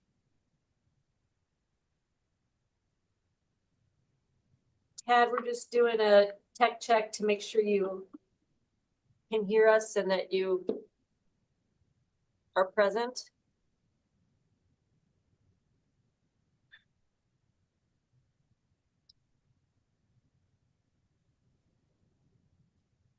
It shows he's, Yeah. maybe he's Yeah, I muted. can't actually, I asked him to. Oh, yes, do it. Amy, but you've been in contact with him enough to know that he's going there. Okay, if he decides, if he ends up presenting, we'll confirm when we get him unmuted here, so.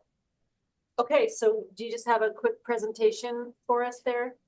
Yep. So Okay. the board packet, in your board packet, it's going to start on page 249 if you want to see the whole packet. Otherwise, this is just that summarized presentation form that we always do. So my name is Amy L. Dell. I'm an environmental protection specialist from the Grand Junction Field Office.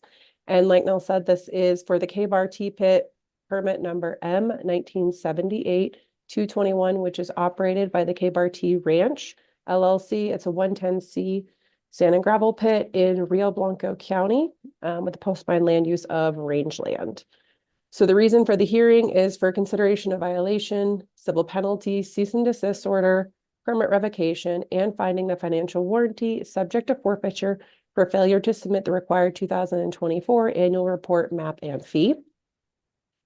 For a little chronology, the annual report anniversary due date was August 23rd, 2024, and at that time, nothing was submitted. On October 29th, 2024, the division sent out the notice of violation number MV 2024-018, which included civil penalties, cease and desist order for failure to submit, there's a typo, for the required 2024 annual report, map, and fee. And then on November 26, 2024, the division did attempt to conduct a site inspection, but was delayed due to weather. It's just this time of year. So the legal basis for the permit revocation and forfeiture of the financial warranty, the operator was found to be in violation pursuant to CRS 34, 32.5, 116, parent 3, parent A, for failure to submit the required annual report, map, and fee. Pursuant to CRS 34, 32.5, 116, parent 3, parent B, where an operator is late in payment of the annual fee by greater than 60 days, the operator shall set the matter for a hearing before the board for permit revocation and forfeiture of the financial warranty. Pursuant to CRS 34, 32.5, 124, parent 6, parent A, upon a determination after a hearing that the violation of the permit has occurred, the board may suspend, modify, or revoke such permit. Pursuant to CRS 34, 32.5, 118, parent 1, parent B, a financial warranty is subject to forfeiture when the board determines that the operator is in default under a performance warranty and has failed to cure such default, although the operator has been given written notice and has had ample time to do so. Failure to submit the required annual report, map, and fee constitutes a default under the operator's performance warranty. And lastly, pursuant to CRS 34, 32.5, 124, failure to comply with the conditions of an order, permit, or a regulation. History of violations, not submitting annual reports has been a repeated thing for this site, although I will note that the site was transferred to the operator 2 years ago, so only the 2022 one is explicitly this operator. Lastly is the staff recommendations. So first, affirm violation MV 2024-118 issued by staff on October 29th, 2024 for failure to submit the required 2024 annual report map and fee in accordance with CRS 3432.5-116-3A. Number two, affirm the cease and desist order issued by the staff on October 29th, 2024 pursuant to CRS 3432.5-124 parent 2. Affirm the civil penalty of $323 issued by staff on October 24th or October 29th, 2024. Revoke permit number M1978-221 pursuant to CRS 3432.5-124 parent 6 parent A. And find the financial warranty of permit number M1978-221 in the amount of $18,315 subject to forfeiture pursuant to CRS 3432.5-118 parent 1 parent B, and direct staff to schedule a board hearing for forfeiture of the financial warranty and provide proper notice of the hearing to the operator and the financial warranty in accordance with the provisions of CRS 3432.5-118 parent 2. And last but not least, suspensions of civil penalties. The board may suspend a portion of the civil penalty to encourage timely compliance with the corrective actions as well as compliance with the act and the rules and the regulations. The board may also suspend all or a portion of the civil penalties based on the permittee's effort to correct the violations prior to the board hearing. Payment of the unsuspended portion of the civil penalties shall be due and payable within 30 days of the effective date of the board order, unless otherwise specified in the board order. Where corrective actions are not completed by the corrective action date specified in the board order, the suspended civil penalties shall be due and payable within 30 days of the board order deadline for completion of the corrective actions.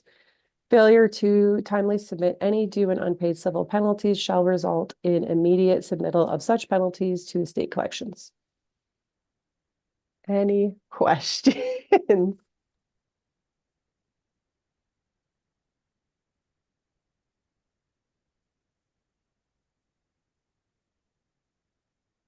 You have been in contact with the operator? Yeah, I mean, long story short, the operator, we sent them the notification, the permit system auto generates something when the annual fee notification thing is overdue. I sent the operator an email just advising them to get into the system, get it completed, because after 60 days, that's when we issue an NOV. And there was like 50 plus emails back and forth. He apparently went into the system and partially submitted the report.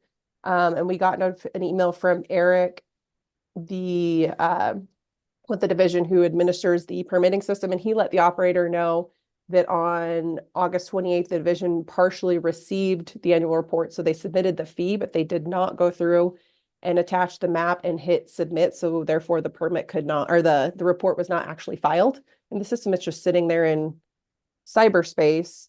And we let him know. And then there was a whole saga of emails back and forth, basically saying that trying to attach the map was too hard. Like, what are they supposed to do? How do they do it? And each time the division, tried to explain to them the rules, why they need to do it, how to do it. They claim they submitted the civil penalty, and we haven't seen that either. So it's just been like a lot of emails back and forth, but no real forward progress on their end. So just kind of like looking through the recommendations and everything, are there any corrective actions? Is there anything we're trying, you're still continuing to try to get them to submit it? Yeah, it's still technically not filed. So, for the board members who are not operators themselves, in the e-permitting system, you have a series of 17 questions. You're then given the option to upload a PDF version of your map. You then select your, submit the civil penalty or the annual fee amount, which takes you to a separate website, and then you re-enter that number in there. And then when you have all three pieces together, you hit submit. If you don't get to the very end and you hit submit, effectively, there's nothing in Laserfish. Staff can't see your responses. and it doesn't exist. So therefore it's not complied with.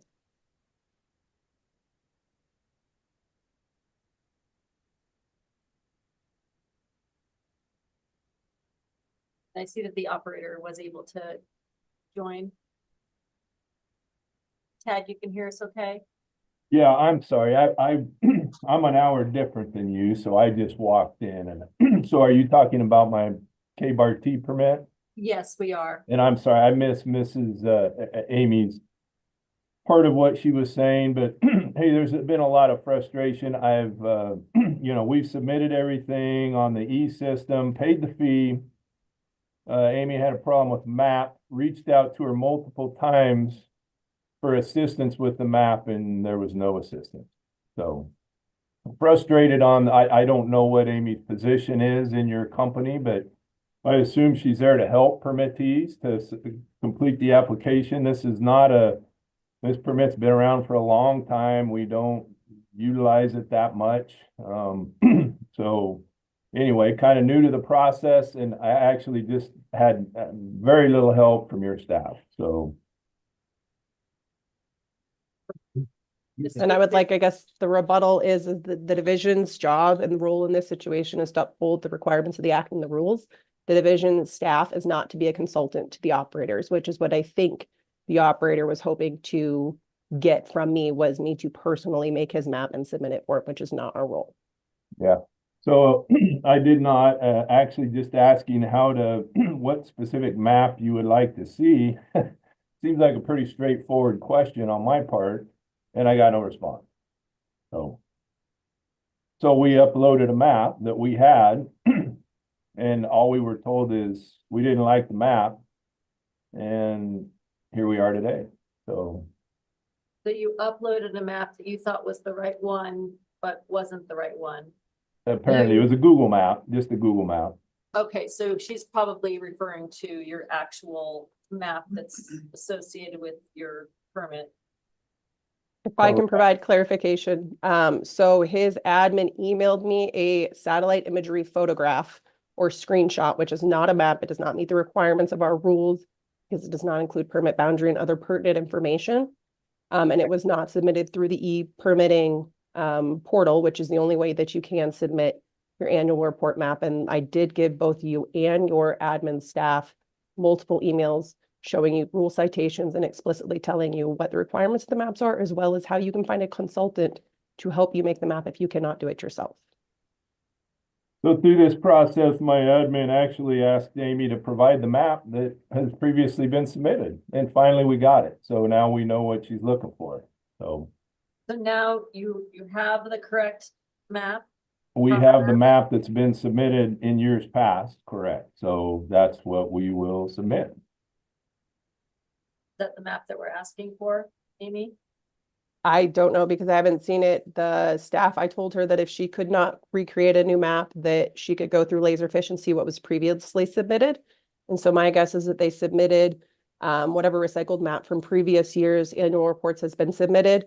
And that email was like the 22nd, I believe, of November. So prior to board happening, and we still haven't seen anything. So without actually seeing the map that they're referencing, I can't tell you if it's going to meet the requirements, but it's not submitted.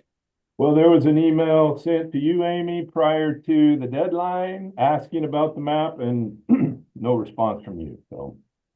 I get it. So board, my question for you as a board, is Amy's position to help a permittee with submitting maps through this electronic process, or is that not her job? I don't, it just seems like a point of assistance that an administrative person, or maybe there's another administrative person in the organization that could help with this. My question is, so Amy, you said that the permittee took over this mine permit, was that 2 years ago, you believe? Correct. Were they the ones that missed or submitted the history of violations in 2022? Let me pull it up right now because the date one. Did we have this process in 2023? Did it go okay? The issue that SO was an ongoing process during the SO process. And so I'm pulling up permit system right now because the transaction and the annual report due date overlapped. And so, yeah, they were the previous operator, the number 17, submitted 2022, and then they are 23. Report. So this would be their second year that they would have submitted the annual report. Did they submit anything in 23? Correct. They did it just fine. They did just fine? Mhm. Okay, so what happened? So the map that was submitted in 23 was not a Google screenshot? It So met the they- requirements of the rules. Yeah, they reused the previous mind map. And it met the requirements. But the feedback that I got when we originally told them that you need to submit So the here's map what is, happened in 22. In 22, we had the same mapping problem, had confusion about the map. So whatever's in the 22 file was something that your staff copied over from a previous file, because I did not submit the map in 22 because I didn't understand how to do it. I didn't know exactly what you were looking for. So whatever map is in the 22 file was the map that was submitted by an administrative in your office. Do you division have- staff will not do that for you. Staff doesn't do that. Okay, so anyway.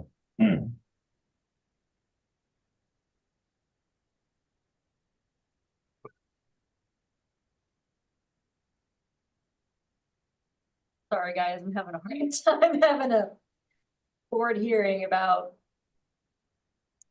submitting an electronic map right now. I would agree with you. I would agree Oh, with you. I'm not necessarily agreeing with you. I'm just saying that it's unfortunate.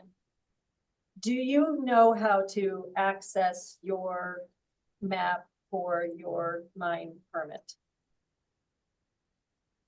Me? Are you talking to me? Yeah. I do not. Honestly, I have an administrative staff and they are the ones that submitted, uploaded the map. Okay, but you are. Because the again, I permittee. tried and I was having trouble with your online system, reached out to Amy and I just absolutely no assistance there at all. So, But you are the permittee regardless of who submits the map, whether it's your administrative. correct. staff Yeah, it's my or you're responsibility. responsible to I do would this. agree with that. Yeah. And I would hope that if you are the permittee, you know where to find that information about the thing for which you are responsible for. I would agree. Yes, and I again was uploading all of that information. Actually, I uploaded a map, as I recall, and Amy sent out a response and she just said, the map doesn't meet the requirement. So I just asked, well, what's the difference? What do we need to do on the map? To no avail. So. You didn't upload a map into the e-permitting system. You emailed me a picture. That's And not the asked same you, thing. then the question is, Amy, is this sufficient? And I gave you Is that a fair question on my part? It is, and I gave you a full list of the reasons why that map or that picture was not considered a map under the Act and rules, what you needed to change on it, and how you needed to submit it so it was filed. So it was not clear to me on your response what exactly you were looking for. I think you were looking for a street on the side of it, I believe. So. No, and I guess I could. So then Not to, again, like- so now we're back to, you've now opened the file and given us the maps that have been submitted in the past. So we are submitting, I believe we submitted the maps that have been submitted in the past, which are sufficient, I think, correct? Nothing's been filed. I don't so we have uploaded documentation. Does it go away if there's no response or? No, when you Okay, so complete then your we're just annual, we're having a technical issue on how to submit the documentation.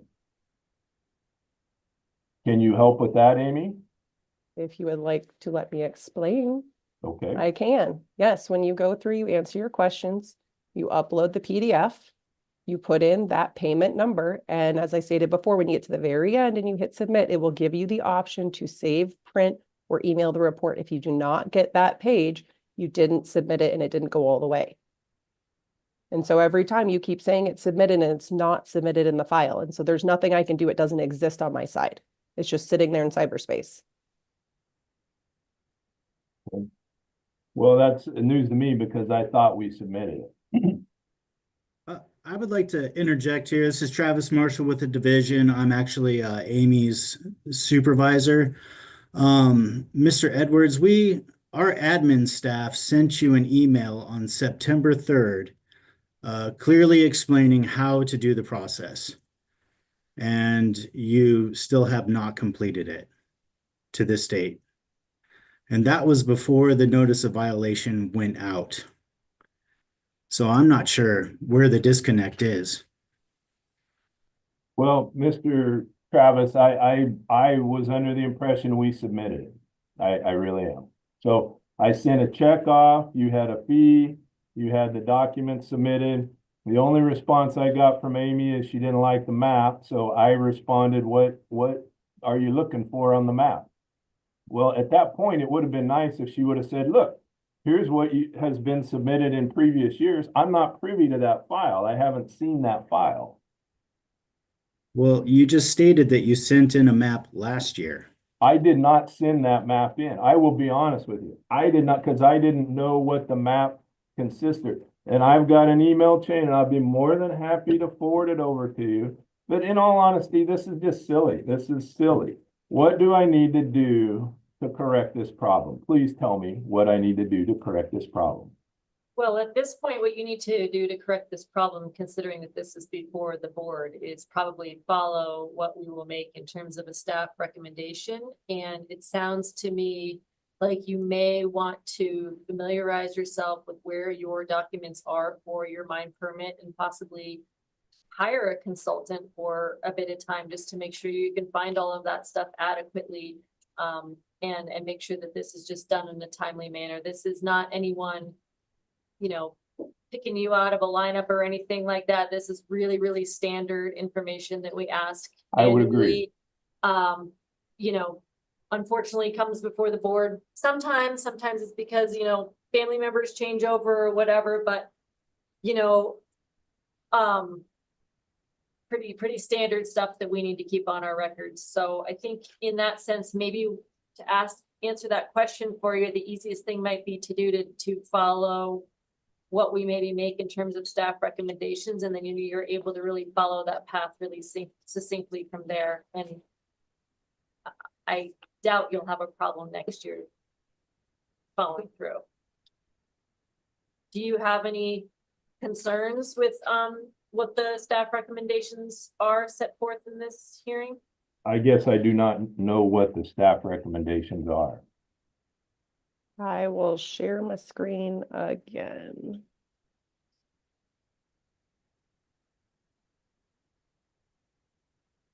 Can you guys all see this page?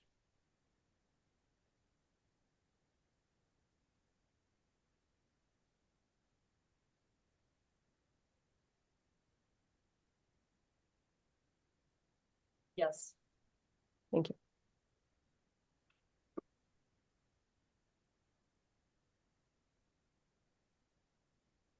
So, okay, let me just read it so we're all clear. Affirm violation, blah, blah, blah, okay. Affirm the cease and desist order. What does that mean? That means I can't operate the mine then? Is that what you're saying? Until you comply. Okay, so complying means pay the $323. The civil penalty, submit the map so that the report is filed. Submit all the papers and revoke permit. What does that mean? It means it's a process towards terminating the permit if you do not comply. Okay, so by complying, you just mean upload the documents and pay the civil penalty. Correct. Okay, and then find the financial warranty in the amount of 18,315 subject to forfeiture. What does that point mean? Again, if you were to not comply, that means that we have a path for which we would take the bond for reclamation. Okay. Civil penalties, board may suspend a portion of the civil penalty. What do you mean by this part? The civil penalty for annual fees is typically double or is 1 times whatever the annual fee amount. So in this case, it is $323. And staff has the authority to suspend or modify the amount and which is assessed. Got it. I will comply with that.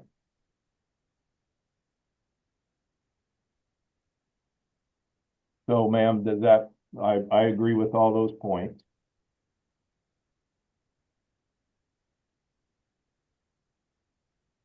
Okay, thank you for that. Is there any other presentation materials you wanted to bring forth, Amy, or are you okay with board discussion on this point? No, thank you. Okay, thank you both very much. Any questions from those online? Jill? I just want to make sure that the operator, that you understand that you are working under certain laws and regulations in Colorado to have this permit to mine there. Is that, you're aware of that? You know what your mining permit says you can and can't do and all that good stuff? Or give us some historical contents over the last 2 years here, please. It's leaving me a little baffled.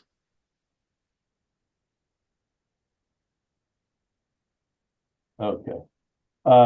I'm sorry, Jill, what, are you a board member? Is that your I position? am. Yeah, no, I'm, it's all new to me. This is my first mine. This is a very small mine. There's not a lot of activity going on. We take a scoop out for a hole in the road every now and then on our little ranch. So that's it. It's a very, very simple process, very simple thing. So I don't think I have any questions about it. No, anyway, there you go. Well, I encourage you to lean into the staff because they are there to help you understand what your requirements are and stuff too. So we want to see you succeed and thrive in Colorado. But there are certain, like anything in life, there's certain little boundaries you get to play within, right? So. Got it. Well, I would like to encourage you that your staff sometimes is not as accessible as you might think they are. So. They're very busy people. Yeah, I do. Yeah, we all are. We all are. So you said you're an hour behind right now? Correct. Okay. And so you own this property in Colorado, but you don't live in Colorado a whole permanently? Part of the year we live in Colorado and part of the year we do not.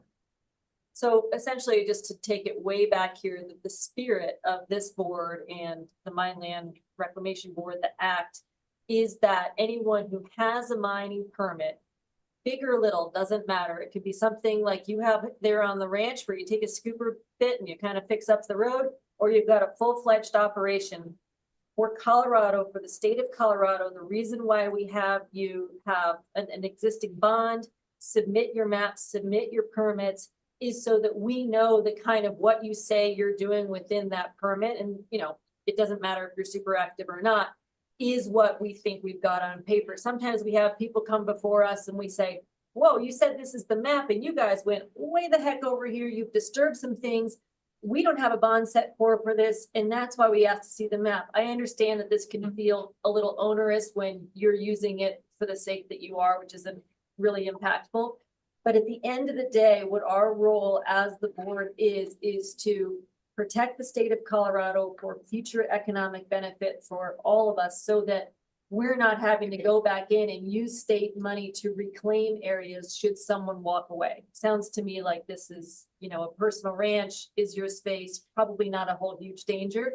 But regardless, this is just the process. We ask anyone who has a permit to annually submit the permit, show us the map, show us the kind of what you said is going along, is still going along. And it gives everyone an opportunity to say, oh my gosh, this thing changed, or I am no longer interested in any of this. And then staff can jump in and make those adjustments as needed. It sounds to me like you've really got no changes, no big thing. Unfortunately, technology is sometimes not our friend.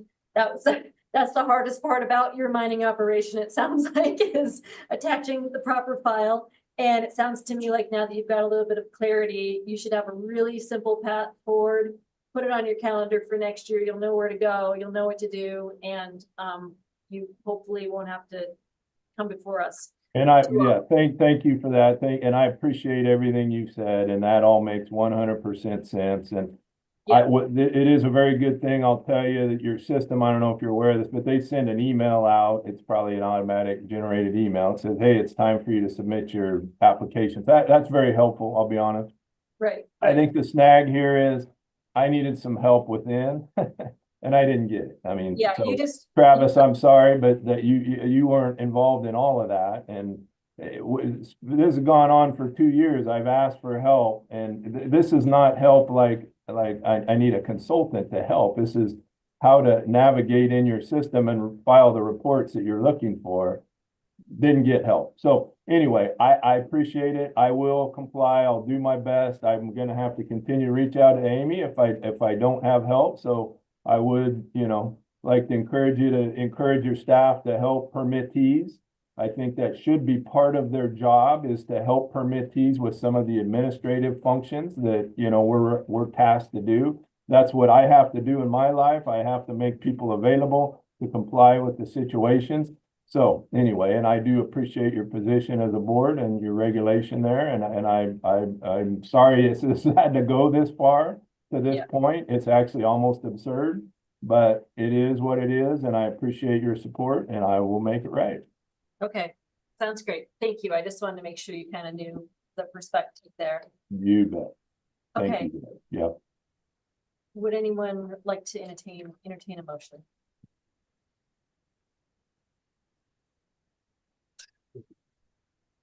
Sure. I make a motion that we take the staff recommendations to affirm violations. Do I have to read them all off?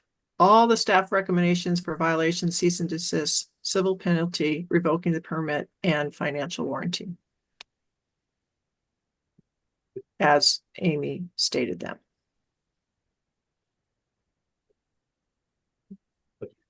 I'll second it.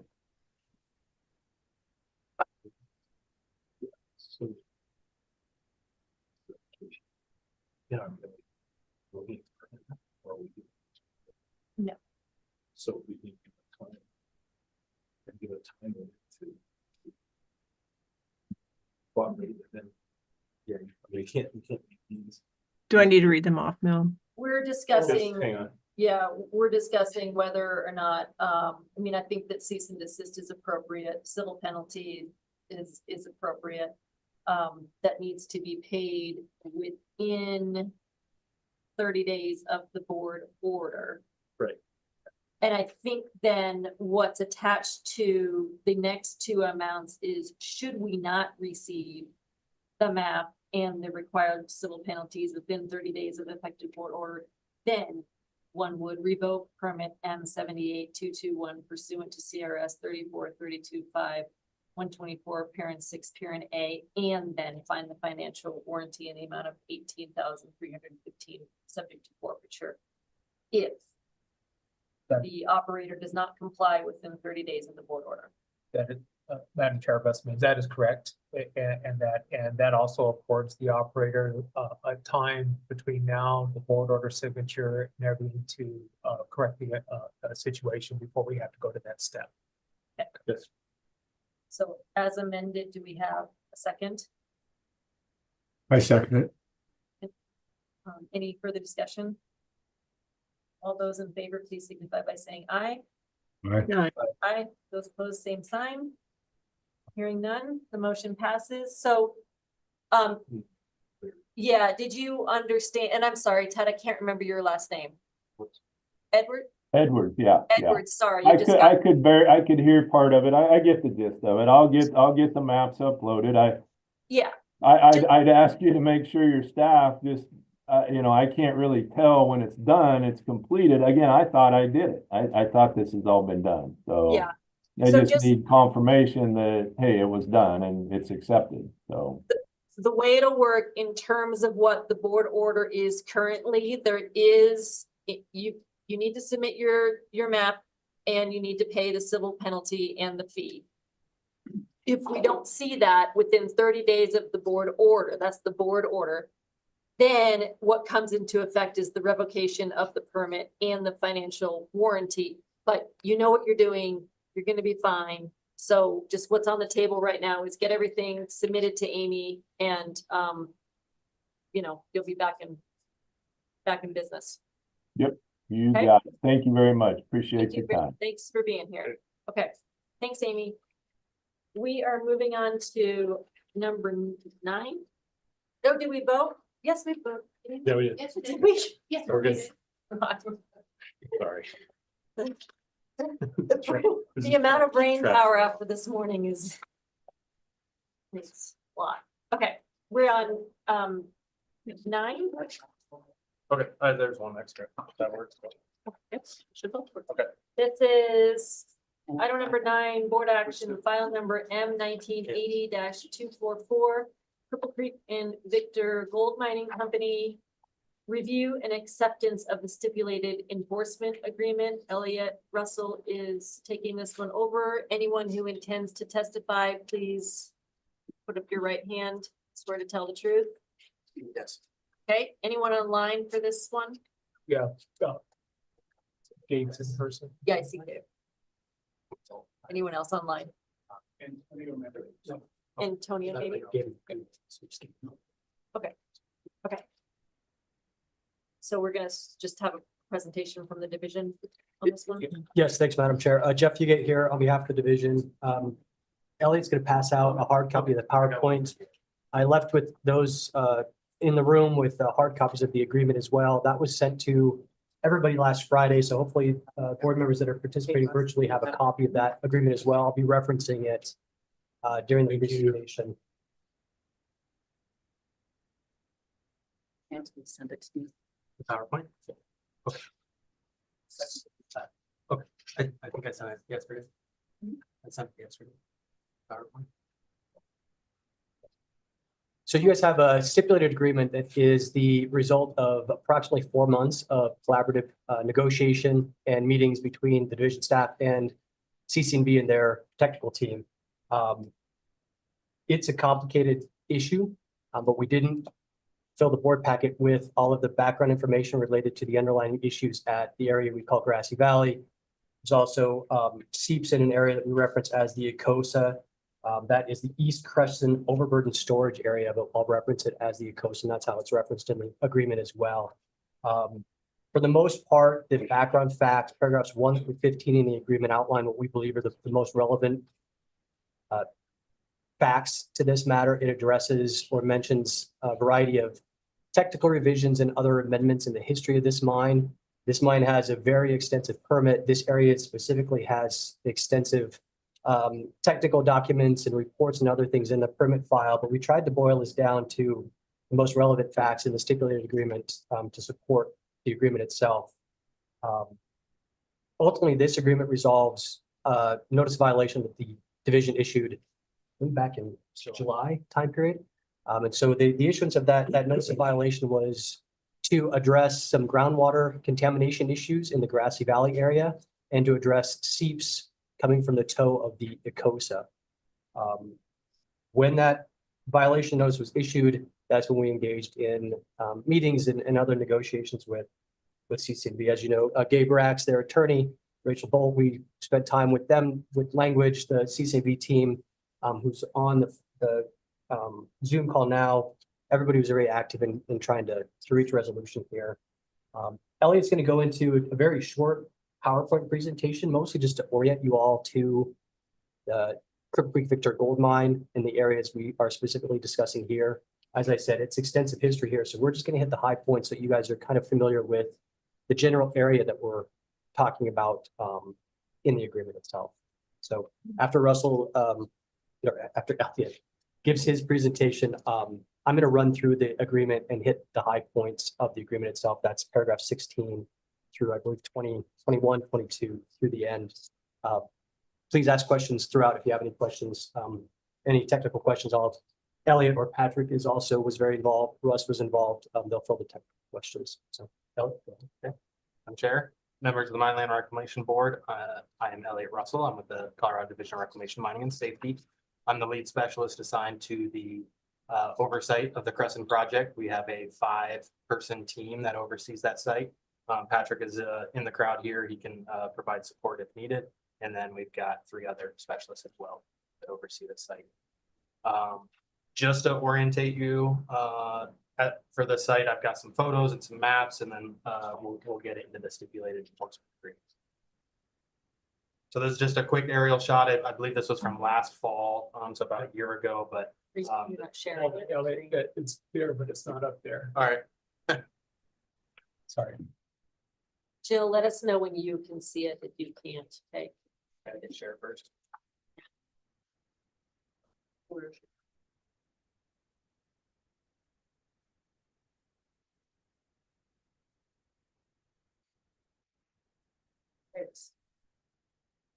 There you go. All right. Thank you. All right, there was my first screen there. How's that for everyone on the Zoom call? Yep. If we Yep, see it thanks. here, so, okay. Just an aerial photo of their operations here. This is a picture of the main Crescent pit. That's the big high wall you see there. You see one of their processing facilities in the lower left of the photo called BLF1. And then you can see part of the Ecosa in the background there past the high wall. Just a quick project, Crescent project permit summary. So this is a 112D3 designated mining operation. They're permitted at just over 6,000 acres. They're a gold and silver mine. They've got 5 open pits. They've got 2 valley leach facilities where they process their ore. These are double and triple lined environmental protection facilities, and they utilize a dilute sodium cyanide solution to extract the gold from the ore. They've got 2 out of pit waste rock piles. Only one of them is being actively loaded, and that is the one of the discussion for today on the Ecosa, and that's the East Crescent overburden storage area. Post-mine land use has been approved for rangeland and wildlife habitat, and we hold a $291 million bond on the site. The site is located in Teller County, central part of the state. Slide 5 shows a Google Earth screenshot, proximity to Pikes Peak, Colorado Springs, Divide, and then CC&B stands for the Cripple Creek and Victor Gold Mining Company. The site is located between those 2 mountain towns. Slide 6 is a little bit more zoomed in, where you can see the towns of Cripple Creek and Victor. You can see the operations. There are multiple open pits.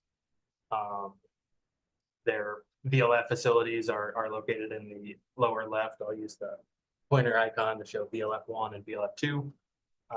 Today's board action item involves the Ecosa, highlighted in red here, and Grassy Valley. Kind of the thalwag of that drainage is highlighted with the blue line. Just for a matter of scale, the Ecosa here, kind of from the southeast to the northwest, is about 6,000 feet. And then kind of in the opposite direction, perpendicular, is about 4,000 feet. It's permitted to be about 1,000 feet above the Grassy Valley bottom. Grassy Valley is at about 10,000 elevation, and the top of the permitted Ecosa is just under 11,000.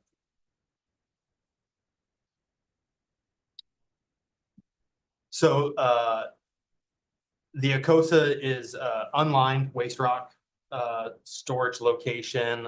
It's designed to allow precipitation to infiltrate through the overburden materials and into the underlying diatreme. The diatreme will then neutralize and buffer that impacted stormwater that's infiltrating, and then it'll eventually exit at the historic mining district's drainage tunnel. Starting in 2017, there was on this image SEEP1 located in the lower portion of this image. This image comes from the October 2024 monthly Grassy Valley monitoring report that we have CC&B submit for groundwater and stormwater sampling each month. So this image shows SEEP1, which was initially observed in 2017. There's kind of a complex history leading up to today, but we did have them install numerous groundwater monitoring wells to define the scope of and the impact if this SEEP was going into Grassy Valley or not. And then in 2021, we're going to get to the next slide here that kind of shows the specific groundwater monitoring wells, but well 25 started to get hits of exceedances on analytes. And then at that same time, SEEP number 2 expressed, which is located about 2,500 feet northwest of SEEP1, which is in the upper left portion of this image on slide 7.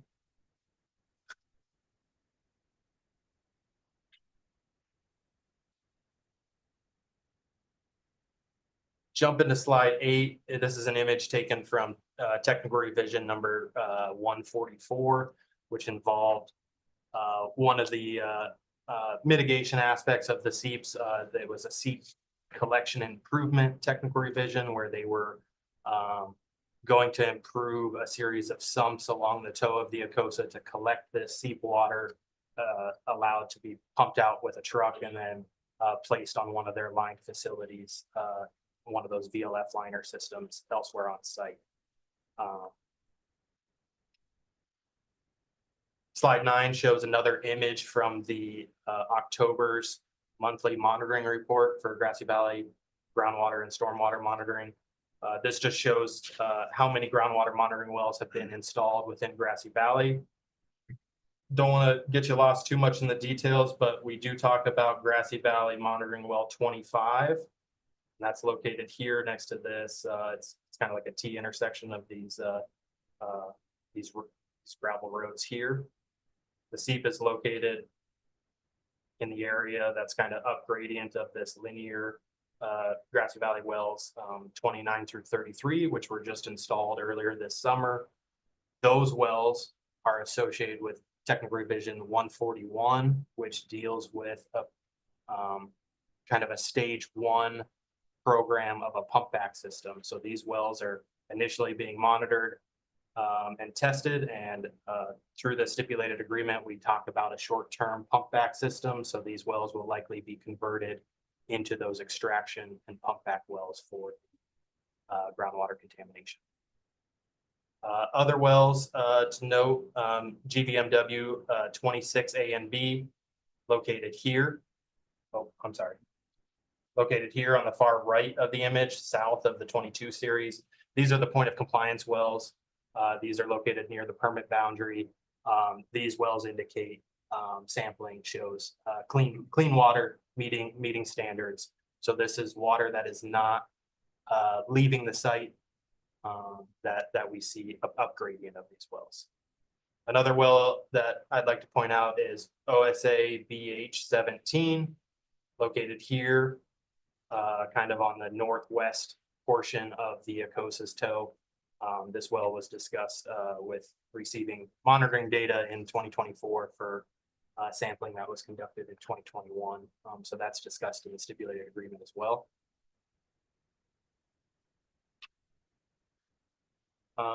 Didn't want to leave out surface water, so we do, the operator has multiple surface water sampling points, and GVO6 could be considered the compliance well at the permit boundary.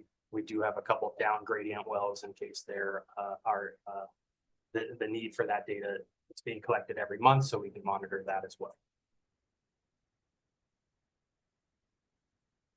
Slide 11 is a recent aerial imagery for, when we flew the site in September. This just kind of gives you the kind of the scope of the facility. The Acosa, I believe, is approximately 800 feet in height above Grassy Valley right now. Seep 1 is located kind of in the central lower portion of this imagery. Yeah, and yeah, that's what I want to talk about this slide. Rolling to slide 12, very similar imagery. It just showed it a little bit better in the center.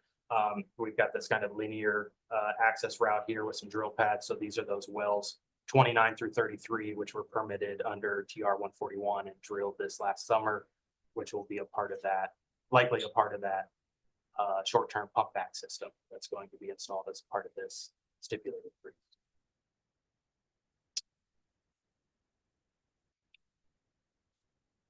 We've got a very brief chronology here regarding the stipulated agreement. RTB letter went out mid-July of this year. Since then, we've been working back and forth with the operator to reach this stipulated enforcement agreement, which was signed just this last Friday. And then today we've got our board action item to review and accept the stipulated agreement. I was going to let Jeff jump into the high level unless there's questions right now regarding the site. I mean, it seems like such a simple question. What did I miss? There's this whole history of all the background facts and backs and forths and TRs and all of these things going on. There's the May 24th, they're submitting TR 144 for these construction improvements, but then they still receive a reason to, I don't understand, what's the reason to believe letter violation in relation to? Yeah, so. What happened? Okay, just start frame. So this is years and years of Yeah, I going can see on. that. The initial stage is a lot of monitoring, trying to define the scope of this, the cause of it. We have approached them and asked them multiple times to submit a short and long-term plan. That seemed to, the long-term plan seemed to stall. It was years of studying that needed to be done. And then most recently, what came to light was this OSA BH17 well, the one that was kind of on the northwest. So 2017 to 2021, 2021, there was clean water extracted out of or sampled out of well 25. Starting in 2021, exceedances started to begin. So this is that well that is about 1,000 feet from the Ecosa and from the seats. So kind of 1,000 feet east of it. We're talking GBMW 25. 25. Okay. Yep. This So is the precipitation events. yeah, so in the late fall, a lot of monsoonal events, the Ecosa itself causing the seep kind of indicated that it was potentially at field capacity and it couldn't have vertical infiltration of that water down into the diatreme, and it was leading to the north into the toe of the facility, expressing, which is the issue. And then the monitoring well, we had them install 25, started to report exceedances. So from 2021 to 2024, we expanded monitoring programs, but in the fall of 2023, we were provided a sampling point on OSA BH17. This was surprising because this wasn't as a known monitoring point within this whole regime.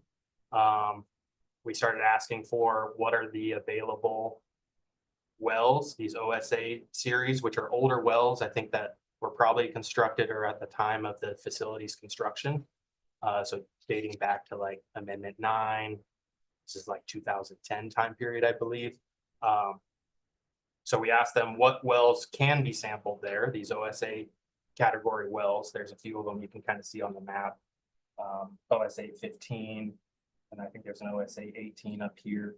But in April of this last year, we were provided monitoring data that dated back to 2021, showing OSA 17B had exceedances. Rather than increased concentrations is the term we've used, because paragraph 11 in the agreement makes it clear that these wells are not part of the monitoring plan. Yeah.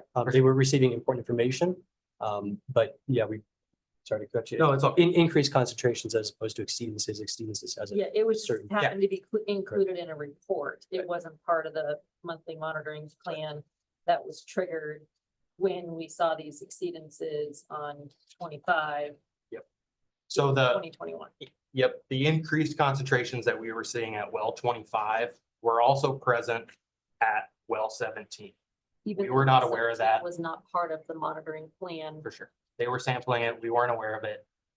It kind of defines the scope that this entire facility, all 6,000 feet of the toe of the Ecosa into Grassy Valley, had issues. Okay. So that kind of changed the direction the division was taking with managing and monitoring and requesting how the seeps are getting managed. That whole approach kind of changed because we were not aware that the entire toe, or potentially the entire toe, had groundwater contamination issues. We were focused on seep 1, GVMW 25. So that happened in April of this year, which internally led to enforcement discussions, draft RTB letters, and then that went out in July.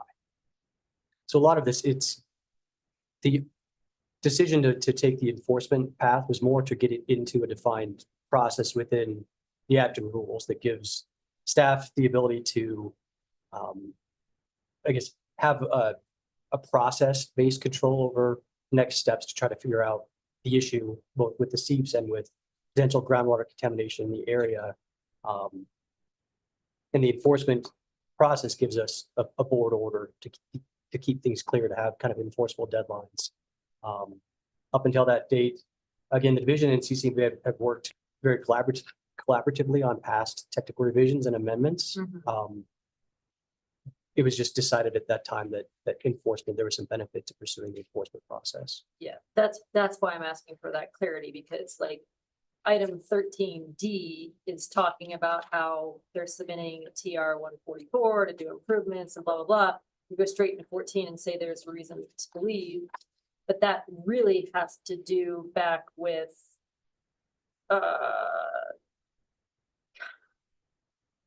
kind of sort of 10, 11. Yeah, it was the receipt of new information. You that think kind you of got some data further that made outlined. it seem bigger than the thing that you were monitoring, and so then you wanted to formalize how to monitor an area and make the scope bigger. And That's what the reason to believe is Correct. associated with. Yeah, it's to pull it into a manageable process that has some regulatory sideboards on it, gives us something to review. As we work through some of the high points of the agreement, even some of the work and concepts under both the short-term and the long-term plan, CCNB has already started working on some of those aspects. We're still including them as part of the corrective actions, just to give somebody an easy reference point. That's some of the motivation here as well, is we'll have something to point to that has a fuller framework of the issue that's trying to be addressed, the process whereby we're trying to address that issue, and then particularly for the long-term corrective action plan, for 10 or 20 years down the road, somebody who is the specialist on this site can refer back to documents to see how did we get to this point? What were the conversations? And so that's ultimately what resulted in the 4 months worth of discussions and stipulated agreement that provides that framework.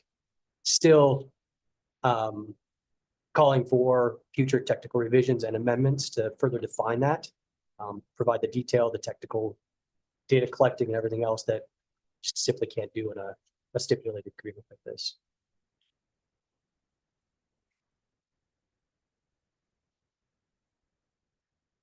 Any other questions before I kind of jump into just high level discussions of the agreement itself?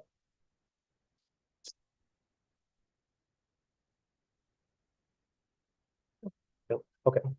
Then I'm going to start on paragraph 16, page 4 of the agreement.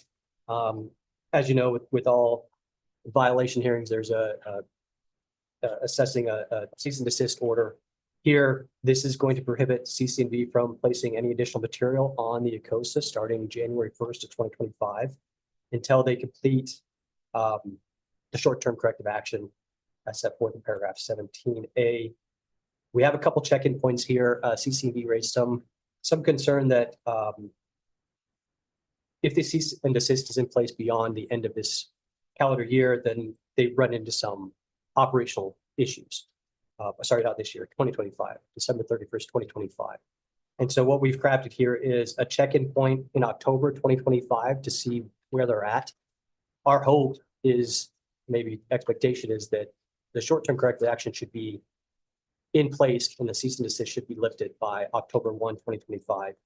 If it's not, and if the reason it's not is because of something out of CCNV's control, delay in construction, other supply chain issues, things that we just can't anticipate at this point in time. As long as that's explained and it's shown that that's good faith evidence of the delay, this outlines a lifting of the cease and desist by December 31st, 2025. Paragraph 17 outlines quite a few things. This is really kind of the bulk or the meat of the agreement. The approach here was to try to attack this problem or issue in 2 steps, a short-term solution and a long-term, more permanent solution. Here, the short-term corrective action, it outlines a pump back system where they'll capture the water and dispose of it at the existing VLF. Initially, they'll be doing that by truck. They'll truck it up there and dispose of it. Eventually, they'll be building a pipeline to pump that water up to the VLF. One of the things that we included is this, on page 5, the very detailed kind of review timeline. Again, on or before February 28th, 2025, they'll submit this TR related to the pump back corrective action. And it sets out the review time period. This does allow for a second adequacy review process if needed. Again, the hope is that because of the early check-ins, the kind of established dates of collaboration, that first PR application will be sufficient, that there will be minimal or no adequacy questions, and we can move forward with a division decision thereafter. The other thing I want to highlight is second category from the bottom. This does clarify that the cease and desist order will be terminated upon CCV's completion and certification to the division. The pump back system is operational. Obviously, the division will go out there and verify, double check. But that's the contemplated termination date for the cease and desist order. That would allow them to, again, start placing material back on the ECOSA because the pump back system will be operational and addressing that seat issue. Paragraph B of that 17, sorry, contemplates adding up to 2 additional monitoring wells through a technical revision after they've gathered information. This is something the division would like established, is again just gathering more information between that monitoring well 25 and 26. That's really the area of concern for the division. So they'll work collaboratively to review the data and then establish the best location for those additional monitoring well or wells. Oh, yeah, and Elliot can highlight that and kind of the location, at least initially, where the division is looking for. So here's well 25 with the pointer, and then well 26 are the point of compliance wells. So it's essentially identifying the data on the south side of the Grassy Valley Thalweg between these 2 wells. There's just a gap in the data, so that's the intent of 17. So those are the 2 things that, well, I guess A addresses the short-term solution. The long-term solution contemplated under C is, I guess the simplest way to describe it, it's really a plan to submit a plan. So we're by June 1st, 2025, the CCB is to submit a technical revision outlining or providing a framework for that plan to investigate and develop a permanent long-term strategy to address the Grassy Valley area and the seeps in the ECOSA. Again, it's got, division is looking for a passive design. CCB will research and investigate alternative designs to then eventually select what they believe will be the permanent long-term solution for this issue. The date that we have there is June 30th, 2030 is when they would submit an amendment to fully detail this plan. Obviously, the amendment process is a full review. This will be a complicated review process. And so that's the timeline that we have outlined there. In here, we also have another kind of built-in check-in point on June 30, 2028, to kind of check on the status of the investigation, see where they're at with their studies. If they have sufficient information to start to analyze it, review it, and start working on that amendment process. If needed, the deadline for the amendment can be continued, but again, we're hoping that having some of these built-in deadlines will keep this thing moving along on a reasonable timeline. So before I move on from those plans, those are, again, that's kind of the meat of this argument, is the short-term and long-term corrective actions. Any questions on that? Yeah. Madam Chairman. Go ahead. I mean, I get that this is imposing a big operating restraint on the mine, but yet these corrective actions are centered around a time frame of not getting results, but just steps in the process, correct? Mostly correct. I think that the short-term corrective action is the result-oriented aspect of that is gathering information to help figure out where the additional monitoring wells will be placed. Long-term corrective action, yes, that is really a plan to just gather information and come up with the best long-term passive solution for the ICOSA issue. So yeah, it is framing out the steps that they will take to gather sufficient information to make final decisions. Does that So- answer your question? Yeah, well, so the increase in concentrations could very well continue because there's no, yeah, I mean, it's just, that's the concerning part to me, that I know this is a process, but yet, why would you add more to the situation before you solve what you got going on? And that, you're correct. I mean, that's part of the intent behind the short-term pump back is that they capture the water that's seeping out of the toe of the ICOSA and pump it back up into an area where it won't have those impacts. Right now, and that's something I did leave out. That's active treatment. There's going to be a bond posted with that I'll get to. That's outlined in paragraph 18. But that's to address kind of the immediate impacts or the immediate concerns is that pump back system is to capture and bring that water back on site further up so that it doesn't result in any off-site impacts. And I guess I want to clarify that these impacts are not going off-site. There are no off-site impacts at this point. So a lot of this plan is kind of, I don't want to say anticipatory, but preventative. It's proactive as opposed to just waiting until it starts to hit those points of the compliance well, and then we're scrambling to figure out how to avoid off-site impacts. This is to try to get out in front of those seep issues. And then, 17C, the long-term passive system that gets developed would then replace the short-term active system. So we're not left with a perpetual pump back system that has to eliminate the contamination because the passive system replaces it. And so they are kind of, tied together in that one does address the short-term concern while the other long-term plan is developed. Once that plan is developed, implemented, and shows that it's working, it will replace that short-term pump back concept. Okay. And it is a lot of work, and that's why it's stretched out. Amendment submitted on the long-term corrective action is, 2030 time period with the check-in in 2028. It seems like a long time, but that's 5 years from, the date they submit their pump back plan. So Do we know the last time this well had cleaner results? The well 25. Yeah.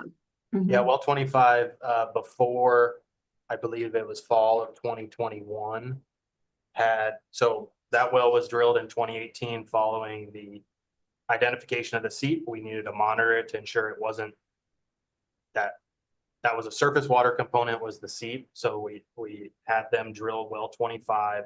I think that got drilled in the summer of 2018. And then I believe the first sampling results was Q4 of 2018. And then there was clean water generated from that well. And I think it is also discussed in the background facts, but there was clean water in that well up until a seasonal spike in fall of 2021. paragraph 8 kind of talks about some of the well 25 results and what we were dealing with.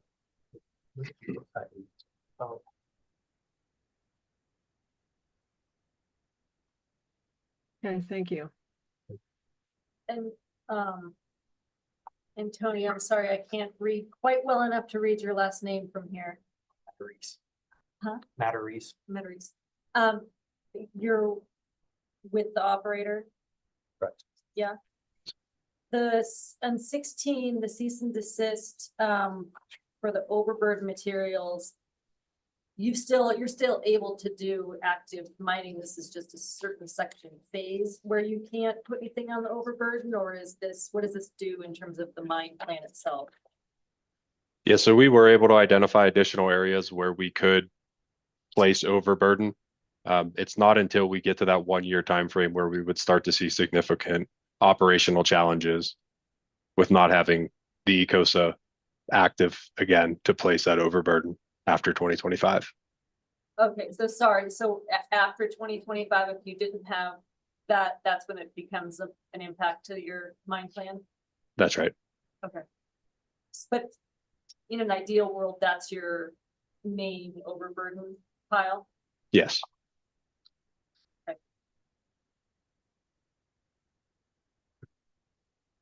Sorry, I brought up, go ahead, David, introduce yourself. Oh, thank you. Gabe Rax with Branish and Rice, representing Cripple Creek and Victor Gold Mining Company. Been a long day. Yeah, we're here to answer any questions that the board has. We appreciate the hard work of the division in arriving at a stipulated agreement to put in front of the board in order to resolve the several disagreements between the parties, but in a manner that will allow CC&V to focus on remedial action, including the short-term remedial action that we've been talking about that would capture the contaminated groundwater and put that in a lined area so that's no longer seeping out into the environment. And then after that's in place, to work on the long-term solution for the seepage from Ecosa. And so again, we thank the division for the hard work in getting here, and I'll leave it at that, and we'd be happy to answer questions as Antonio Matarisi and Stephanie Kibo are both online for CC&V. The only other, again, Jeff Fugate, the only other point I really want to touch on is paragraph 18. This outlines the bond that would be posted related to the pump back short-term corrective action. It's around $27 million bond. It's posting for a 50-year time period that can be adjusted, going forward under the regulatory statutory provisions that we currently have for surety increases or surety reduction requests. But that's going to be the bond that's posted for that. As we work through the amendment process and the long-term action or corrective action plan, as occurs with all amendments, there'll be a bond discussion at that point as well. But for this agreement, it's the bond tied to the pump back that will be posted. And that's got a For obvious clarification, so that's above and beyond their other. Yes.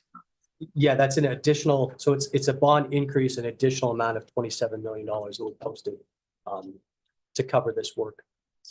No, we didn't say that, so we might want to clarify that bond is within that phase. I know that was discussed. Yeah, yeah, then we made the only addition is negotiate timeline on that is that bond will be posted within 90 days of today's date. Must have slipped through our red lines, but yeah, that's the date for that. The rest of the agreement is really just kind of the establishment of civil penalties. Here it's civil penalty amount of $47,250, all but $20,000 suspended. That unsuspended amount is due within 30 days of today's date. Again, the intent here was not to assess high civil penalties or be punitive. The focus is on remediation efforts. And those are the main points of the agreement. We're available for any questions you all might have. So I just have a question. So the short-term thing is basically calling it a pump back, but you said you're gonna use trucks or whatever first. Is there a way to, how are you just gonna do that long enough until the samples are clear? Or, I mean, how is, that's gonna continue? You're gonna start that so that something is happening to try and fix the problem. And then while you're doing all that, you said you're gonna try and come up with a passive permanent fix. Correct. So the technical revision that this will, at least related to the pump back system that is required, will frame out the pump back process itself, how long they're going to truck, what the construction of the eventual pipeline will look like. Eventually they'll stop trucking and pipe the water up to the lined facility. Those are the kind of details that need to be worked out through technical staff and a TR, that's not something that lawyers necessarily need to be involved with through this process. We'll still be involved if we need to, but that's the pump back process under that short-term technical revision.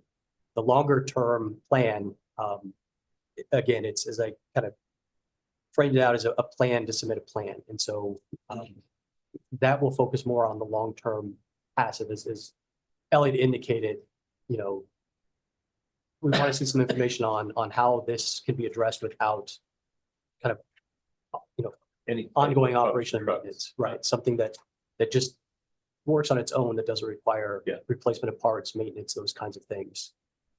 It's a little, it's a little happen. confusing. And so the trucks and pipeline are both part of the short-term solution. Even though one is really short, I'm assuming you can like start trucking tomorrow or whenever it is, like you can, that's like immediate. Then the second shortest, solution is to build a pipeline. I guess it's a surface pipeline or something, just so you're not driving trucks back and forth with water. Yeah. And then the long-term solution is really passive. It's not, it's like a drainage solution or something. Potentially. Yeah. Right. And I think in your question there or statement, that they are currently trucking collected seep water right now. So the surface expression of those seeps, they pump those seeps down, they truck it, they put it on the liner. So the pump back system would now gather groundwater as a part of that trucking system. So there might be staging, like frac tank cells or something like that to stage this water and then to pump it. Maybe the operator might be best to kind of explain, quickly, explain kind of the visual aspect of that. But getting to, I think, one of your questions, the long-term plan would have to be implemented and in place before, and then the pump back system needs to, that groundwater needs to verify that whatever those extraction wells are pulling out is no longer contaminated. Right. And therefore the short term could then be turned off. Right. So it wouldn't be in 2030 when we get the amendment that says, here's the solution we've identified.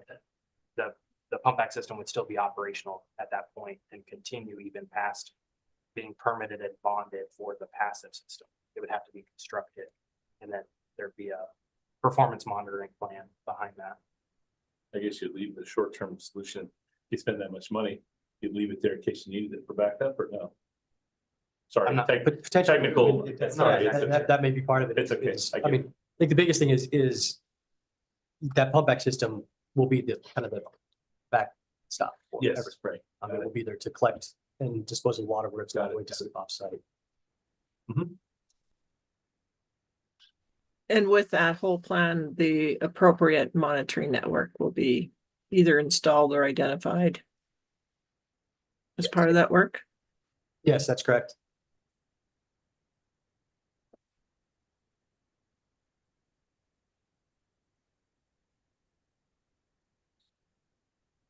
Any other questions? I it just kind of, obviously, the ask here on the table is for the board to review and accept the stipulated enforcement agreement. I'm sure that there's tons and tons of discussion that went into these pages to get this to such a succinct side of things. But from where we sit, we also need to then be aware of kind of 19.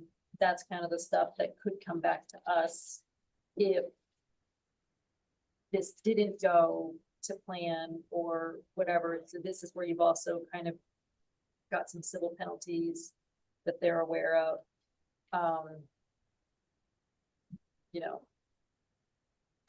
This will be written into something if it came back in front of the board, if the timeline wasn't working, right?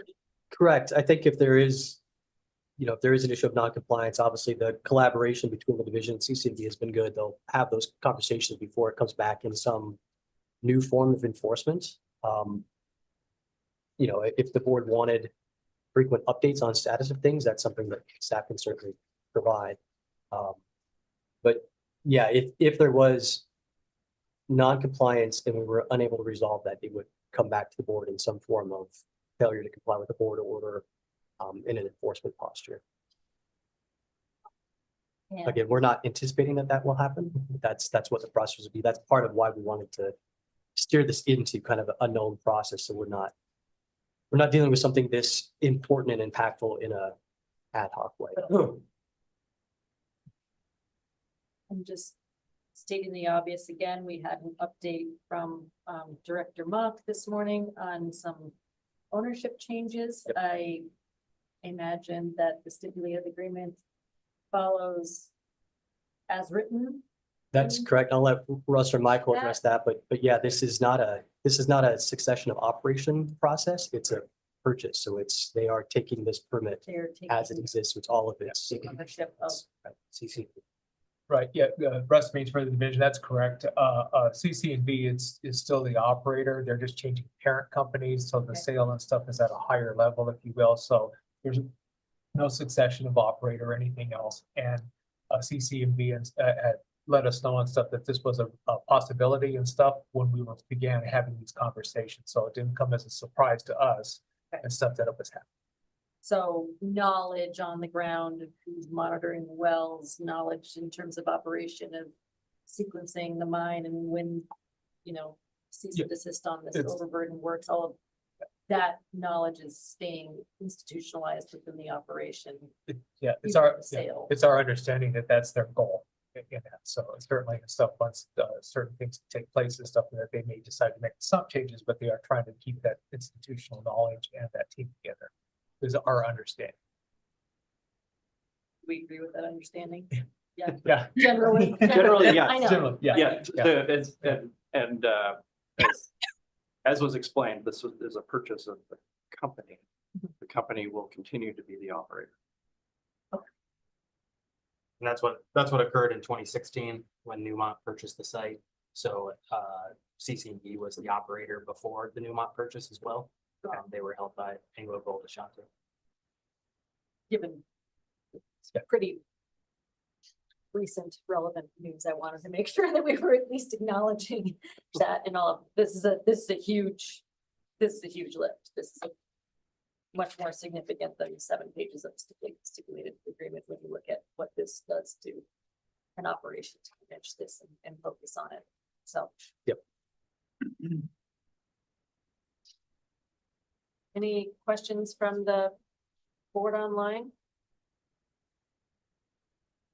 I mean, I don't think it's our rule at this point to, this has been signed. I don't think we get to alter anything in it. I think we review it and accept it or.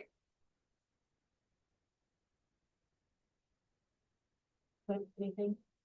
No. And you missed some of it, but got a copy of the stipulated agreement.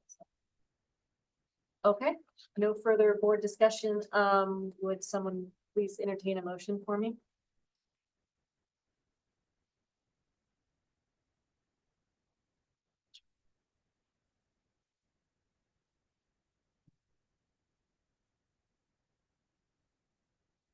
Yeah, I'll do it, I guess. What do I need to do? Oh, there you go. I move that the board accept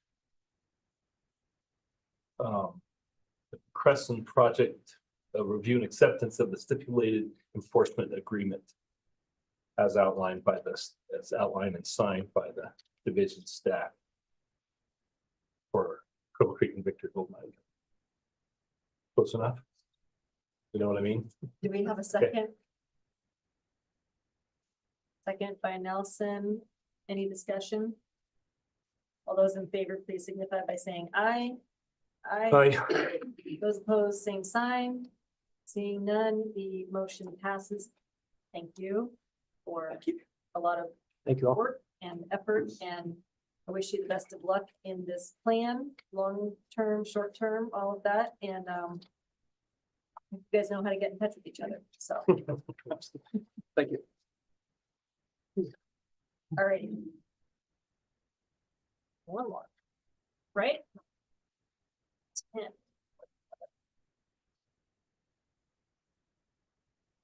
Here we are on number 10. Southwest Ready Mix M1983-175. This is sand and gravel operations, Alamosa Pit 2. Consideration of possible violations, cease and desist, corrective action, civil penalties for failure to comply with conditions of the permit to backfill the pits with inert material in accordance with the reclamation plan. Failure to dispose of the refuse in a manner which controls unsightliness. Failure to prevent the release of pollutants in the groundwater, or the disposed of within the permit area. Failure to minimize disturbances of the hydrological balance. Failure to remove and stockpile topsoil in accordance with the approved reclamation plan. Chris Girardi. 30 minutes for a presentation. And just to be clear, who else do we have in the room that may also be testifying? Can we swear everyone in? Yes, very patient. Thank you. Does everyone swear to tell the truth? Yes. Sure. Do we have anyone online for this that we need to be watching out for? No? Okay, sounds good. All right.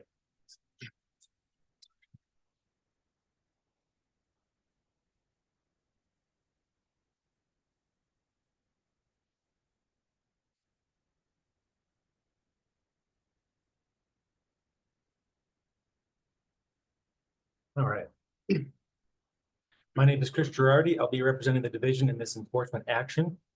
This hearing is for the Alamosa Pit number 2, permit number M 1983-175, and is permitted to and operated by Southwest Ready Mix Inc.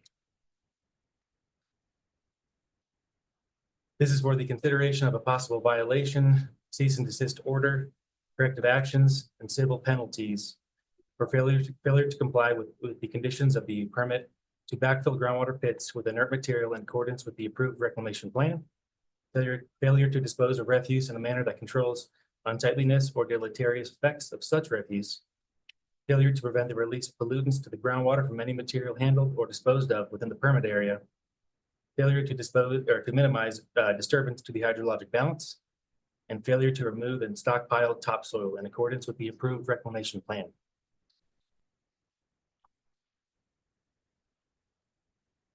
So just quick, you can kind of see to the top right-hand side with the star. That is where the Alamosa Pit number 2 permit is located. And you can see it is located approximately 4 miles to the northeast of the town of Alamosa.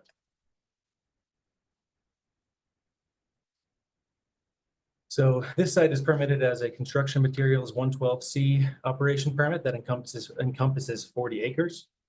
The commodity is sand and gravel. Post-mine land use is wildlife habitat.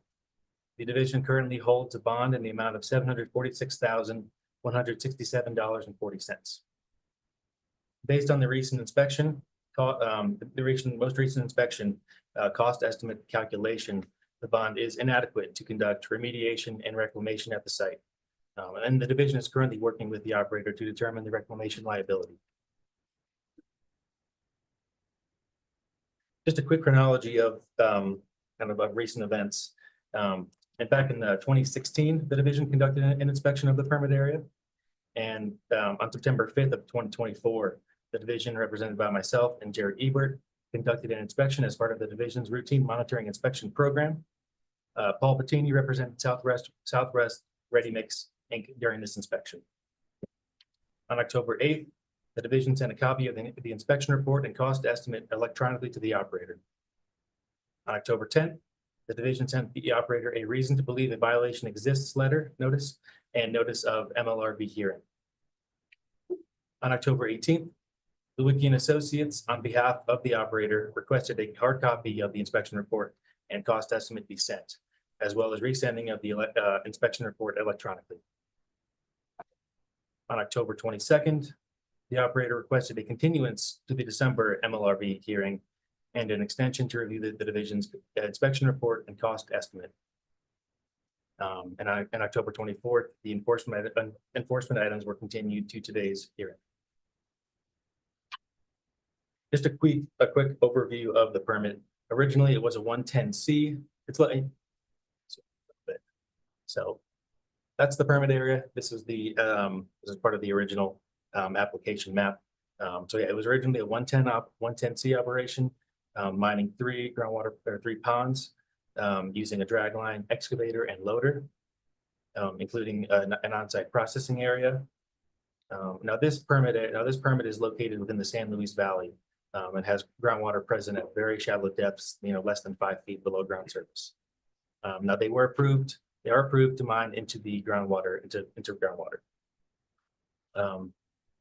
Mining was proposed to be completed by 1996, with 7 acres of exposed water to be filled to a depth of 3 feet above the groundwater level.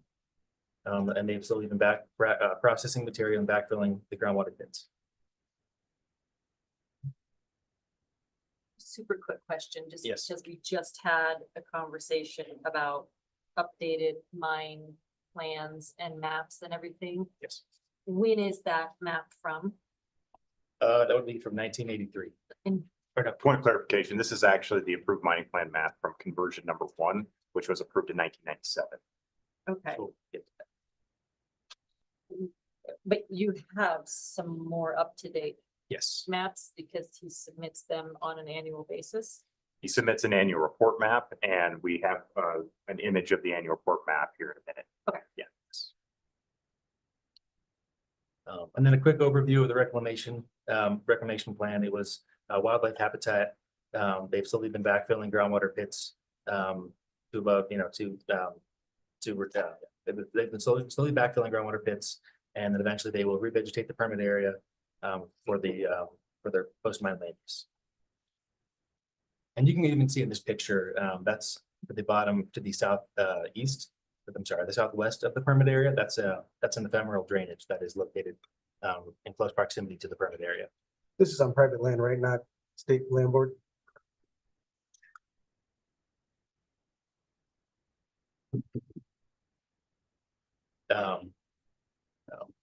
So as I mentioned, they were originally a 110C operation, but then they had a permit conversion in 1996 to be a 112 operation.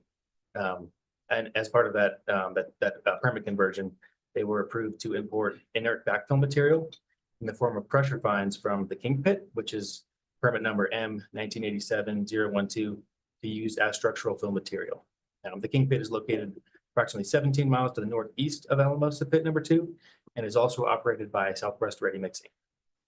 And that's just a quick little excerpt from their permit conversion application, kind of stating that, additional cubic yards of material would be imported from the King Pit to the Alamosa Pit number 2.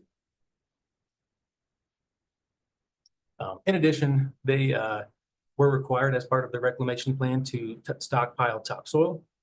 That approximately 6 to 9 inches of topsoil was to be stockpiled along the north perimeter of the permit area. You can kind of see in that little figure, it's the north of those groundwater ponds.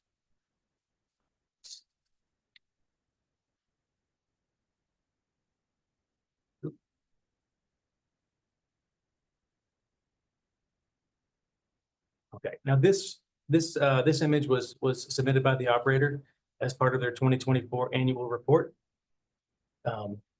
When you enter the site from the southeast, there's a gate, and the whole perimeter area is fenced. Kind of as you can see to the right-hand side, that's mostly backfilled area, some old mining equipment, and you can even kind of see there's like a thick area of vegetation, very dense area of vegetation, including some noxious weeds. Then this is the current state of the groundwater ponds. You can see there's one there, there's several. And then right here is an on-site processing area. Then over this little black dot is a large stockpile of tires. So this is just a Google Earth image of an up-to-date. This was their 2024 annual report map that was submitted. It's a Google image though? It appears to be a Google Earth Adequate? image. No, this map is not adequate. We just got this at the end of November when they submitted their annual report map, and it's a separate issue that we need to address with them Okay, too. so the map is not adequate, but this is the map that we have. Correct. Okay. And now I'll go into some photographs that were taken during the September 2024 inspection. Picture on the left-hand side, that's just some old mining equipment that we observed kind of in that as you first enter the site. in that kind of, mostly backfilled area. Picture on the right-hand side. That's the processing, that's a small picture of their processing area. They have a conveyor and they have a trailer. And, during our inspection, they were active and actively processing material. Kind of the main crux of this, hearing is that, during that September 5th, 2024 inspection, the division observed rebar, wood, plastic, debris, old tires, a metal drum, and other metal materials that appear to have been mixed with structural fill material that has been used to backfill the open groundwater pit excavations at the site. These observations are very problematic because solid waste material mixed with structural fill is not inert, as defined by Rule 1.1, Parent 22. And such activity was not contemplated or approved for this operation. In addition, the division did not observe any stockpiles of topsoil at the site. And I'll start to go into some more of the pictures. This picture here, this is kind of as you first enter the site. You can kind of see in this right over here, that's that large area of vegetation. You can see some Russian olive trees, but there's some rabbit brush, but kind of well-established vegetation, but you can clearly see rebar sticking out, protruding out of the ground. This picture on the right-hand side, it's a large amount of concrete blocks. You can clearly see there's some rebar, several pieces of rebar that are, very large and sticking out of the concrete. These two pictures were taken along the shorelines of the groundwater ponds. The picture on the left-hand side, that's just, some more concrete blocks maybe, but just, a ton of rebar. It's, scattered there, it's very hazardous. The picture on the right-hand side, this is also along the shoreline, but you can see rebar, protruding out of the water, also, pretty hazardous, and, rebar is not an inert material. This picture also taken along one of the groundwater shorelines, just kind of similar picture, more rebar, but also a tire. So you just kind of have it's kind of random materials that are kind of scattered across the site. Picture on the right-hand side. We also observed wood that's non-natural wood, likely like old lumber and kind of scattered. And non-natural wood is protrusible, not considered inert material. As well as a large number of stumps as well. Stumps. Yeah.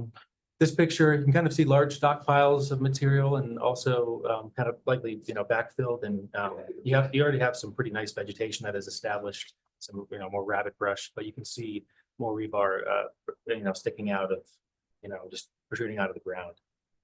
This picture, we had observed some plastic kind of in various places. This looks to be a hard hat that has been eroded and is cracked. This picture, kind of another well-established area of vegetation, but just more pieces of non-natural wood mixed in the permit area. And then this picture from afar, this is that large tire stockpile that I mentioned earlier. Another one of the more concerning observations that we had observed was a large metal drum that was observed in one of the groundwater pits. You can kind of see it poking out of the ground. It looked pretty heavily oxidized and rusted, and given proximity to groundwater, it's clearly in direct contact with groundwater. This picture on the left-hand side, another area of well-established vegetation, kind of looks like maybe some concrete blocks, maybe just some rocks, but you can clearly see some rebar sticking out. It's clearly mixed in with natural vegetation. And then this picture on the right-hand side was kind of taken from afar along one of the groundwater pit shorelines, and it just kind of random scattered debris. It looks kind of like old lumber. This kind of looks like an old metal culvert, and just all non-inert material. And then a couple more pictures. This picture close to that area of vegetation. It looks like an old decomposed tire. It's kind of warped, as well as this kind of orange like plastic matting or something. And then this picture here, we also observed like it looks to be straw wattles or maybe turf bundles, kind of intermixed with the structural fill material. So I kind of in conclusion, we observed just several areas backfilled areas that clearly show non-inert material that's protruding out of the ground. And the division feels these photos are pretty representative. And the photos that have been displayed here, as well as in the inspection report, these are pretty representative of the permit area at the time of the inspection in 2024. The next few slides will kind of discuss the reasons for the violations. Rule 3.1.5, parent 9 allows an operator to use inert structural fill generated outside of the approved permit area as backfill material if the operator provides the office notice of any proposed backfilling activity in compliance with this rule. Subpart C of this rule requires the operator to provide a signed affidavit certifying that the material is clean and inert as defined by Rule 1.1, parent 22. Inert material is defined as non-water soluble, non-producible solids together with such minor amounts and types of other materials, unless such materials are toxic or acid producing, as will not significantly alter the inert nature of such solids. The term includes but is not limited to earth, sand, gravel, rock, concrete, which has been in a hardened state for at least 60 days, masonry, asphalt paving fragments, and other inert solids.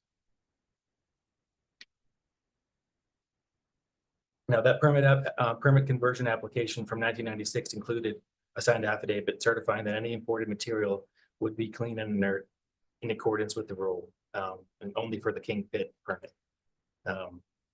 The division notes that the Alamosa Pit number 2 permit is not an approved landfill and does not have a certificate of designation from the Colorado Department of Public Health or Alamosa County for the disposal of solid waste. Therefore, the operator is in violation for failing to comply with the requirements of Rule 3.1.5, parent 9 regarding backfilling with inert structural fill. They have failed to comply with grant condition and agreement number 1 of permit M 1983-175 to comply with the Acton rules, as well as CRS 34-32.5-124 and Rule 3.1.5, parent 9 for failure to comply with the conditions of the permit to backfill pits with inert material in accordance with the approved reclamation plan.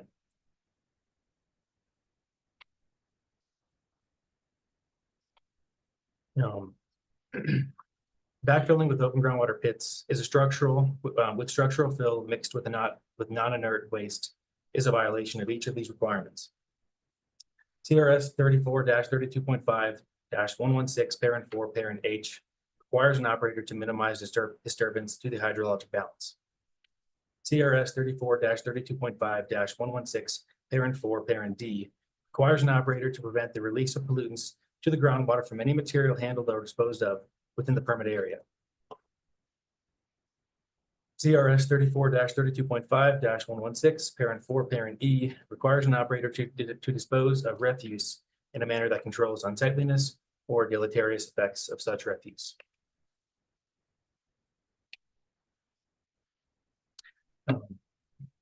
In addition, the approved mining plan stated that approximately 6 to 9 inches of topsoil was to be stockpiled along the north perimeter of the permit area. Furthermore, the operator committed to spreading 6 to 9 inches of topsoil for reclamation. During the September inspection, topsoil stockpiles were not observed along the perimeter or at any other location at the permit area.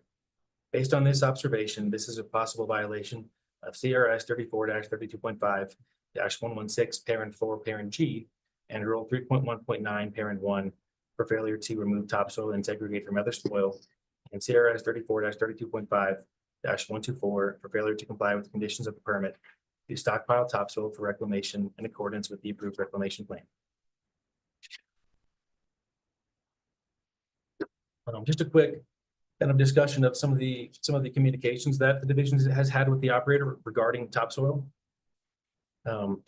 After an inspection that was conducted in 2000, that inspection report had identified that topsoil was no longer stockpiled on the site and with over 10 acres left to be backfilled and revegetated, and that the operator would need to import more topsoil.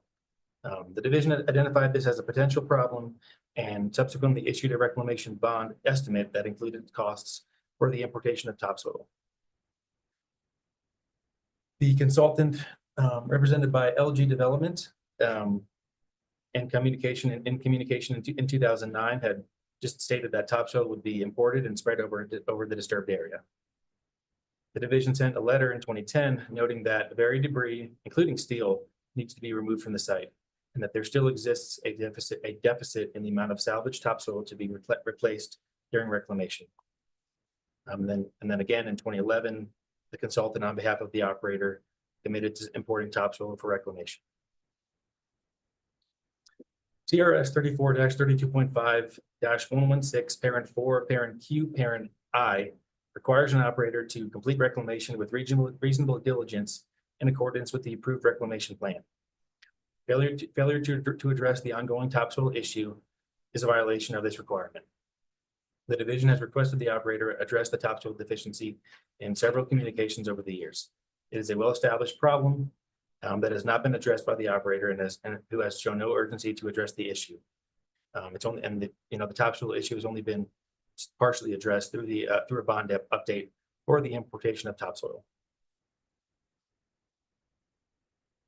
Therefore, the staff recommends the board find the operator in violation of the following statutes. CRS 32.5-124 and Rule 3.1.5, Parent 9 for failure to comply with the conditions of the permit to backfill pits with inert material in accordance with the approved reclamation plan. CRS 34-32.5-116, Parent 4, Parent D for failure to dispose of refuse in a manner that controls unsightliness or deleterious effects of such refuse. CRS 34-32.5-116, Parent 4, Parent D for failure to prevent the release of pollutants to the groundwater from any material handled or disposed of within the permit area. CRS 34-32.5-116, Parent 4, Parent H for failure to minimize disturbance to the hydrologic balance. And CRS 34-32.5-116, Parent 4, Parent G and Rule 3.1.5, Parent 9 for failure to remove and stockpile topsoil in accordance with the approved reclamation plan. Staff recommends issuing a cease and desist order pursuant to CRS 34-32.5-124, Parent 2, prohibiting any further activities within the affected land, except those approved by the division in writing as necessary to comply with the conditions of a board order, including remediation of the permit area or to protect human health and safety until corrective actions have been addressed to the satisfaction of the division. Staff recommends submittal, approval, and completion of a remediation plan before a cease and desist order would be lifted. Within 60 days of the effective date of the board's order, the operator shall submit an amendment to the permit to include a remediation plan that includes a plan for the removal and disposal of non-inert material that has been backfilled within the affected area. The operator shall be required to dispose of the non-inert material at an appropriate solid and/or hazardous waste disposal facility. A plan for documenting and reporting the progress and completion of the removal and disposal of the non-inert material, as well as a groundwater monitoring plan sufficient to characterize and evaluate the groundwater flow across the site and any potential impacts to the groundwater quality of the affected land and surrounding area. Finally, a revision to the reclamation plan to address the importation of topsoil for reclamation. This amendment would need to be approved within statutory timeframes, and the operator shall implement the remediation plan and groundwater monitoring plan without delay once these plans have been approved. Staff recommends the board assess civil penalties pursuant to CRS 34-32.5-124, Parent 7, which states that any person who violates any provision of any permit issued under this article shall be subject to a civil penalty not less than $100 per day, no more than $1,000 per day for which each day during which the violation has occurred. Staff believes this site has been in violation for 62 days, beginning on October 10th, 2024, when the reason to believe a violation exists letter was issued to today, December 11th, at the board hearing. Staff recommends a total civil penalty of $62,000, but with all but $1,000 suspended if the corrective actions cited above are completed to the satisfaction of the division within the required deadlines. Questions? Any questions online? Not seeing anybody. No, nothing from the operator in the last 10 years? Yeah, I'm gonna kind of go down that line of things. A second. Maybe just a point of clarification, what do you mean by nothing from the So operator? my question is, when was the last inspection of this site? 2016. 2016. Okay, what's a normal cadence for a 112C of this scale? Every 4 years. Every 4 years. So we didn't inspect in 20? We did not. Why not? COVID.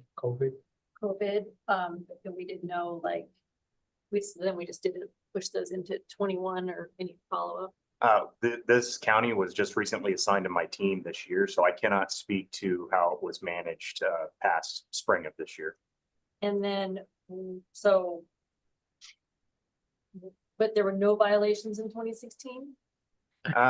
There, No, there were problems that were cited, but no violations. So somehow all of this happened between 2016 and now, even though we have this topsoil follow-up that happened, which I'm assuming that conversation was between the 110 conversion and the 112 conversion? No, that was between that was after the 112, it was converted to a 112. It was already a 112. So it was basically the 2000 to 2011 was when those topsoil conversations were had with the operator. So we have some pretty significant topsoil follow-up items that need to happen, Yes. but we still put them on an every 4-year schedule. Don't really see any, so there's this topsoil issue, but you didn't, no one flagged it in 2016? well, the way it has been handled over the years is the operator just kept committing to importing topsoil, and we did bond them for bringing it in. It just never happened. And when we got the site and we found the issue, that's when we decided to push it. There's been a number of inspections. I mean, this is a 1983 permit, so it's been inspected a number of times over the years. Between, I want to say 2000, after the conversion was issued in 2007, there was a lot of problems cited surrounding, the debris that had been accumulating at the site. There was an inspection in 2007 where the DRMS inspector found over 100 55-gallon barrels at the site, in addition to a bunch of other debris. Also citing the topsoil issue, and the kind of corrective actions at the time was to have them just increase their bond to cover that liability at least. So in my mind, that was just one step of the process. I can't speak to why the specialists at that time did not pursue any additional enforcement action, or at least have the operator work through some type of revision to formalize their plan for the importation of that material through some type of revision. That's definitely standard practice now. That makes sense. So again, we just went through a process with a really large, sophisticated operator where there were some problems and the division wanted to formalize a pathway to fix them. Talking about an operator here who, you're seeing these drums, you're seeing these things, you're seeing all this stuff happening. I don't think that this happened like last year. What is the pathway, and how does an operator have any sort of awareness?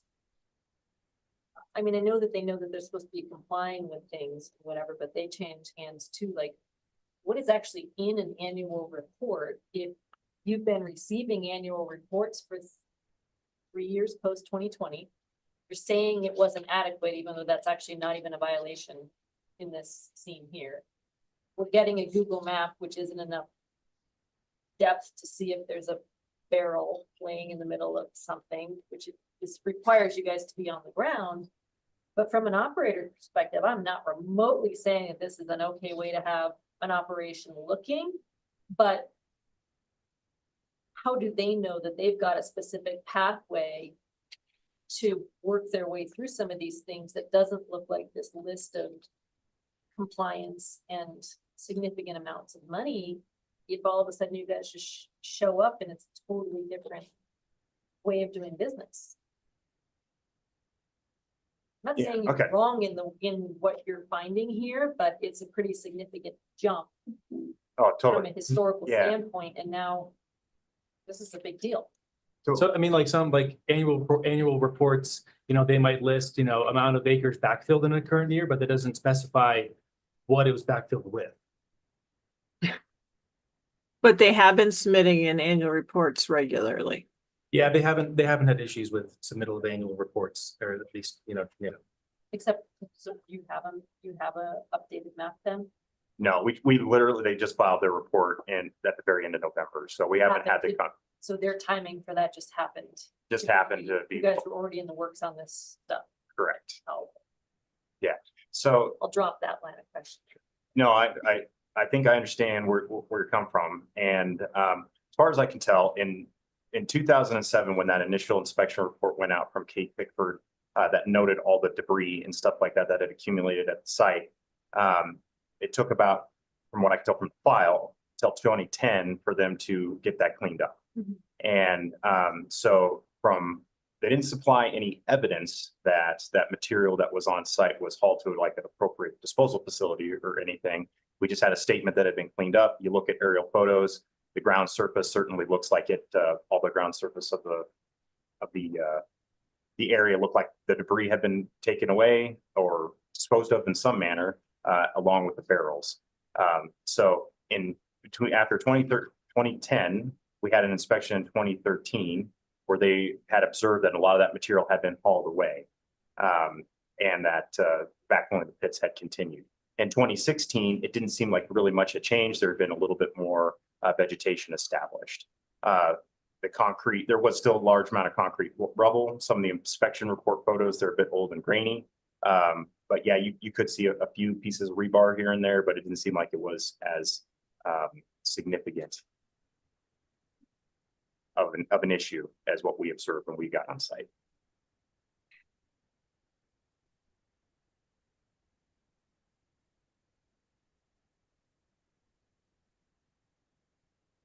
The operator's not with us? The operator is, Oh. she's been sitting here all day patiently. Patient, okay. I would love to hear from the operator if that's okay with the division.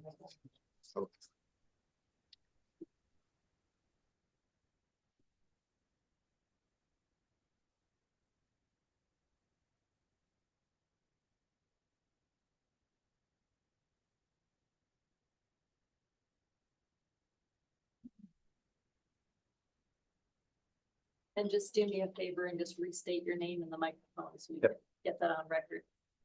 Ben Miller with Lewicki and Associates. Paul Bocini with Southway Construction. Just a little bit of background with our interaction with Southway. We've been doing some permitting for Southway for maybe 5 years now, and we've been marching through their permits in the state, trying to clean up old permits. So many of the permits are quite old, like 1980s. There's a bunch of pits that are really truly inactive and should be carried through the final cessation and reclamation. Paul's working on those. Some new pits have already received amendments. Some pits have received TRs at this point. This is one of them on the list, but now it's to the front of the list. I'm sorry, just for you're saying Southway, but is that in this sense Southwest Ready Mix? Yes, Southway, yeah. Southway Construction is a parent company of Southwest Ready. Is a parent company. Okay, I just wanted to make sure. And many of the pits are under the Southway and Southway Construction or Rock Products, all under the Southway parent company. Okay. First, I do want to talk about some of the communication issues. One of the bigger issues is that the report and the bond was emailed to an email address that was never received within the office at Southway. And so that's why I asked for an extension, is I didn't actually even know about this problem until it was too late for me to actually help them with it. So it'd be great if there was a way that the DRMS, if they were going to use electronic notification, had some way to know that that was a good address to be sending relatively important documents through.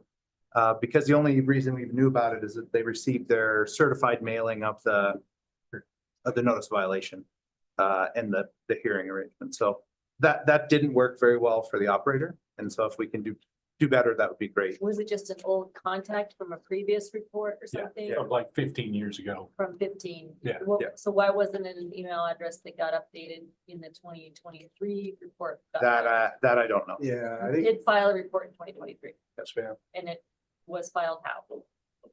It was filed online. We did it through the online And system. there was like we always- contact information that was correct in 2023? Yes, ma'am. Okay. So somehow that carried over. I don't know how. Theoretically, to the best of your knowledge, in your report from 2023, there was proper. I didn't do the annual. And report for accurate. this. I did, There yes, was ma'am. your- And it came from my email. I do it all. So. Yep. And I You learned, know how to do, I learned something. you were gonna Yes, get ma'am. a We'll change consulting that map. job for a previous Yeah. gentleman. No, yeah, we didn't need any tech support for the filing. So one of the bigger pieces when I looked at the site was trying to figure out what exactly had gone on, right? And so I first looked on Laserfiche, and there are some examples where we've gone and researched Laserfiche and have found an incomplete record set or the inability for an external viewing of the record set. And then often like Eric or Eric's predecessor would gather the full document set and then provide us a copy of it. It used to be through CD, but now there's a protocol that the state does. That's great. The shocking thing was that the view from Laserfiche that I could see through the public portal was no different than what the full record set was. And it appeared that they had that there's a 110 that was in place for a relatively short while. The operator had gone outside of that permit boundary, still within their parcel, still within the fences. That triggered the conversion to a 112. And then in that 112, I want to note there was an error or a typo in one of the statements. The post-mine reclamation use was recreation and a wetland bank, which clearly will have to be cured through an amendment. There's no water rights. There's insufficient water rights to deal with that problem. Where did we have it down? Oh, what, we have it as. Wildlife. Wildlife habitat. It's recreation and then handwritten in wetland bank on the form. So obviously that needs to be corrected. Probably During the conversion. that was during the 112 conversion. Okay. So that obviously would need to be cured through the amendment process that's in the recommendations. Everything else was fairly accurate. And then I kind of broke this out into a couple of periods where the inspections were occurring. So between 97 and 2000, Steve Shuey went out in 97 and noted that water tables below, that they had started below water table excavations. And they had approved backfill material from the peat mine, which is east of there. Correct. East of there, for reclamation. Steve also found that there was a fuel tank issue, that it lacked sufficient secondary containment, and that the topsoil stockpiles were absent. And so from that point in that inspection, in that 2000 inspection, it was noted that the topsoil was absent. It appeared in Steve Shuey's report that his opinion was that it had had a knapweed infestation, and that rather than curing the infestation, it had gotten shoved in the hole, is what his opinion was in the report. And then from then on, it was bonded for imported topsoil. That continuation of the commentary around topsoil includes an identification that the King Pit was the source of topsoil, but nowhere in the reports from the inspections did it say must file a report or must haul topsoil and stockpile it on site. It was just bonded as part of the bond, as if the topsoil stockpile was at a further distance from it. And so I find it hard to believe that that's a violation if it's been dealt with since 2000 under a bond. But what I do think the operator failed to do was properly file a technical revision that would better address that. And then obviously, I think the technical revision needs expansion out to an amendment primarily to deal with the change of final land use, which is a trigger under the rules to require amendment rather than technical revision. The other thing that wasn't brought up, and in fact, we found to be perhaps a bigger issue, is that regularly in those inspections, it was noted you need to get a gravel oil permit from DWR, and then you need an augmentation plan. And those things never occurred until last week when I filed the gravel oil permit. Now, there were letters from the Water Conservancy in the San Luis Valley stating that water was available under a 1984 approved augmentation plan for that conservancy. However, nothing was acted upon until really last week when Paul got put in place the start of the contract with the Water Conservancy, and we filed a gravel oil permit. Is this operation active currently? Yes and no, it's a part-time, it only runs 3-4 months out of the year. Okay. So we don't physically mine anything there. Uh-huh. We just bring material in, wash it, make sand, and it leaves. So we physically don't mine there at all. So And have that since I've been- picture, because I was wondering about that, like that photo of like the conveyor, That's the wash plant. that's the wash plant, that's kind of what happens there. Or, Yes, because I was looking at this, I'm like, this doesn't, not to say it doesn't look active, but it doesn't look. Unfortunately, the San Luis Valley is not a very economically active area. There's not a lot of concrete pours in Alamosa. I pour 10,000 yards a year. I can make all my sand in 3 months and that's it. We need to do some land swaps from Yeah. the South Platte area over here to the. And principally, the feed material to supply the wash plant comes from the undersized reject of the crushing operation at the King Pit, which principally is used for asphalt production. But they take the, what is it? Naturals, crusher fines, and then create sand because the sand within the basin is too reactive to make good concrete. And so the King Pit sand is a better quality that doesn't have the reactive properties that you want to avoid. And so most 40-acre operation right now. No, it's essentially the ponds are being slowly backfilled with wash fines. Most of the fill is wash fines. So wherever it was stable enough, when I went out and visited in November, we actually potholed a grid of potholes out there to check what had happened versus the aerial imagery. Most of what I hit was wash fines until the hole collapsed at the water table, which was, 6 feet down or something like that. Except for a relatively small area that was the concrete that shows up in the pictures.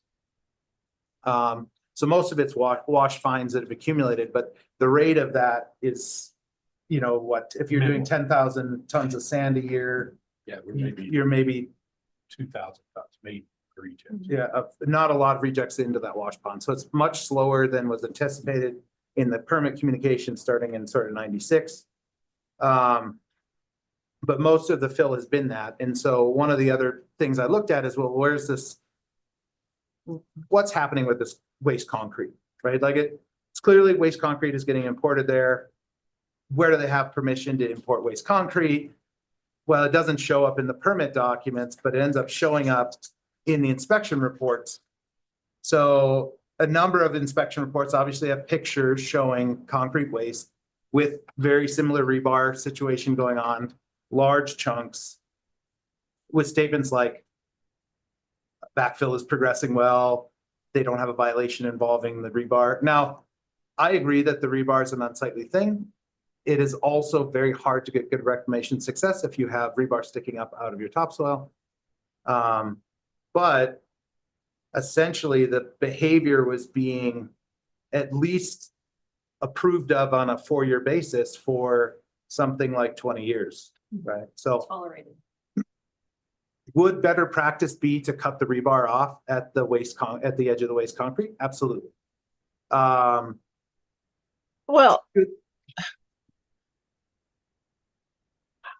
go ahead. Yes, please. Jill? yeah, Please. sorry. So you've been hauling in concrete, not sizing it down or taking out the rebar to use it for backfill, and that's whatever happened in the past. That's the practice that you're saying is historic to the site. I would say that it's an ongoing practice that was allowed up until the most recent inspection. I don't know if it was allowed. Right, I think what they're saying is that they weren't intentionally trying to be in violation of, but there was no clear sort of, no one said, hey, look, what the heck is this? You've got to get this out right No, now. I mean, can I read a quote from Bob Oswald in his inspection report? What is the date of this? This is, Sorry? Who's Bob Oswald? DRMS Environmental. Was that TMS, yes. This is a 2010. The permit includes approval for importing material generated from off-site sources, some of which is pit run from other permitted gravel pits to be processed at the site, and some of which is benign backfill material such as waste concrete. The excavated pond of the east end of the permit has been partially backfilled from such waste concrete. This continues to be an approved practice, but the operator must ensure that sufficient depth of growth medium covers the concrete so that vegetation can successfully be established during reclamation. The fine material from aggregate crushing is slurried to another excavated pond from the wash plant, and that practice is also acting to fill a pond and reduce the water surface. Along with that photo, there's a picture of large blocks of, or with that report, large blocks of waste concrete being backfilled into the pit with rebar. There's another inspection, 2013, Amy Eldell. Same sort of picture looking south towards the processing plant. You can see the same concrete blocks. So the progression of like the filling front that's in the wash pond, and then the filling front where they're backfilling with concrete is moving very slowly. So in the last 7-ish years, 7 years of records of import. So he has all the truck tickets of import. We can tell you every site that it came from. It's only put in about 2,000 cubic yards of waste concrete. And that's, you can delineate from the aerial photos because there's enough Google images to sort of delineate where the last 7 years, which they have scale tickets for, or not scale tickets, sorry, truck tickets. But so here's Amy's quote that's overlaid on the photo in her report. Processing yard appeared active. Trucks were being loaded and departing the site during the time of this inspection. Operating indicated mined material from other permitted sites are processed here with the fines and reject material being utilized to backfill the ponds. Rubblized concrete is also imported and utilized as backfilled materials. The operator indicated the area of exposed groundwater had been reduced to 3.55 acres from approximately 14.55 acres to 11 acres by employing such methods. Now the 2013 also included notes, and this was, 2016, where Amy Yeldell did the inspection, noted that the topsoil was stored at the King Pit, which was bonded for. So again, I find it hard to have such an abrupt shift between those two. They didn't have a lot of weeds at that period because the neighbor had provided goats for weed maintenance. There is definitely a weed issue out there. Paul has a certified weed sprayer for the county scheduled to begin treatments as soon as the appropriate time to treat. They do have tamarisk, Russian olive, knapweed. It's not a great site for weeds.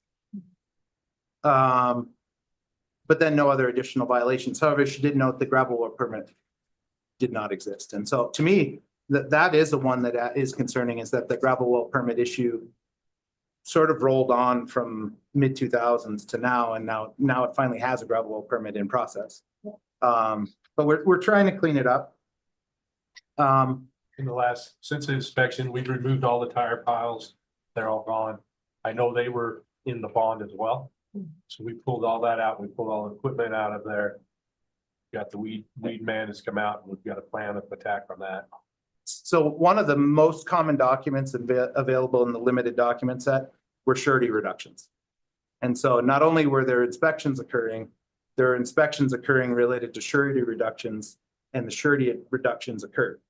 So I'm not sure, that implies that obviously they were being looked at during these periods to clean up their act. Now, they had a huge boneyard on that site.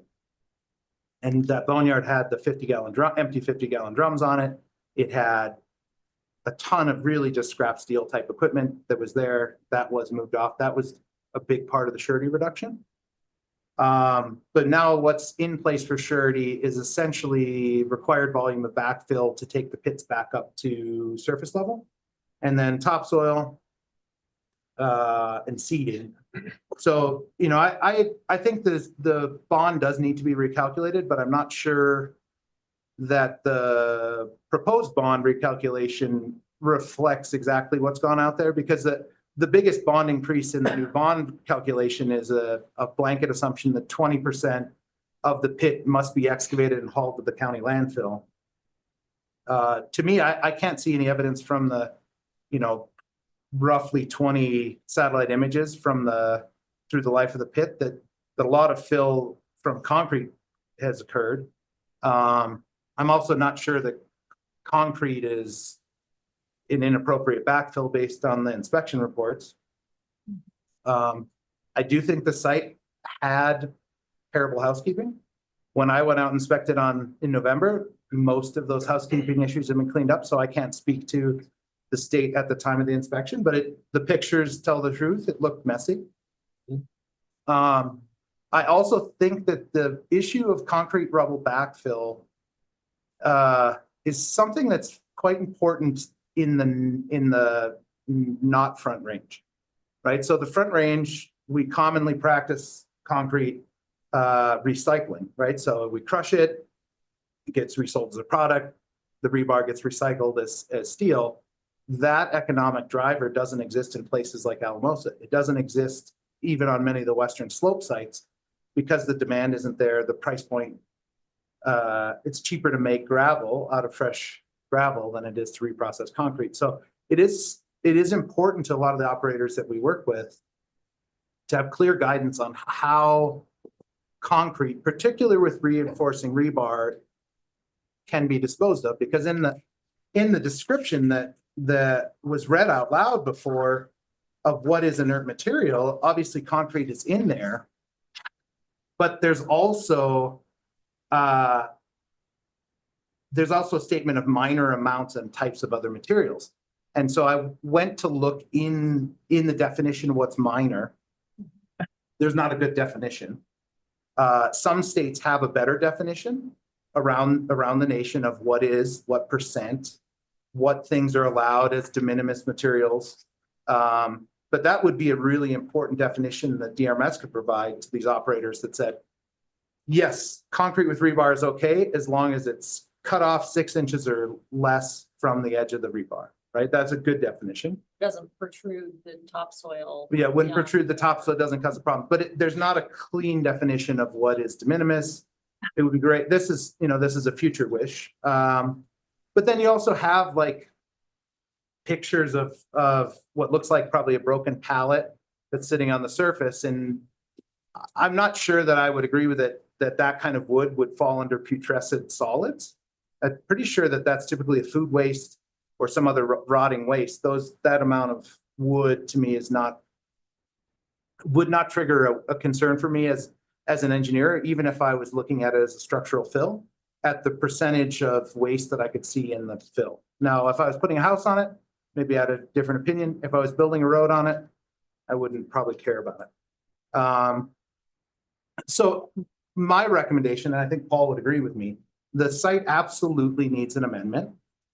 That amendment must address that there's a change of final reclamation use. That change should go to dry rangeland to match the adjacent surrounding areas. The site must have a gravel oil permit in place. It must be covered by an augmentation plan. The bond should reflect the augmentation cost of that water until backfill is complete. So if for instance, the bond was $1 million to reclaim the site for backfill, topsoiling, seeding, there should be an estimate of how long that time takes, and then 1 or 2 years of water should be in that bond based at the rates that the Water Conservancy provides. And then I think we'd be willing to try and dig up those 2,000 yards that came in with rebar, but that came in after the last inspection. I don't think that operator had guidance that rebar was as bad as it is, but 2,000 yards seems like something that we could dig up if that was willing.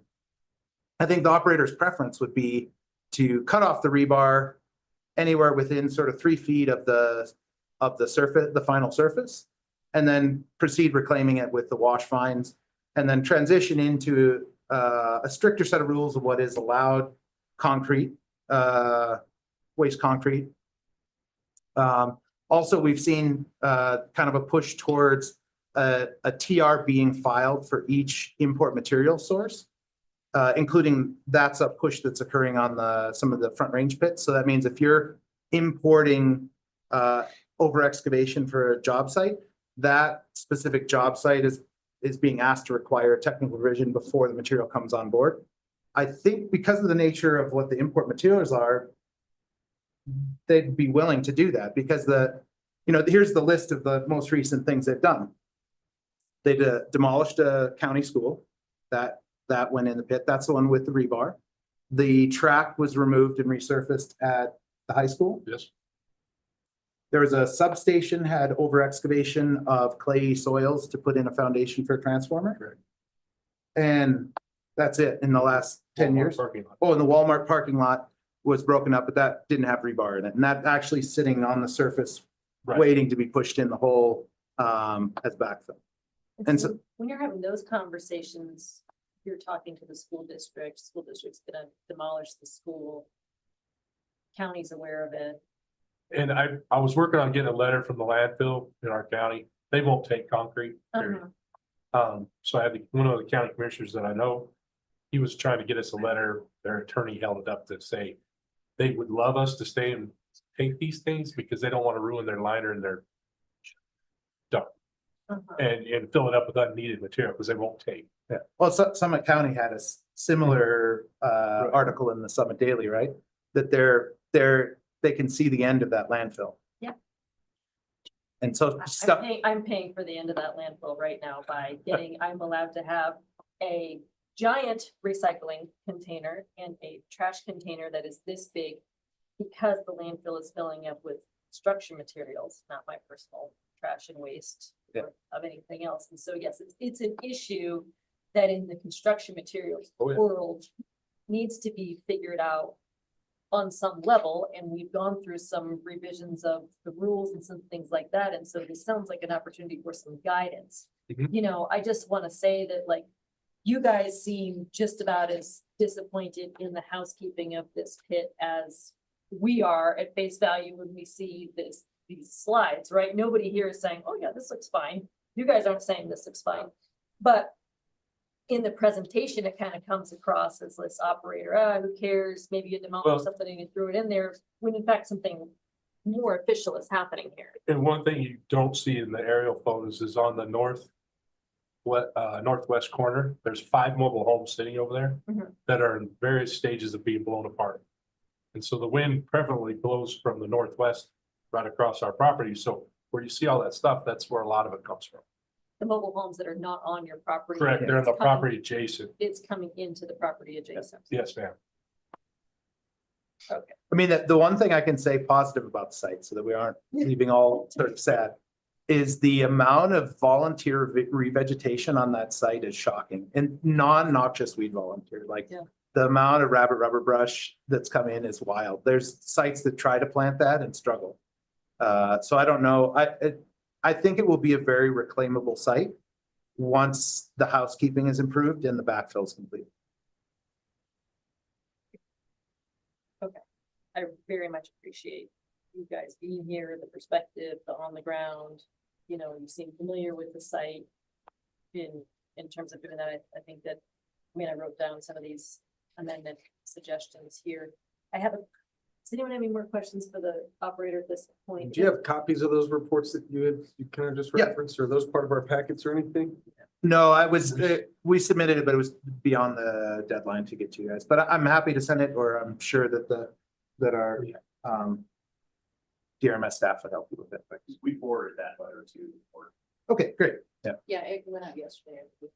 So, and we apologize. It's I tried to get out there as quick as I could, but it's a lot of stuff going on end of year, so it's hard. Yeah. And it included with that letter is a sort of an aerial imagery from 98 to the most recent. To kind of show how things are. Yeah, and see how they progressed. And to the best of your knowledge, in November, you did submit a map and a report in your annual fee. Yes, ma'am. That's all up to date. Correct. It's got a good contact info on it. Yep. They can find you. Yes, ma'am. And our plans for the amendment are not to file a Google aerial image. I'll take care of that. we've already gathered LiDAR data that's sufficient to do contour work on the site. And so we'll do volumetrics and contour work on the site as well as a more conventional looking amendment. I don't know, I think we have maybe 10 in this year with the DRMS, maybe just short of 10 that we've submitted this year for amendments or full permits. So in your other operations, you're familiar with the process? Yeah, no, it makes submitting DRMS permits and maintaining compliance at site makes up about 80% of our staff's time.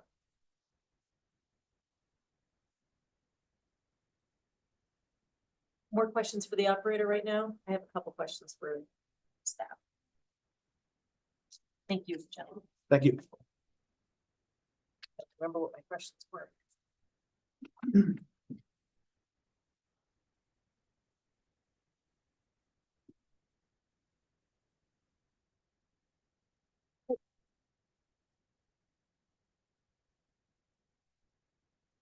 So just from a record standpoint on this post-mining land use typo, wildlife habitat isn't either one of the things they talked about. Do you guys know where you got that information? The conversion number 1 application, had it noted down. Had it listed as wildlife conservation. That's the post-mine land use. The reclamation plan map goes Then, west. so when they went from the 10 to the 12, they went to that. That's why you guys wrote that. These guys think that it was recreation and wetland, but they acknowledge that's not correct or appropriate anymore, right? So they would like to go to rangeland, dry rangeland. Okay, so that's gonna be a thing here. In your slides after the questions, like slide 32, we've got these things, which I'm guessing it just means that under this permit, there's 2 different pits and they have 2 different names, Buckland and Spear. Oh, that's a. No, we had those as slides we were gonna bring up, depending on how the conversation went. I just have a sort of CDPHE question I need to be aware of or not? Well, yeah, the CDPHE is very relevant to this. Okay. Sure, especially when it comes to rebar. Right. And if it's all right, there's a number of things I could address, but I'll. Point is that another state agency that has some significant oversight to matters such as this is also taking a good look at this. Well, we have forwarded the report to CDPHE. I've spoken with the solid waste manager over there. And since there's a DRMS permit, they're letting us take the enforcement lead. But specifically, yeah, they were very concerned about the material that was being backfilled into the open groundwater pits. Specifically regarding rebar, as that's a very central part of this whole thing. I confirmed with them that, yeah, that is not an acceptable material that they would allow to be backfilled at a pit with groundwater. And the person who most previously in this division inspected this was, Amy Yeldell. and she's still currently with the thing. So you guys talked about this, or what happens when you change into a new? I can address that a little bit if you Yeah. don't mind. One of the things and stuff is all the EPSs and stuff that they quoted and stuff there, 2 out of the 3 of those were people who trained me and were my mentors and my supervisors. And rebar was never acceptable.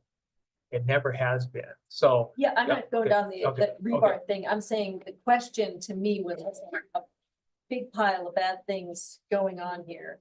That seemed like a list of stuff that didn't happen overnight. Right. And someone who is still with the division It is- was the last person, as we know, Yeah. in 2016 to inspect this. So I'm just asking. Not having reviewed the entire report and stuff, I can't really respond to that, other than the fact that knowing Amy and stuff and that her inspections are very thorough. She may have mentioned concrete. One of the things and stuff is they mention concrete, but they don't talk about the rebar part of it. That's an unfortunate oversight, I'll tell you that right now. But on the other part of that is that, rebar is just part of this. We're talking about tires, wood, barrels, plastic. That's the collective unsightliness and stuff of this whole thing. Rebar is a portion of it. And a picture's worth 1,000 words. The board has seen the pictures of rebar sticking 3 feet out of the ground. That's not acceptable no matter what.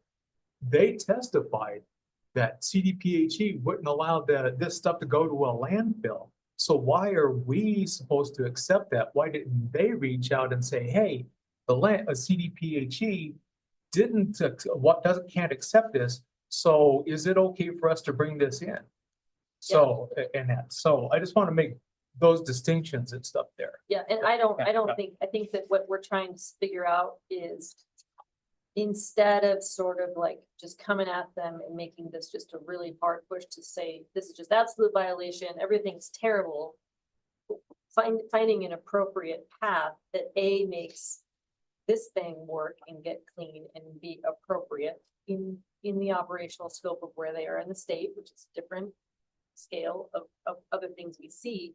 But then also so that this is not, I mean, this just happens to be what's before us right now. We want to be able to give a pathway so that everyone knows what they're talking about, because you know, you don't want a county to say, ooh, CDPG isn't gonna take this, the landfill's not, let's just go bury it in another hole. You know, like, I'm not saying it's a good way to do things, but it wasn't like under the cover of darkness either, right? Like it's not the right way to do it, but it's an above board at least attempt. Yeah, I think I'm just trying to say that no, these are not pretty pictures. Nobody likes these pictures. The operators don't like these pictures, but it's not done in a nefarious sense. It's done in a tell us how to do this, help us understand how to do this. But also you've got a big 8-year gap that makes sort of the timeline pretty tricky, you know, like I don't think these things were dumped here overnight, but it's, you know. Madam Chairman, if I may. Yep.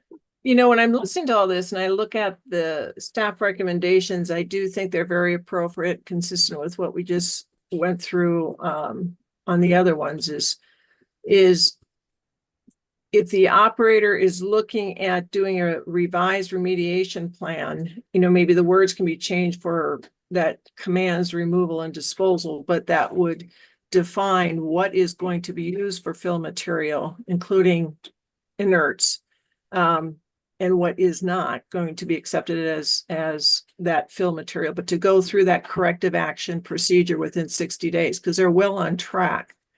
But yet we've got to stop it, because the rebar is very concerning to me, to be left in a water situation in particular, right? So I think if we go through the cease and desist, the notice of violations, the corrective action like we do, we're fine. And maybe the one thing I did think was a little stiff was the civil penalties. You know, typically we don't go at the full $1,000 per day. We could back that off perhaps a titch bit, because there seems like there is a willing operator to cooperate and just get on with this. They've got to submit a revised plan, and the staff has to look at it too. Whatever's gone on in the last 10 or 12 years, I just can't condone continuing something that isn't in the best interest of the state. Does the way the staff recommendations are written now give them the opportunity to still do the amendment? And would they have to comply with the surety increase now and then kind of like back that off if it got approved through the amendment, or how does that work? We haven't officially issued the surety increase letter yet. We gave them our cost estimate and we wanted them to review it. They asked for an extension for that review. We haven't received a response to that estimate yet. But yeah, we do need to go in some back and forth with them on the volumes for sure. You know, I do believe that estimate is conservative. I do not think that the nature of the fill material is as limited as was presented by the operator. I do think it's more extensive. I don't think it's limited to that 0.7 or 0.3 acre area. It was more widespread when we observed it backfilled at the site. So the remediation plan in my mind needs to be pretty robust throughout the backfill area to make sure that that material is removed. Yeah. Madam Chair, division, as noted, so we haven't issued any kind of surety increase notice or whatever. So that's all open to discussions and stuff. And certainly with an appropriate amendment, and that's part of that review process anyway. So, we would be okay and stuff in that with reviewing that through the amendment process. And also to, just want to note stuff on the civil penalty issue. There's some other things and stuff that were weighed into that and stuff we're asking for the max and stuff, partly and stuff from historical issues and stuff that we don't need to get into and stuff, but certainly the board can reduce that down. But we also want to note, if you look at that, it was a maximum penalty and we dropped it way down to 1,000 because we wanted to make sure that the operator and stuff in that we would rather see that money on the ground than in the general copper and that. So that was part of that. So if you want to amend that to a lower number, there's not, the staff has no issues with that, as well as discussing more in depth and stuff, that amendment calculations and stuff for the bond. Yeah. What about the fact that part of that calculation is due to the fact the operator? Is this October 10th date when they actually received it or when it was sent? That's the day that it was emailed to Ralph Martinez. He was the inspection contact. He had submitted the previous annual report, and he was the person I contacted via the phone to set up the inspection. So on October, it's October, whatever date I have on there. That's the email address that I had. That's when I had sent the cost estimate and the inspection report. I'm just asking because the operator had asked to continue this one because they were trying to digest things. So I was just seeing where that related to in terms of calculations. Yeah, and I'm not too sure on the address and stuff, that if they had the right address, we pulled it from our permit system and stuff, that they are required to give us updated information and stuff in the email. So it was sent that way, and but we did, when we found out about that, did send hard copies and stuff in that, but it was the email and stuff we used to set up the inspection and the telephone number, so that's a little confusing to us as well.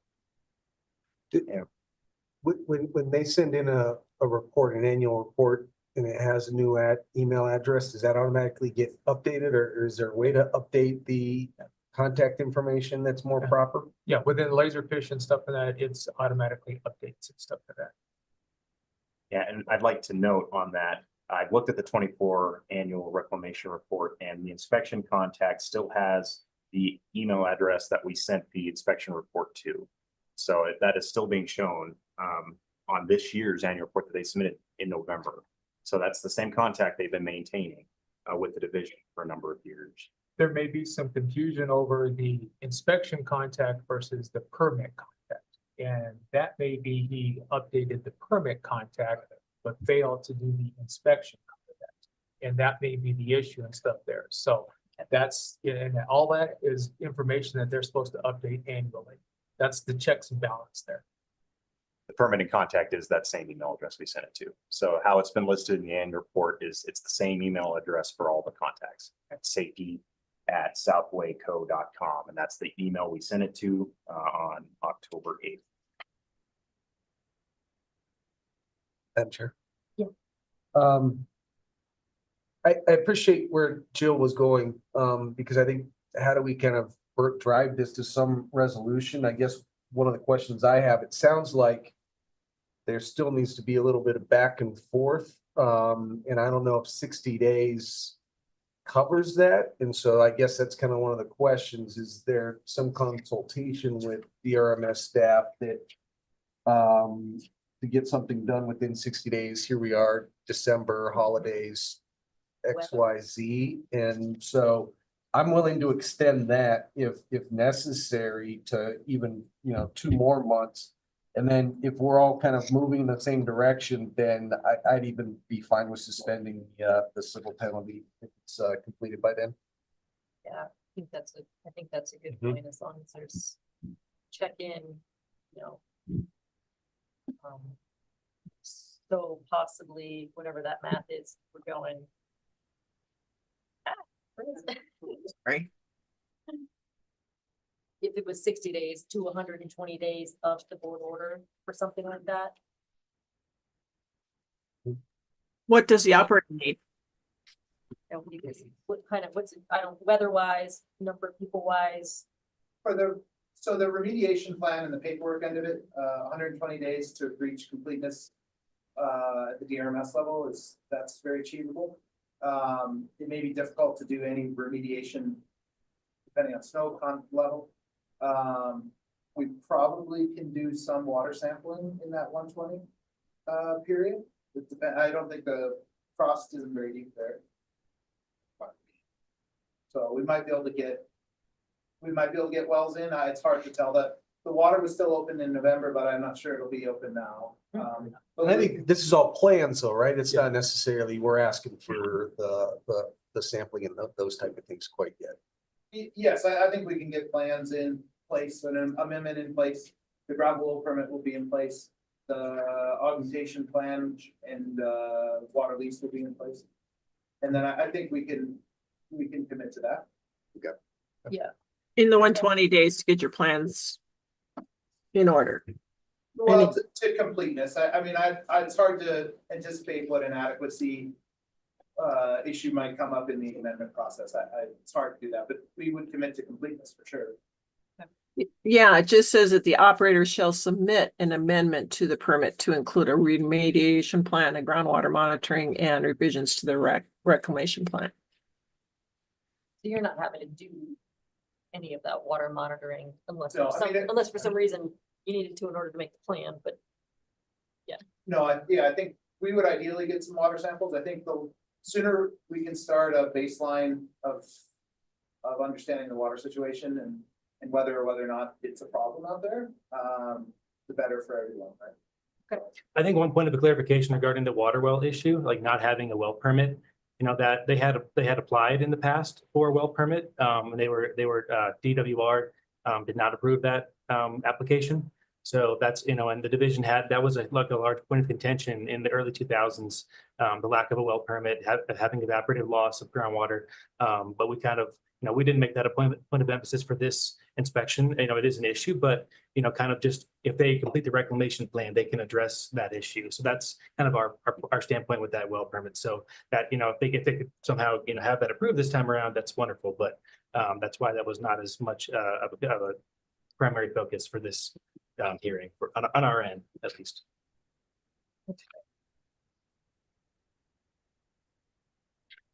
let's see what words I'm sorry. I don't have a packet on this, which goes over that. The staff recommendation, we do have it. I just wanted to see where we would have to change that. If there's 6, so in that we would change to 1. And that's the only thing we would change. Tim said something about, yeah, it should have been. There it is. Oh, it's under the slides. Got it. Tim did talk about all suspended. Is that right, Tim? You were talking about? Yeah, I did. And I think, you know, when I'm thinking about this and trying to be a little bit more liberal on the dates to get the plans and then eliminate the entire penalty if that plan is met in 120 days, is that I do think we've got a situation. I really do appreciate the operators, taking the time to visit today and coming in. I know that's been probably was a trip for you. And I appreciate the conversation. I do think though that there's going to be some real conversations about what's out there on site and does need to be removed. I do think it's probably a little bit more than you characterized in terms of what was that 3 acres or whatever. So I think there's got to have to be some hard conversations and some recognition that some of that material is going to have to go. And recognizing that the surety of the bond might increase as part of that. And it seems to me the one other thing we would want to remove is, or change a titch, is under the corrective action where it says a remediation plan is the prescriptiveness that the operator has to dispose of that inerts at a appropriate solid or has waste. Because I mean, it could easily be concrete recycling facility too that can pull that rebar out. I mean, we don't care where, I mean, it needs to go to the right place, but there's probably more options than just a solid waste or has waste, right? Part of our cost estimate for remediation was to use like a jackhammer to separate that rebar from the actual approved from the concrete. And absolutely. I mean, I lived in the landfill world for like a long time, and it's that rebar that causes the problem, right? It's not so much the concrete. Why do you guys have the plant operators? Why do you have the plant at this site and not the others? It just transportation advantage? Availability of water, the other sites that drive in. Gotcha. Okay.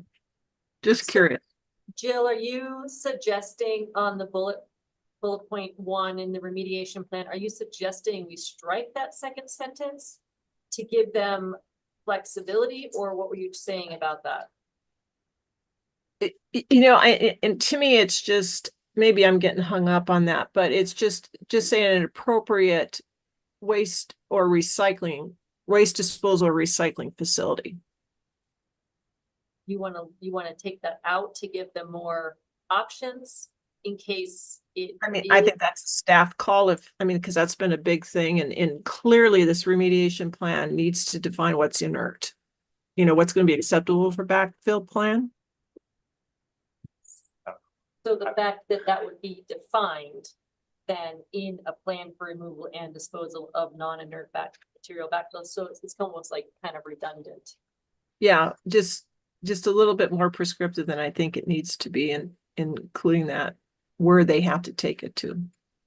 Madam Chair, I think maybe a good way to think about it is that if there's concrete containing rebar and it's determined that cutting the rebar off is okay, then that's an approved disposal method on site. If it's determined that the rebar must be removed from the encapsulation of the concrete, it's also potential that they could process it with a crusher on site, stripping the rebar from it, and then backfill it. And none of those are a solid waste disposal facility. Right. Is that what you're getting at? Exactly.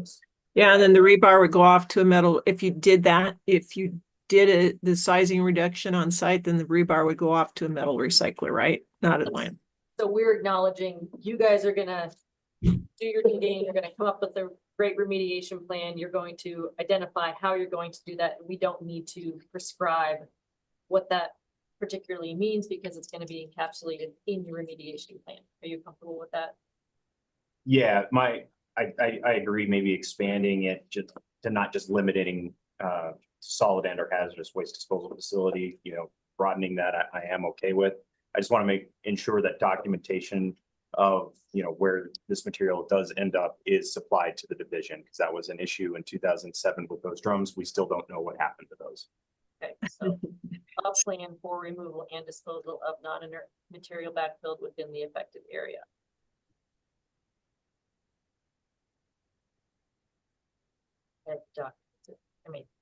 Plan is plan. Has documentation, goes to the right place. So you just stop in the first sentence. Yeah, I'm stopping at the first sentence. Okay. Scratching that. Any other edits? And then to your point, Jared, bullet number 2 says a plan for documenting and reporting. So you're capturing that aspect there, whatever the solution becomes. Then you've got a groundwater monitoring plan. We talked about that. Revision of the reclamation plan, discussing the importance of topsoil. When you guys do your amendment, you can also change the post-mine land use type. That'll come up too. The cease and desist, I mean, looks pretty straightforward. Cease and desist means that you're not doing any active mining, but it doesn't preclude you from doing things that progress you towards a better place, right? And you don't want to have anything bad happen to the site. Moreover, because you weren't operating there, but your operations seem pretty static in that sense. And then in terms of the civil penalty, assessing the civil penalty, but with all suspended if the corrective actions. And that one we still are going to have due within 30 days of the board order, even though within 120 days you're going to submit the submitted. Yeah. It's just that if they don't do the civil penalty within 30 days, we're leaving. Yeah, except there's not an unsuspended portion this time, so we can just take that last sentence off. Great. Okay. So for those following along, we took the last sentence of the civil penalty line out as well, because we aren't Suspending. suspending anything, so we don't need to. Yeah, it is 62,000. Yes. What was the 30-day? The 30-day had to do with the civil penalty, and it says that the board will assess a civil penalty of 62,000. Mr. Mock had suggested saying with all but 1,000 suspended, meaning that if you do everything, the division's still gonna keep $1,000. What we're saying is if you do everything, you get everything back. We're not keeping $1,000. So then that means, what it means is that if you didn't, the unsuspended portion of the civil penalty will be due and payable within 30 days of the effective date of the board order, but we're not suspending any of it. Yeah, we're not, there is no, It's been a long day. there's no Oh, man. unsuspended portion of the civil penalty, so there's a 60. I mean, nothing's been moved and passed yet, but what's being proposed is assess a $62,000 civil penalty. All of that's suspended if you timely comply with the corrective actions. If you do not comply, Yeah. that $62,000 comes back into play, right? Yeah. That makes sense. We're getting there. So Okay. do everything and don't pay except for that. Right. Any more discussion? Would anyone like to entertain a motion? Do you want it all read? What would be, we have some edits, so Yes, probably. do you have it here, Jen? I have everything. I think I have it. If you don't, you can tell me. Okay, we'll make corrections if you miss something, a just to My amendments. mouse is, hang on a minute here. Thank you, Jill. This working in an RV is a little bit, sorry, is less productive than others. Let me just highlight this here. Okay. All right. I move that we find a violation of CSR 34-32.5-124 and Rule 3.1.5, Parent 9 for failure to comply with the conditions of the permit to backfill pits with inert material in accordance with the approved reclamation plan. We also find in violation of CSR 34-32.5-111, Parent 4, Parent E, for failure to dispose of refuge in a manner that controls unsightliness or deleterious effects of such refuge. A violation in CSR 34-32.5-116, Parent 4, Parent D, for failure to present the release of pollutants to groundwater from material handled or disposed of within the permit area. And CSR 34-32.5-116, Parent 4, Parent H, for failure to minimize disturbance to the hydrologic balance. And the last violation is CSR 34.32.5-116, Parent 4, Parent G, and Rule 3.1.9, Parent 1, for failure to remove and stockpile topsoil in accordance with the approved plan. We move to issue a cease and desist order pursuant to CSR 34-32.5-124, Parent 2, prohibiting any further activities within the affected land except those activities approved by the division in writing as necessary to comply with the conditions of a board order. Staff recommends submittal, approval, and completion of a recreation. Oh, it's a long day. Remediation plan before the cease and desist order may be lifted.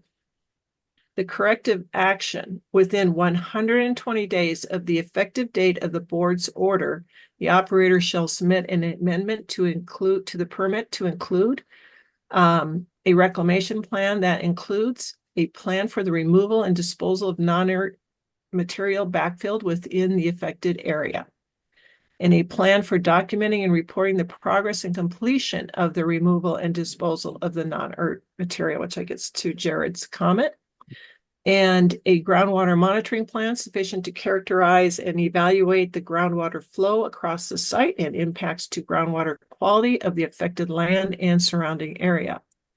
And last but not least, a revision to the reclamation plan to address the importation of topsoil for reclamation. This amendment must be approved within statutory timeframes. The operator shall implement the remediation plan and water monitoring plan without delay once these plans are approved.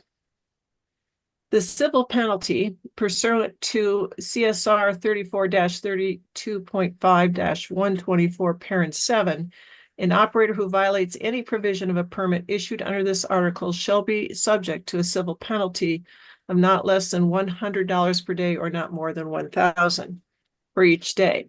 In this matter, the board may assess a civil penalty of we're going to say just 62,000 for 62 days of violation. The board may suspend all or a portion of the civil penalty to encourage timely compliance with the corrective actions. And that should be, the board may suspend all of it, not just a portion, to encourage timely compliance with corrective actions as well as compliance with the Act rules and regulations.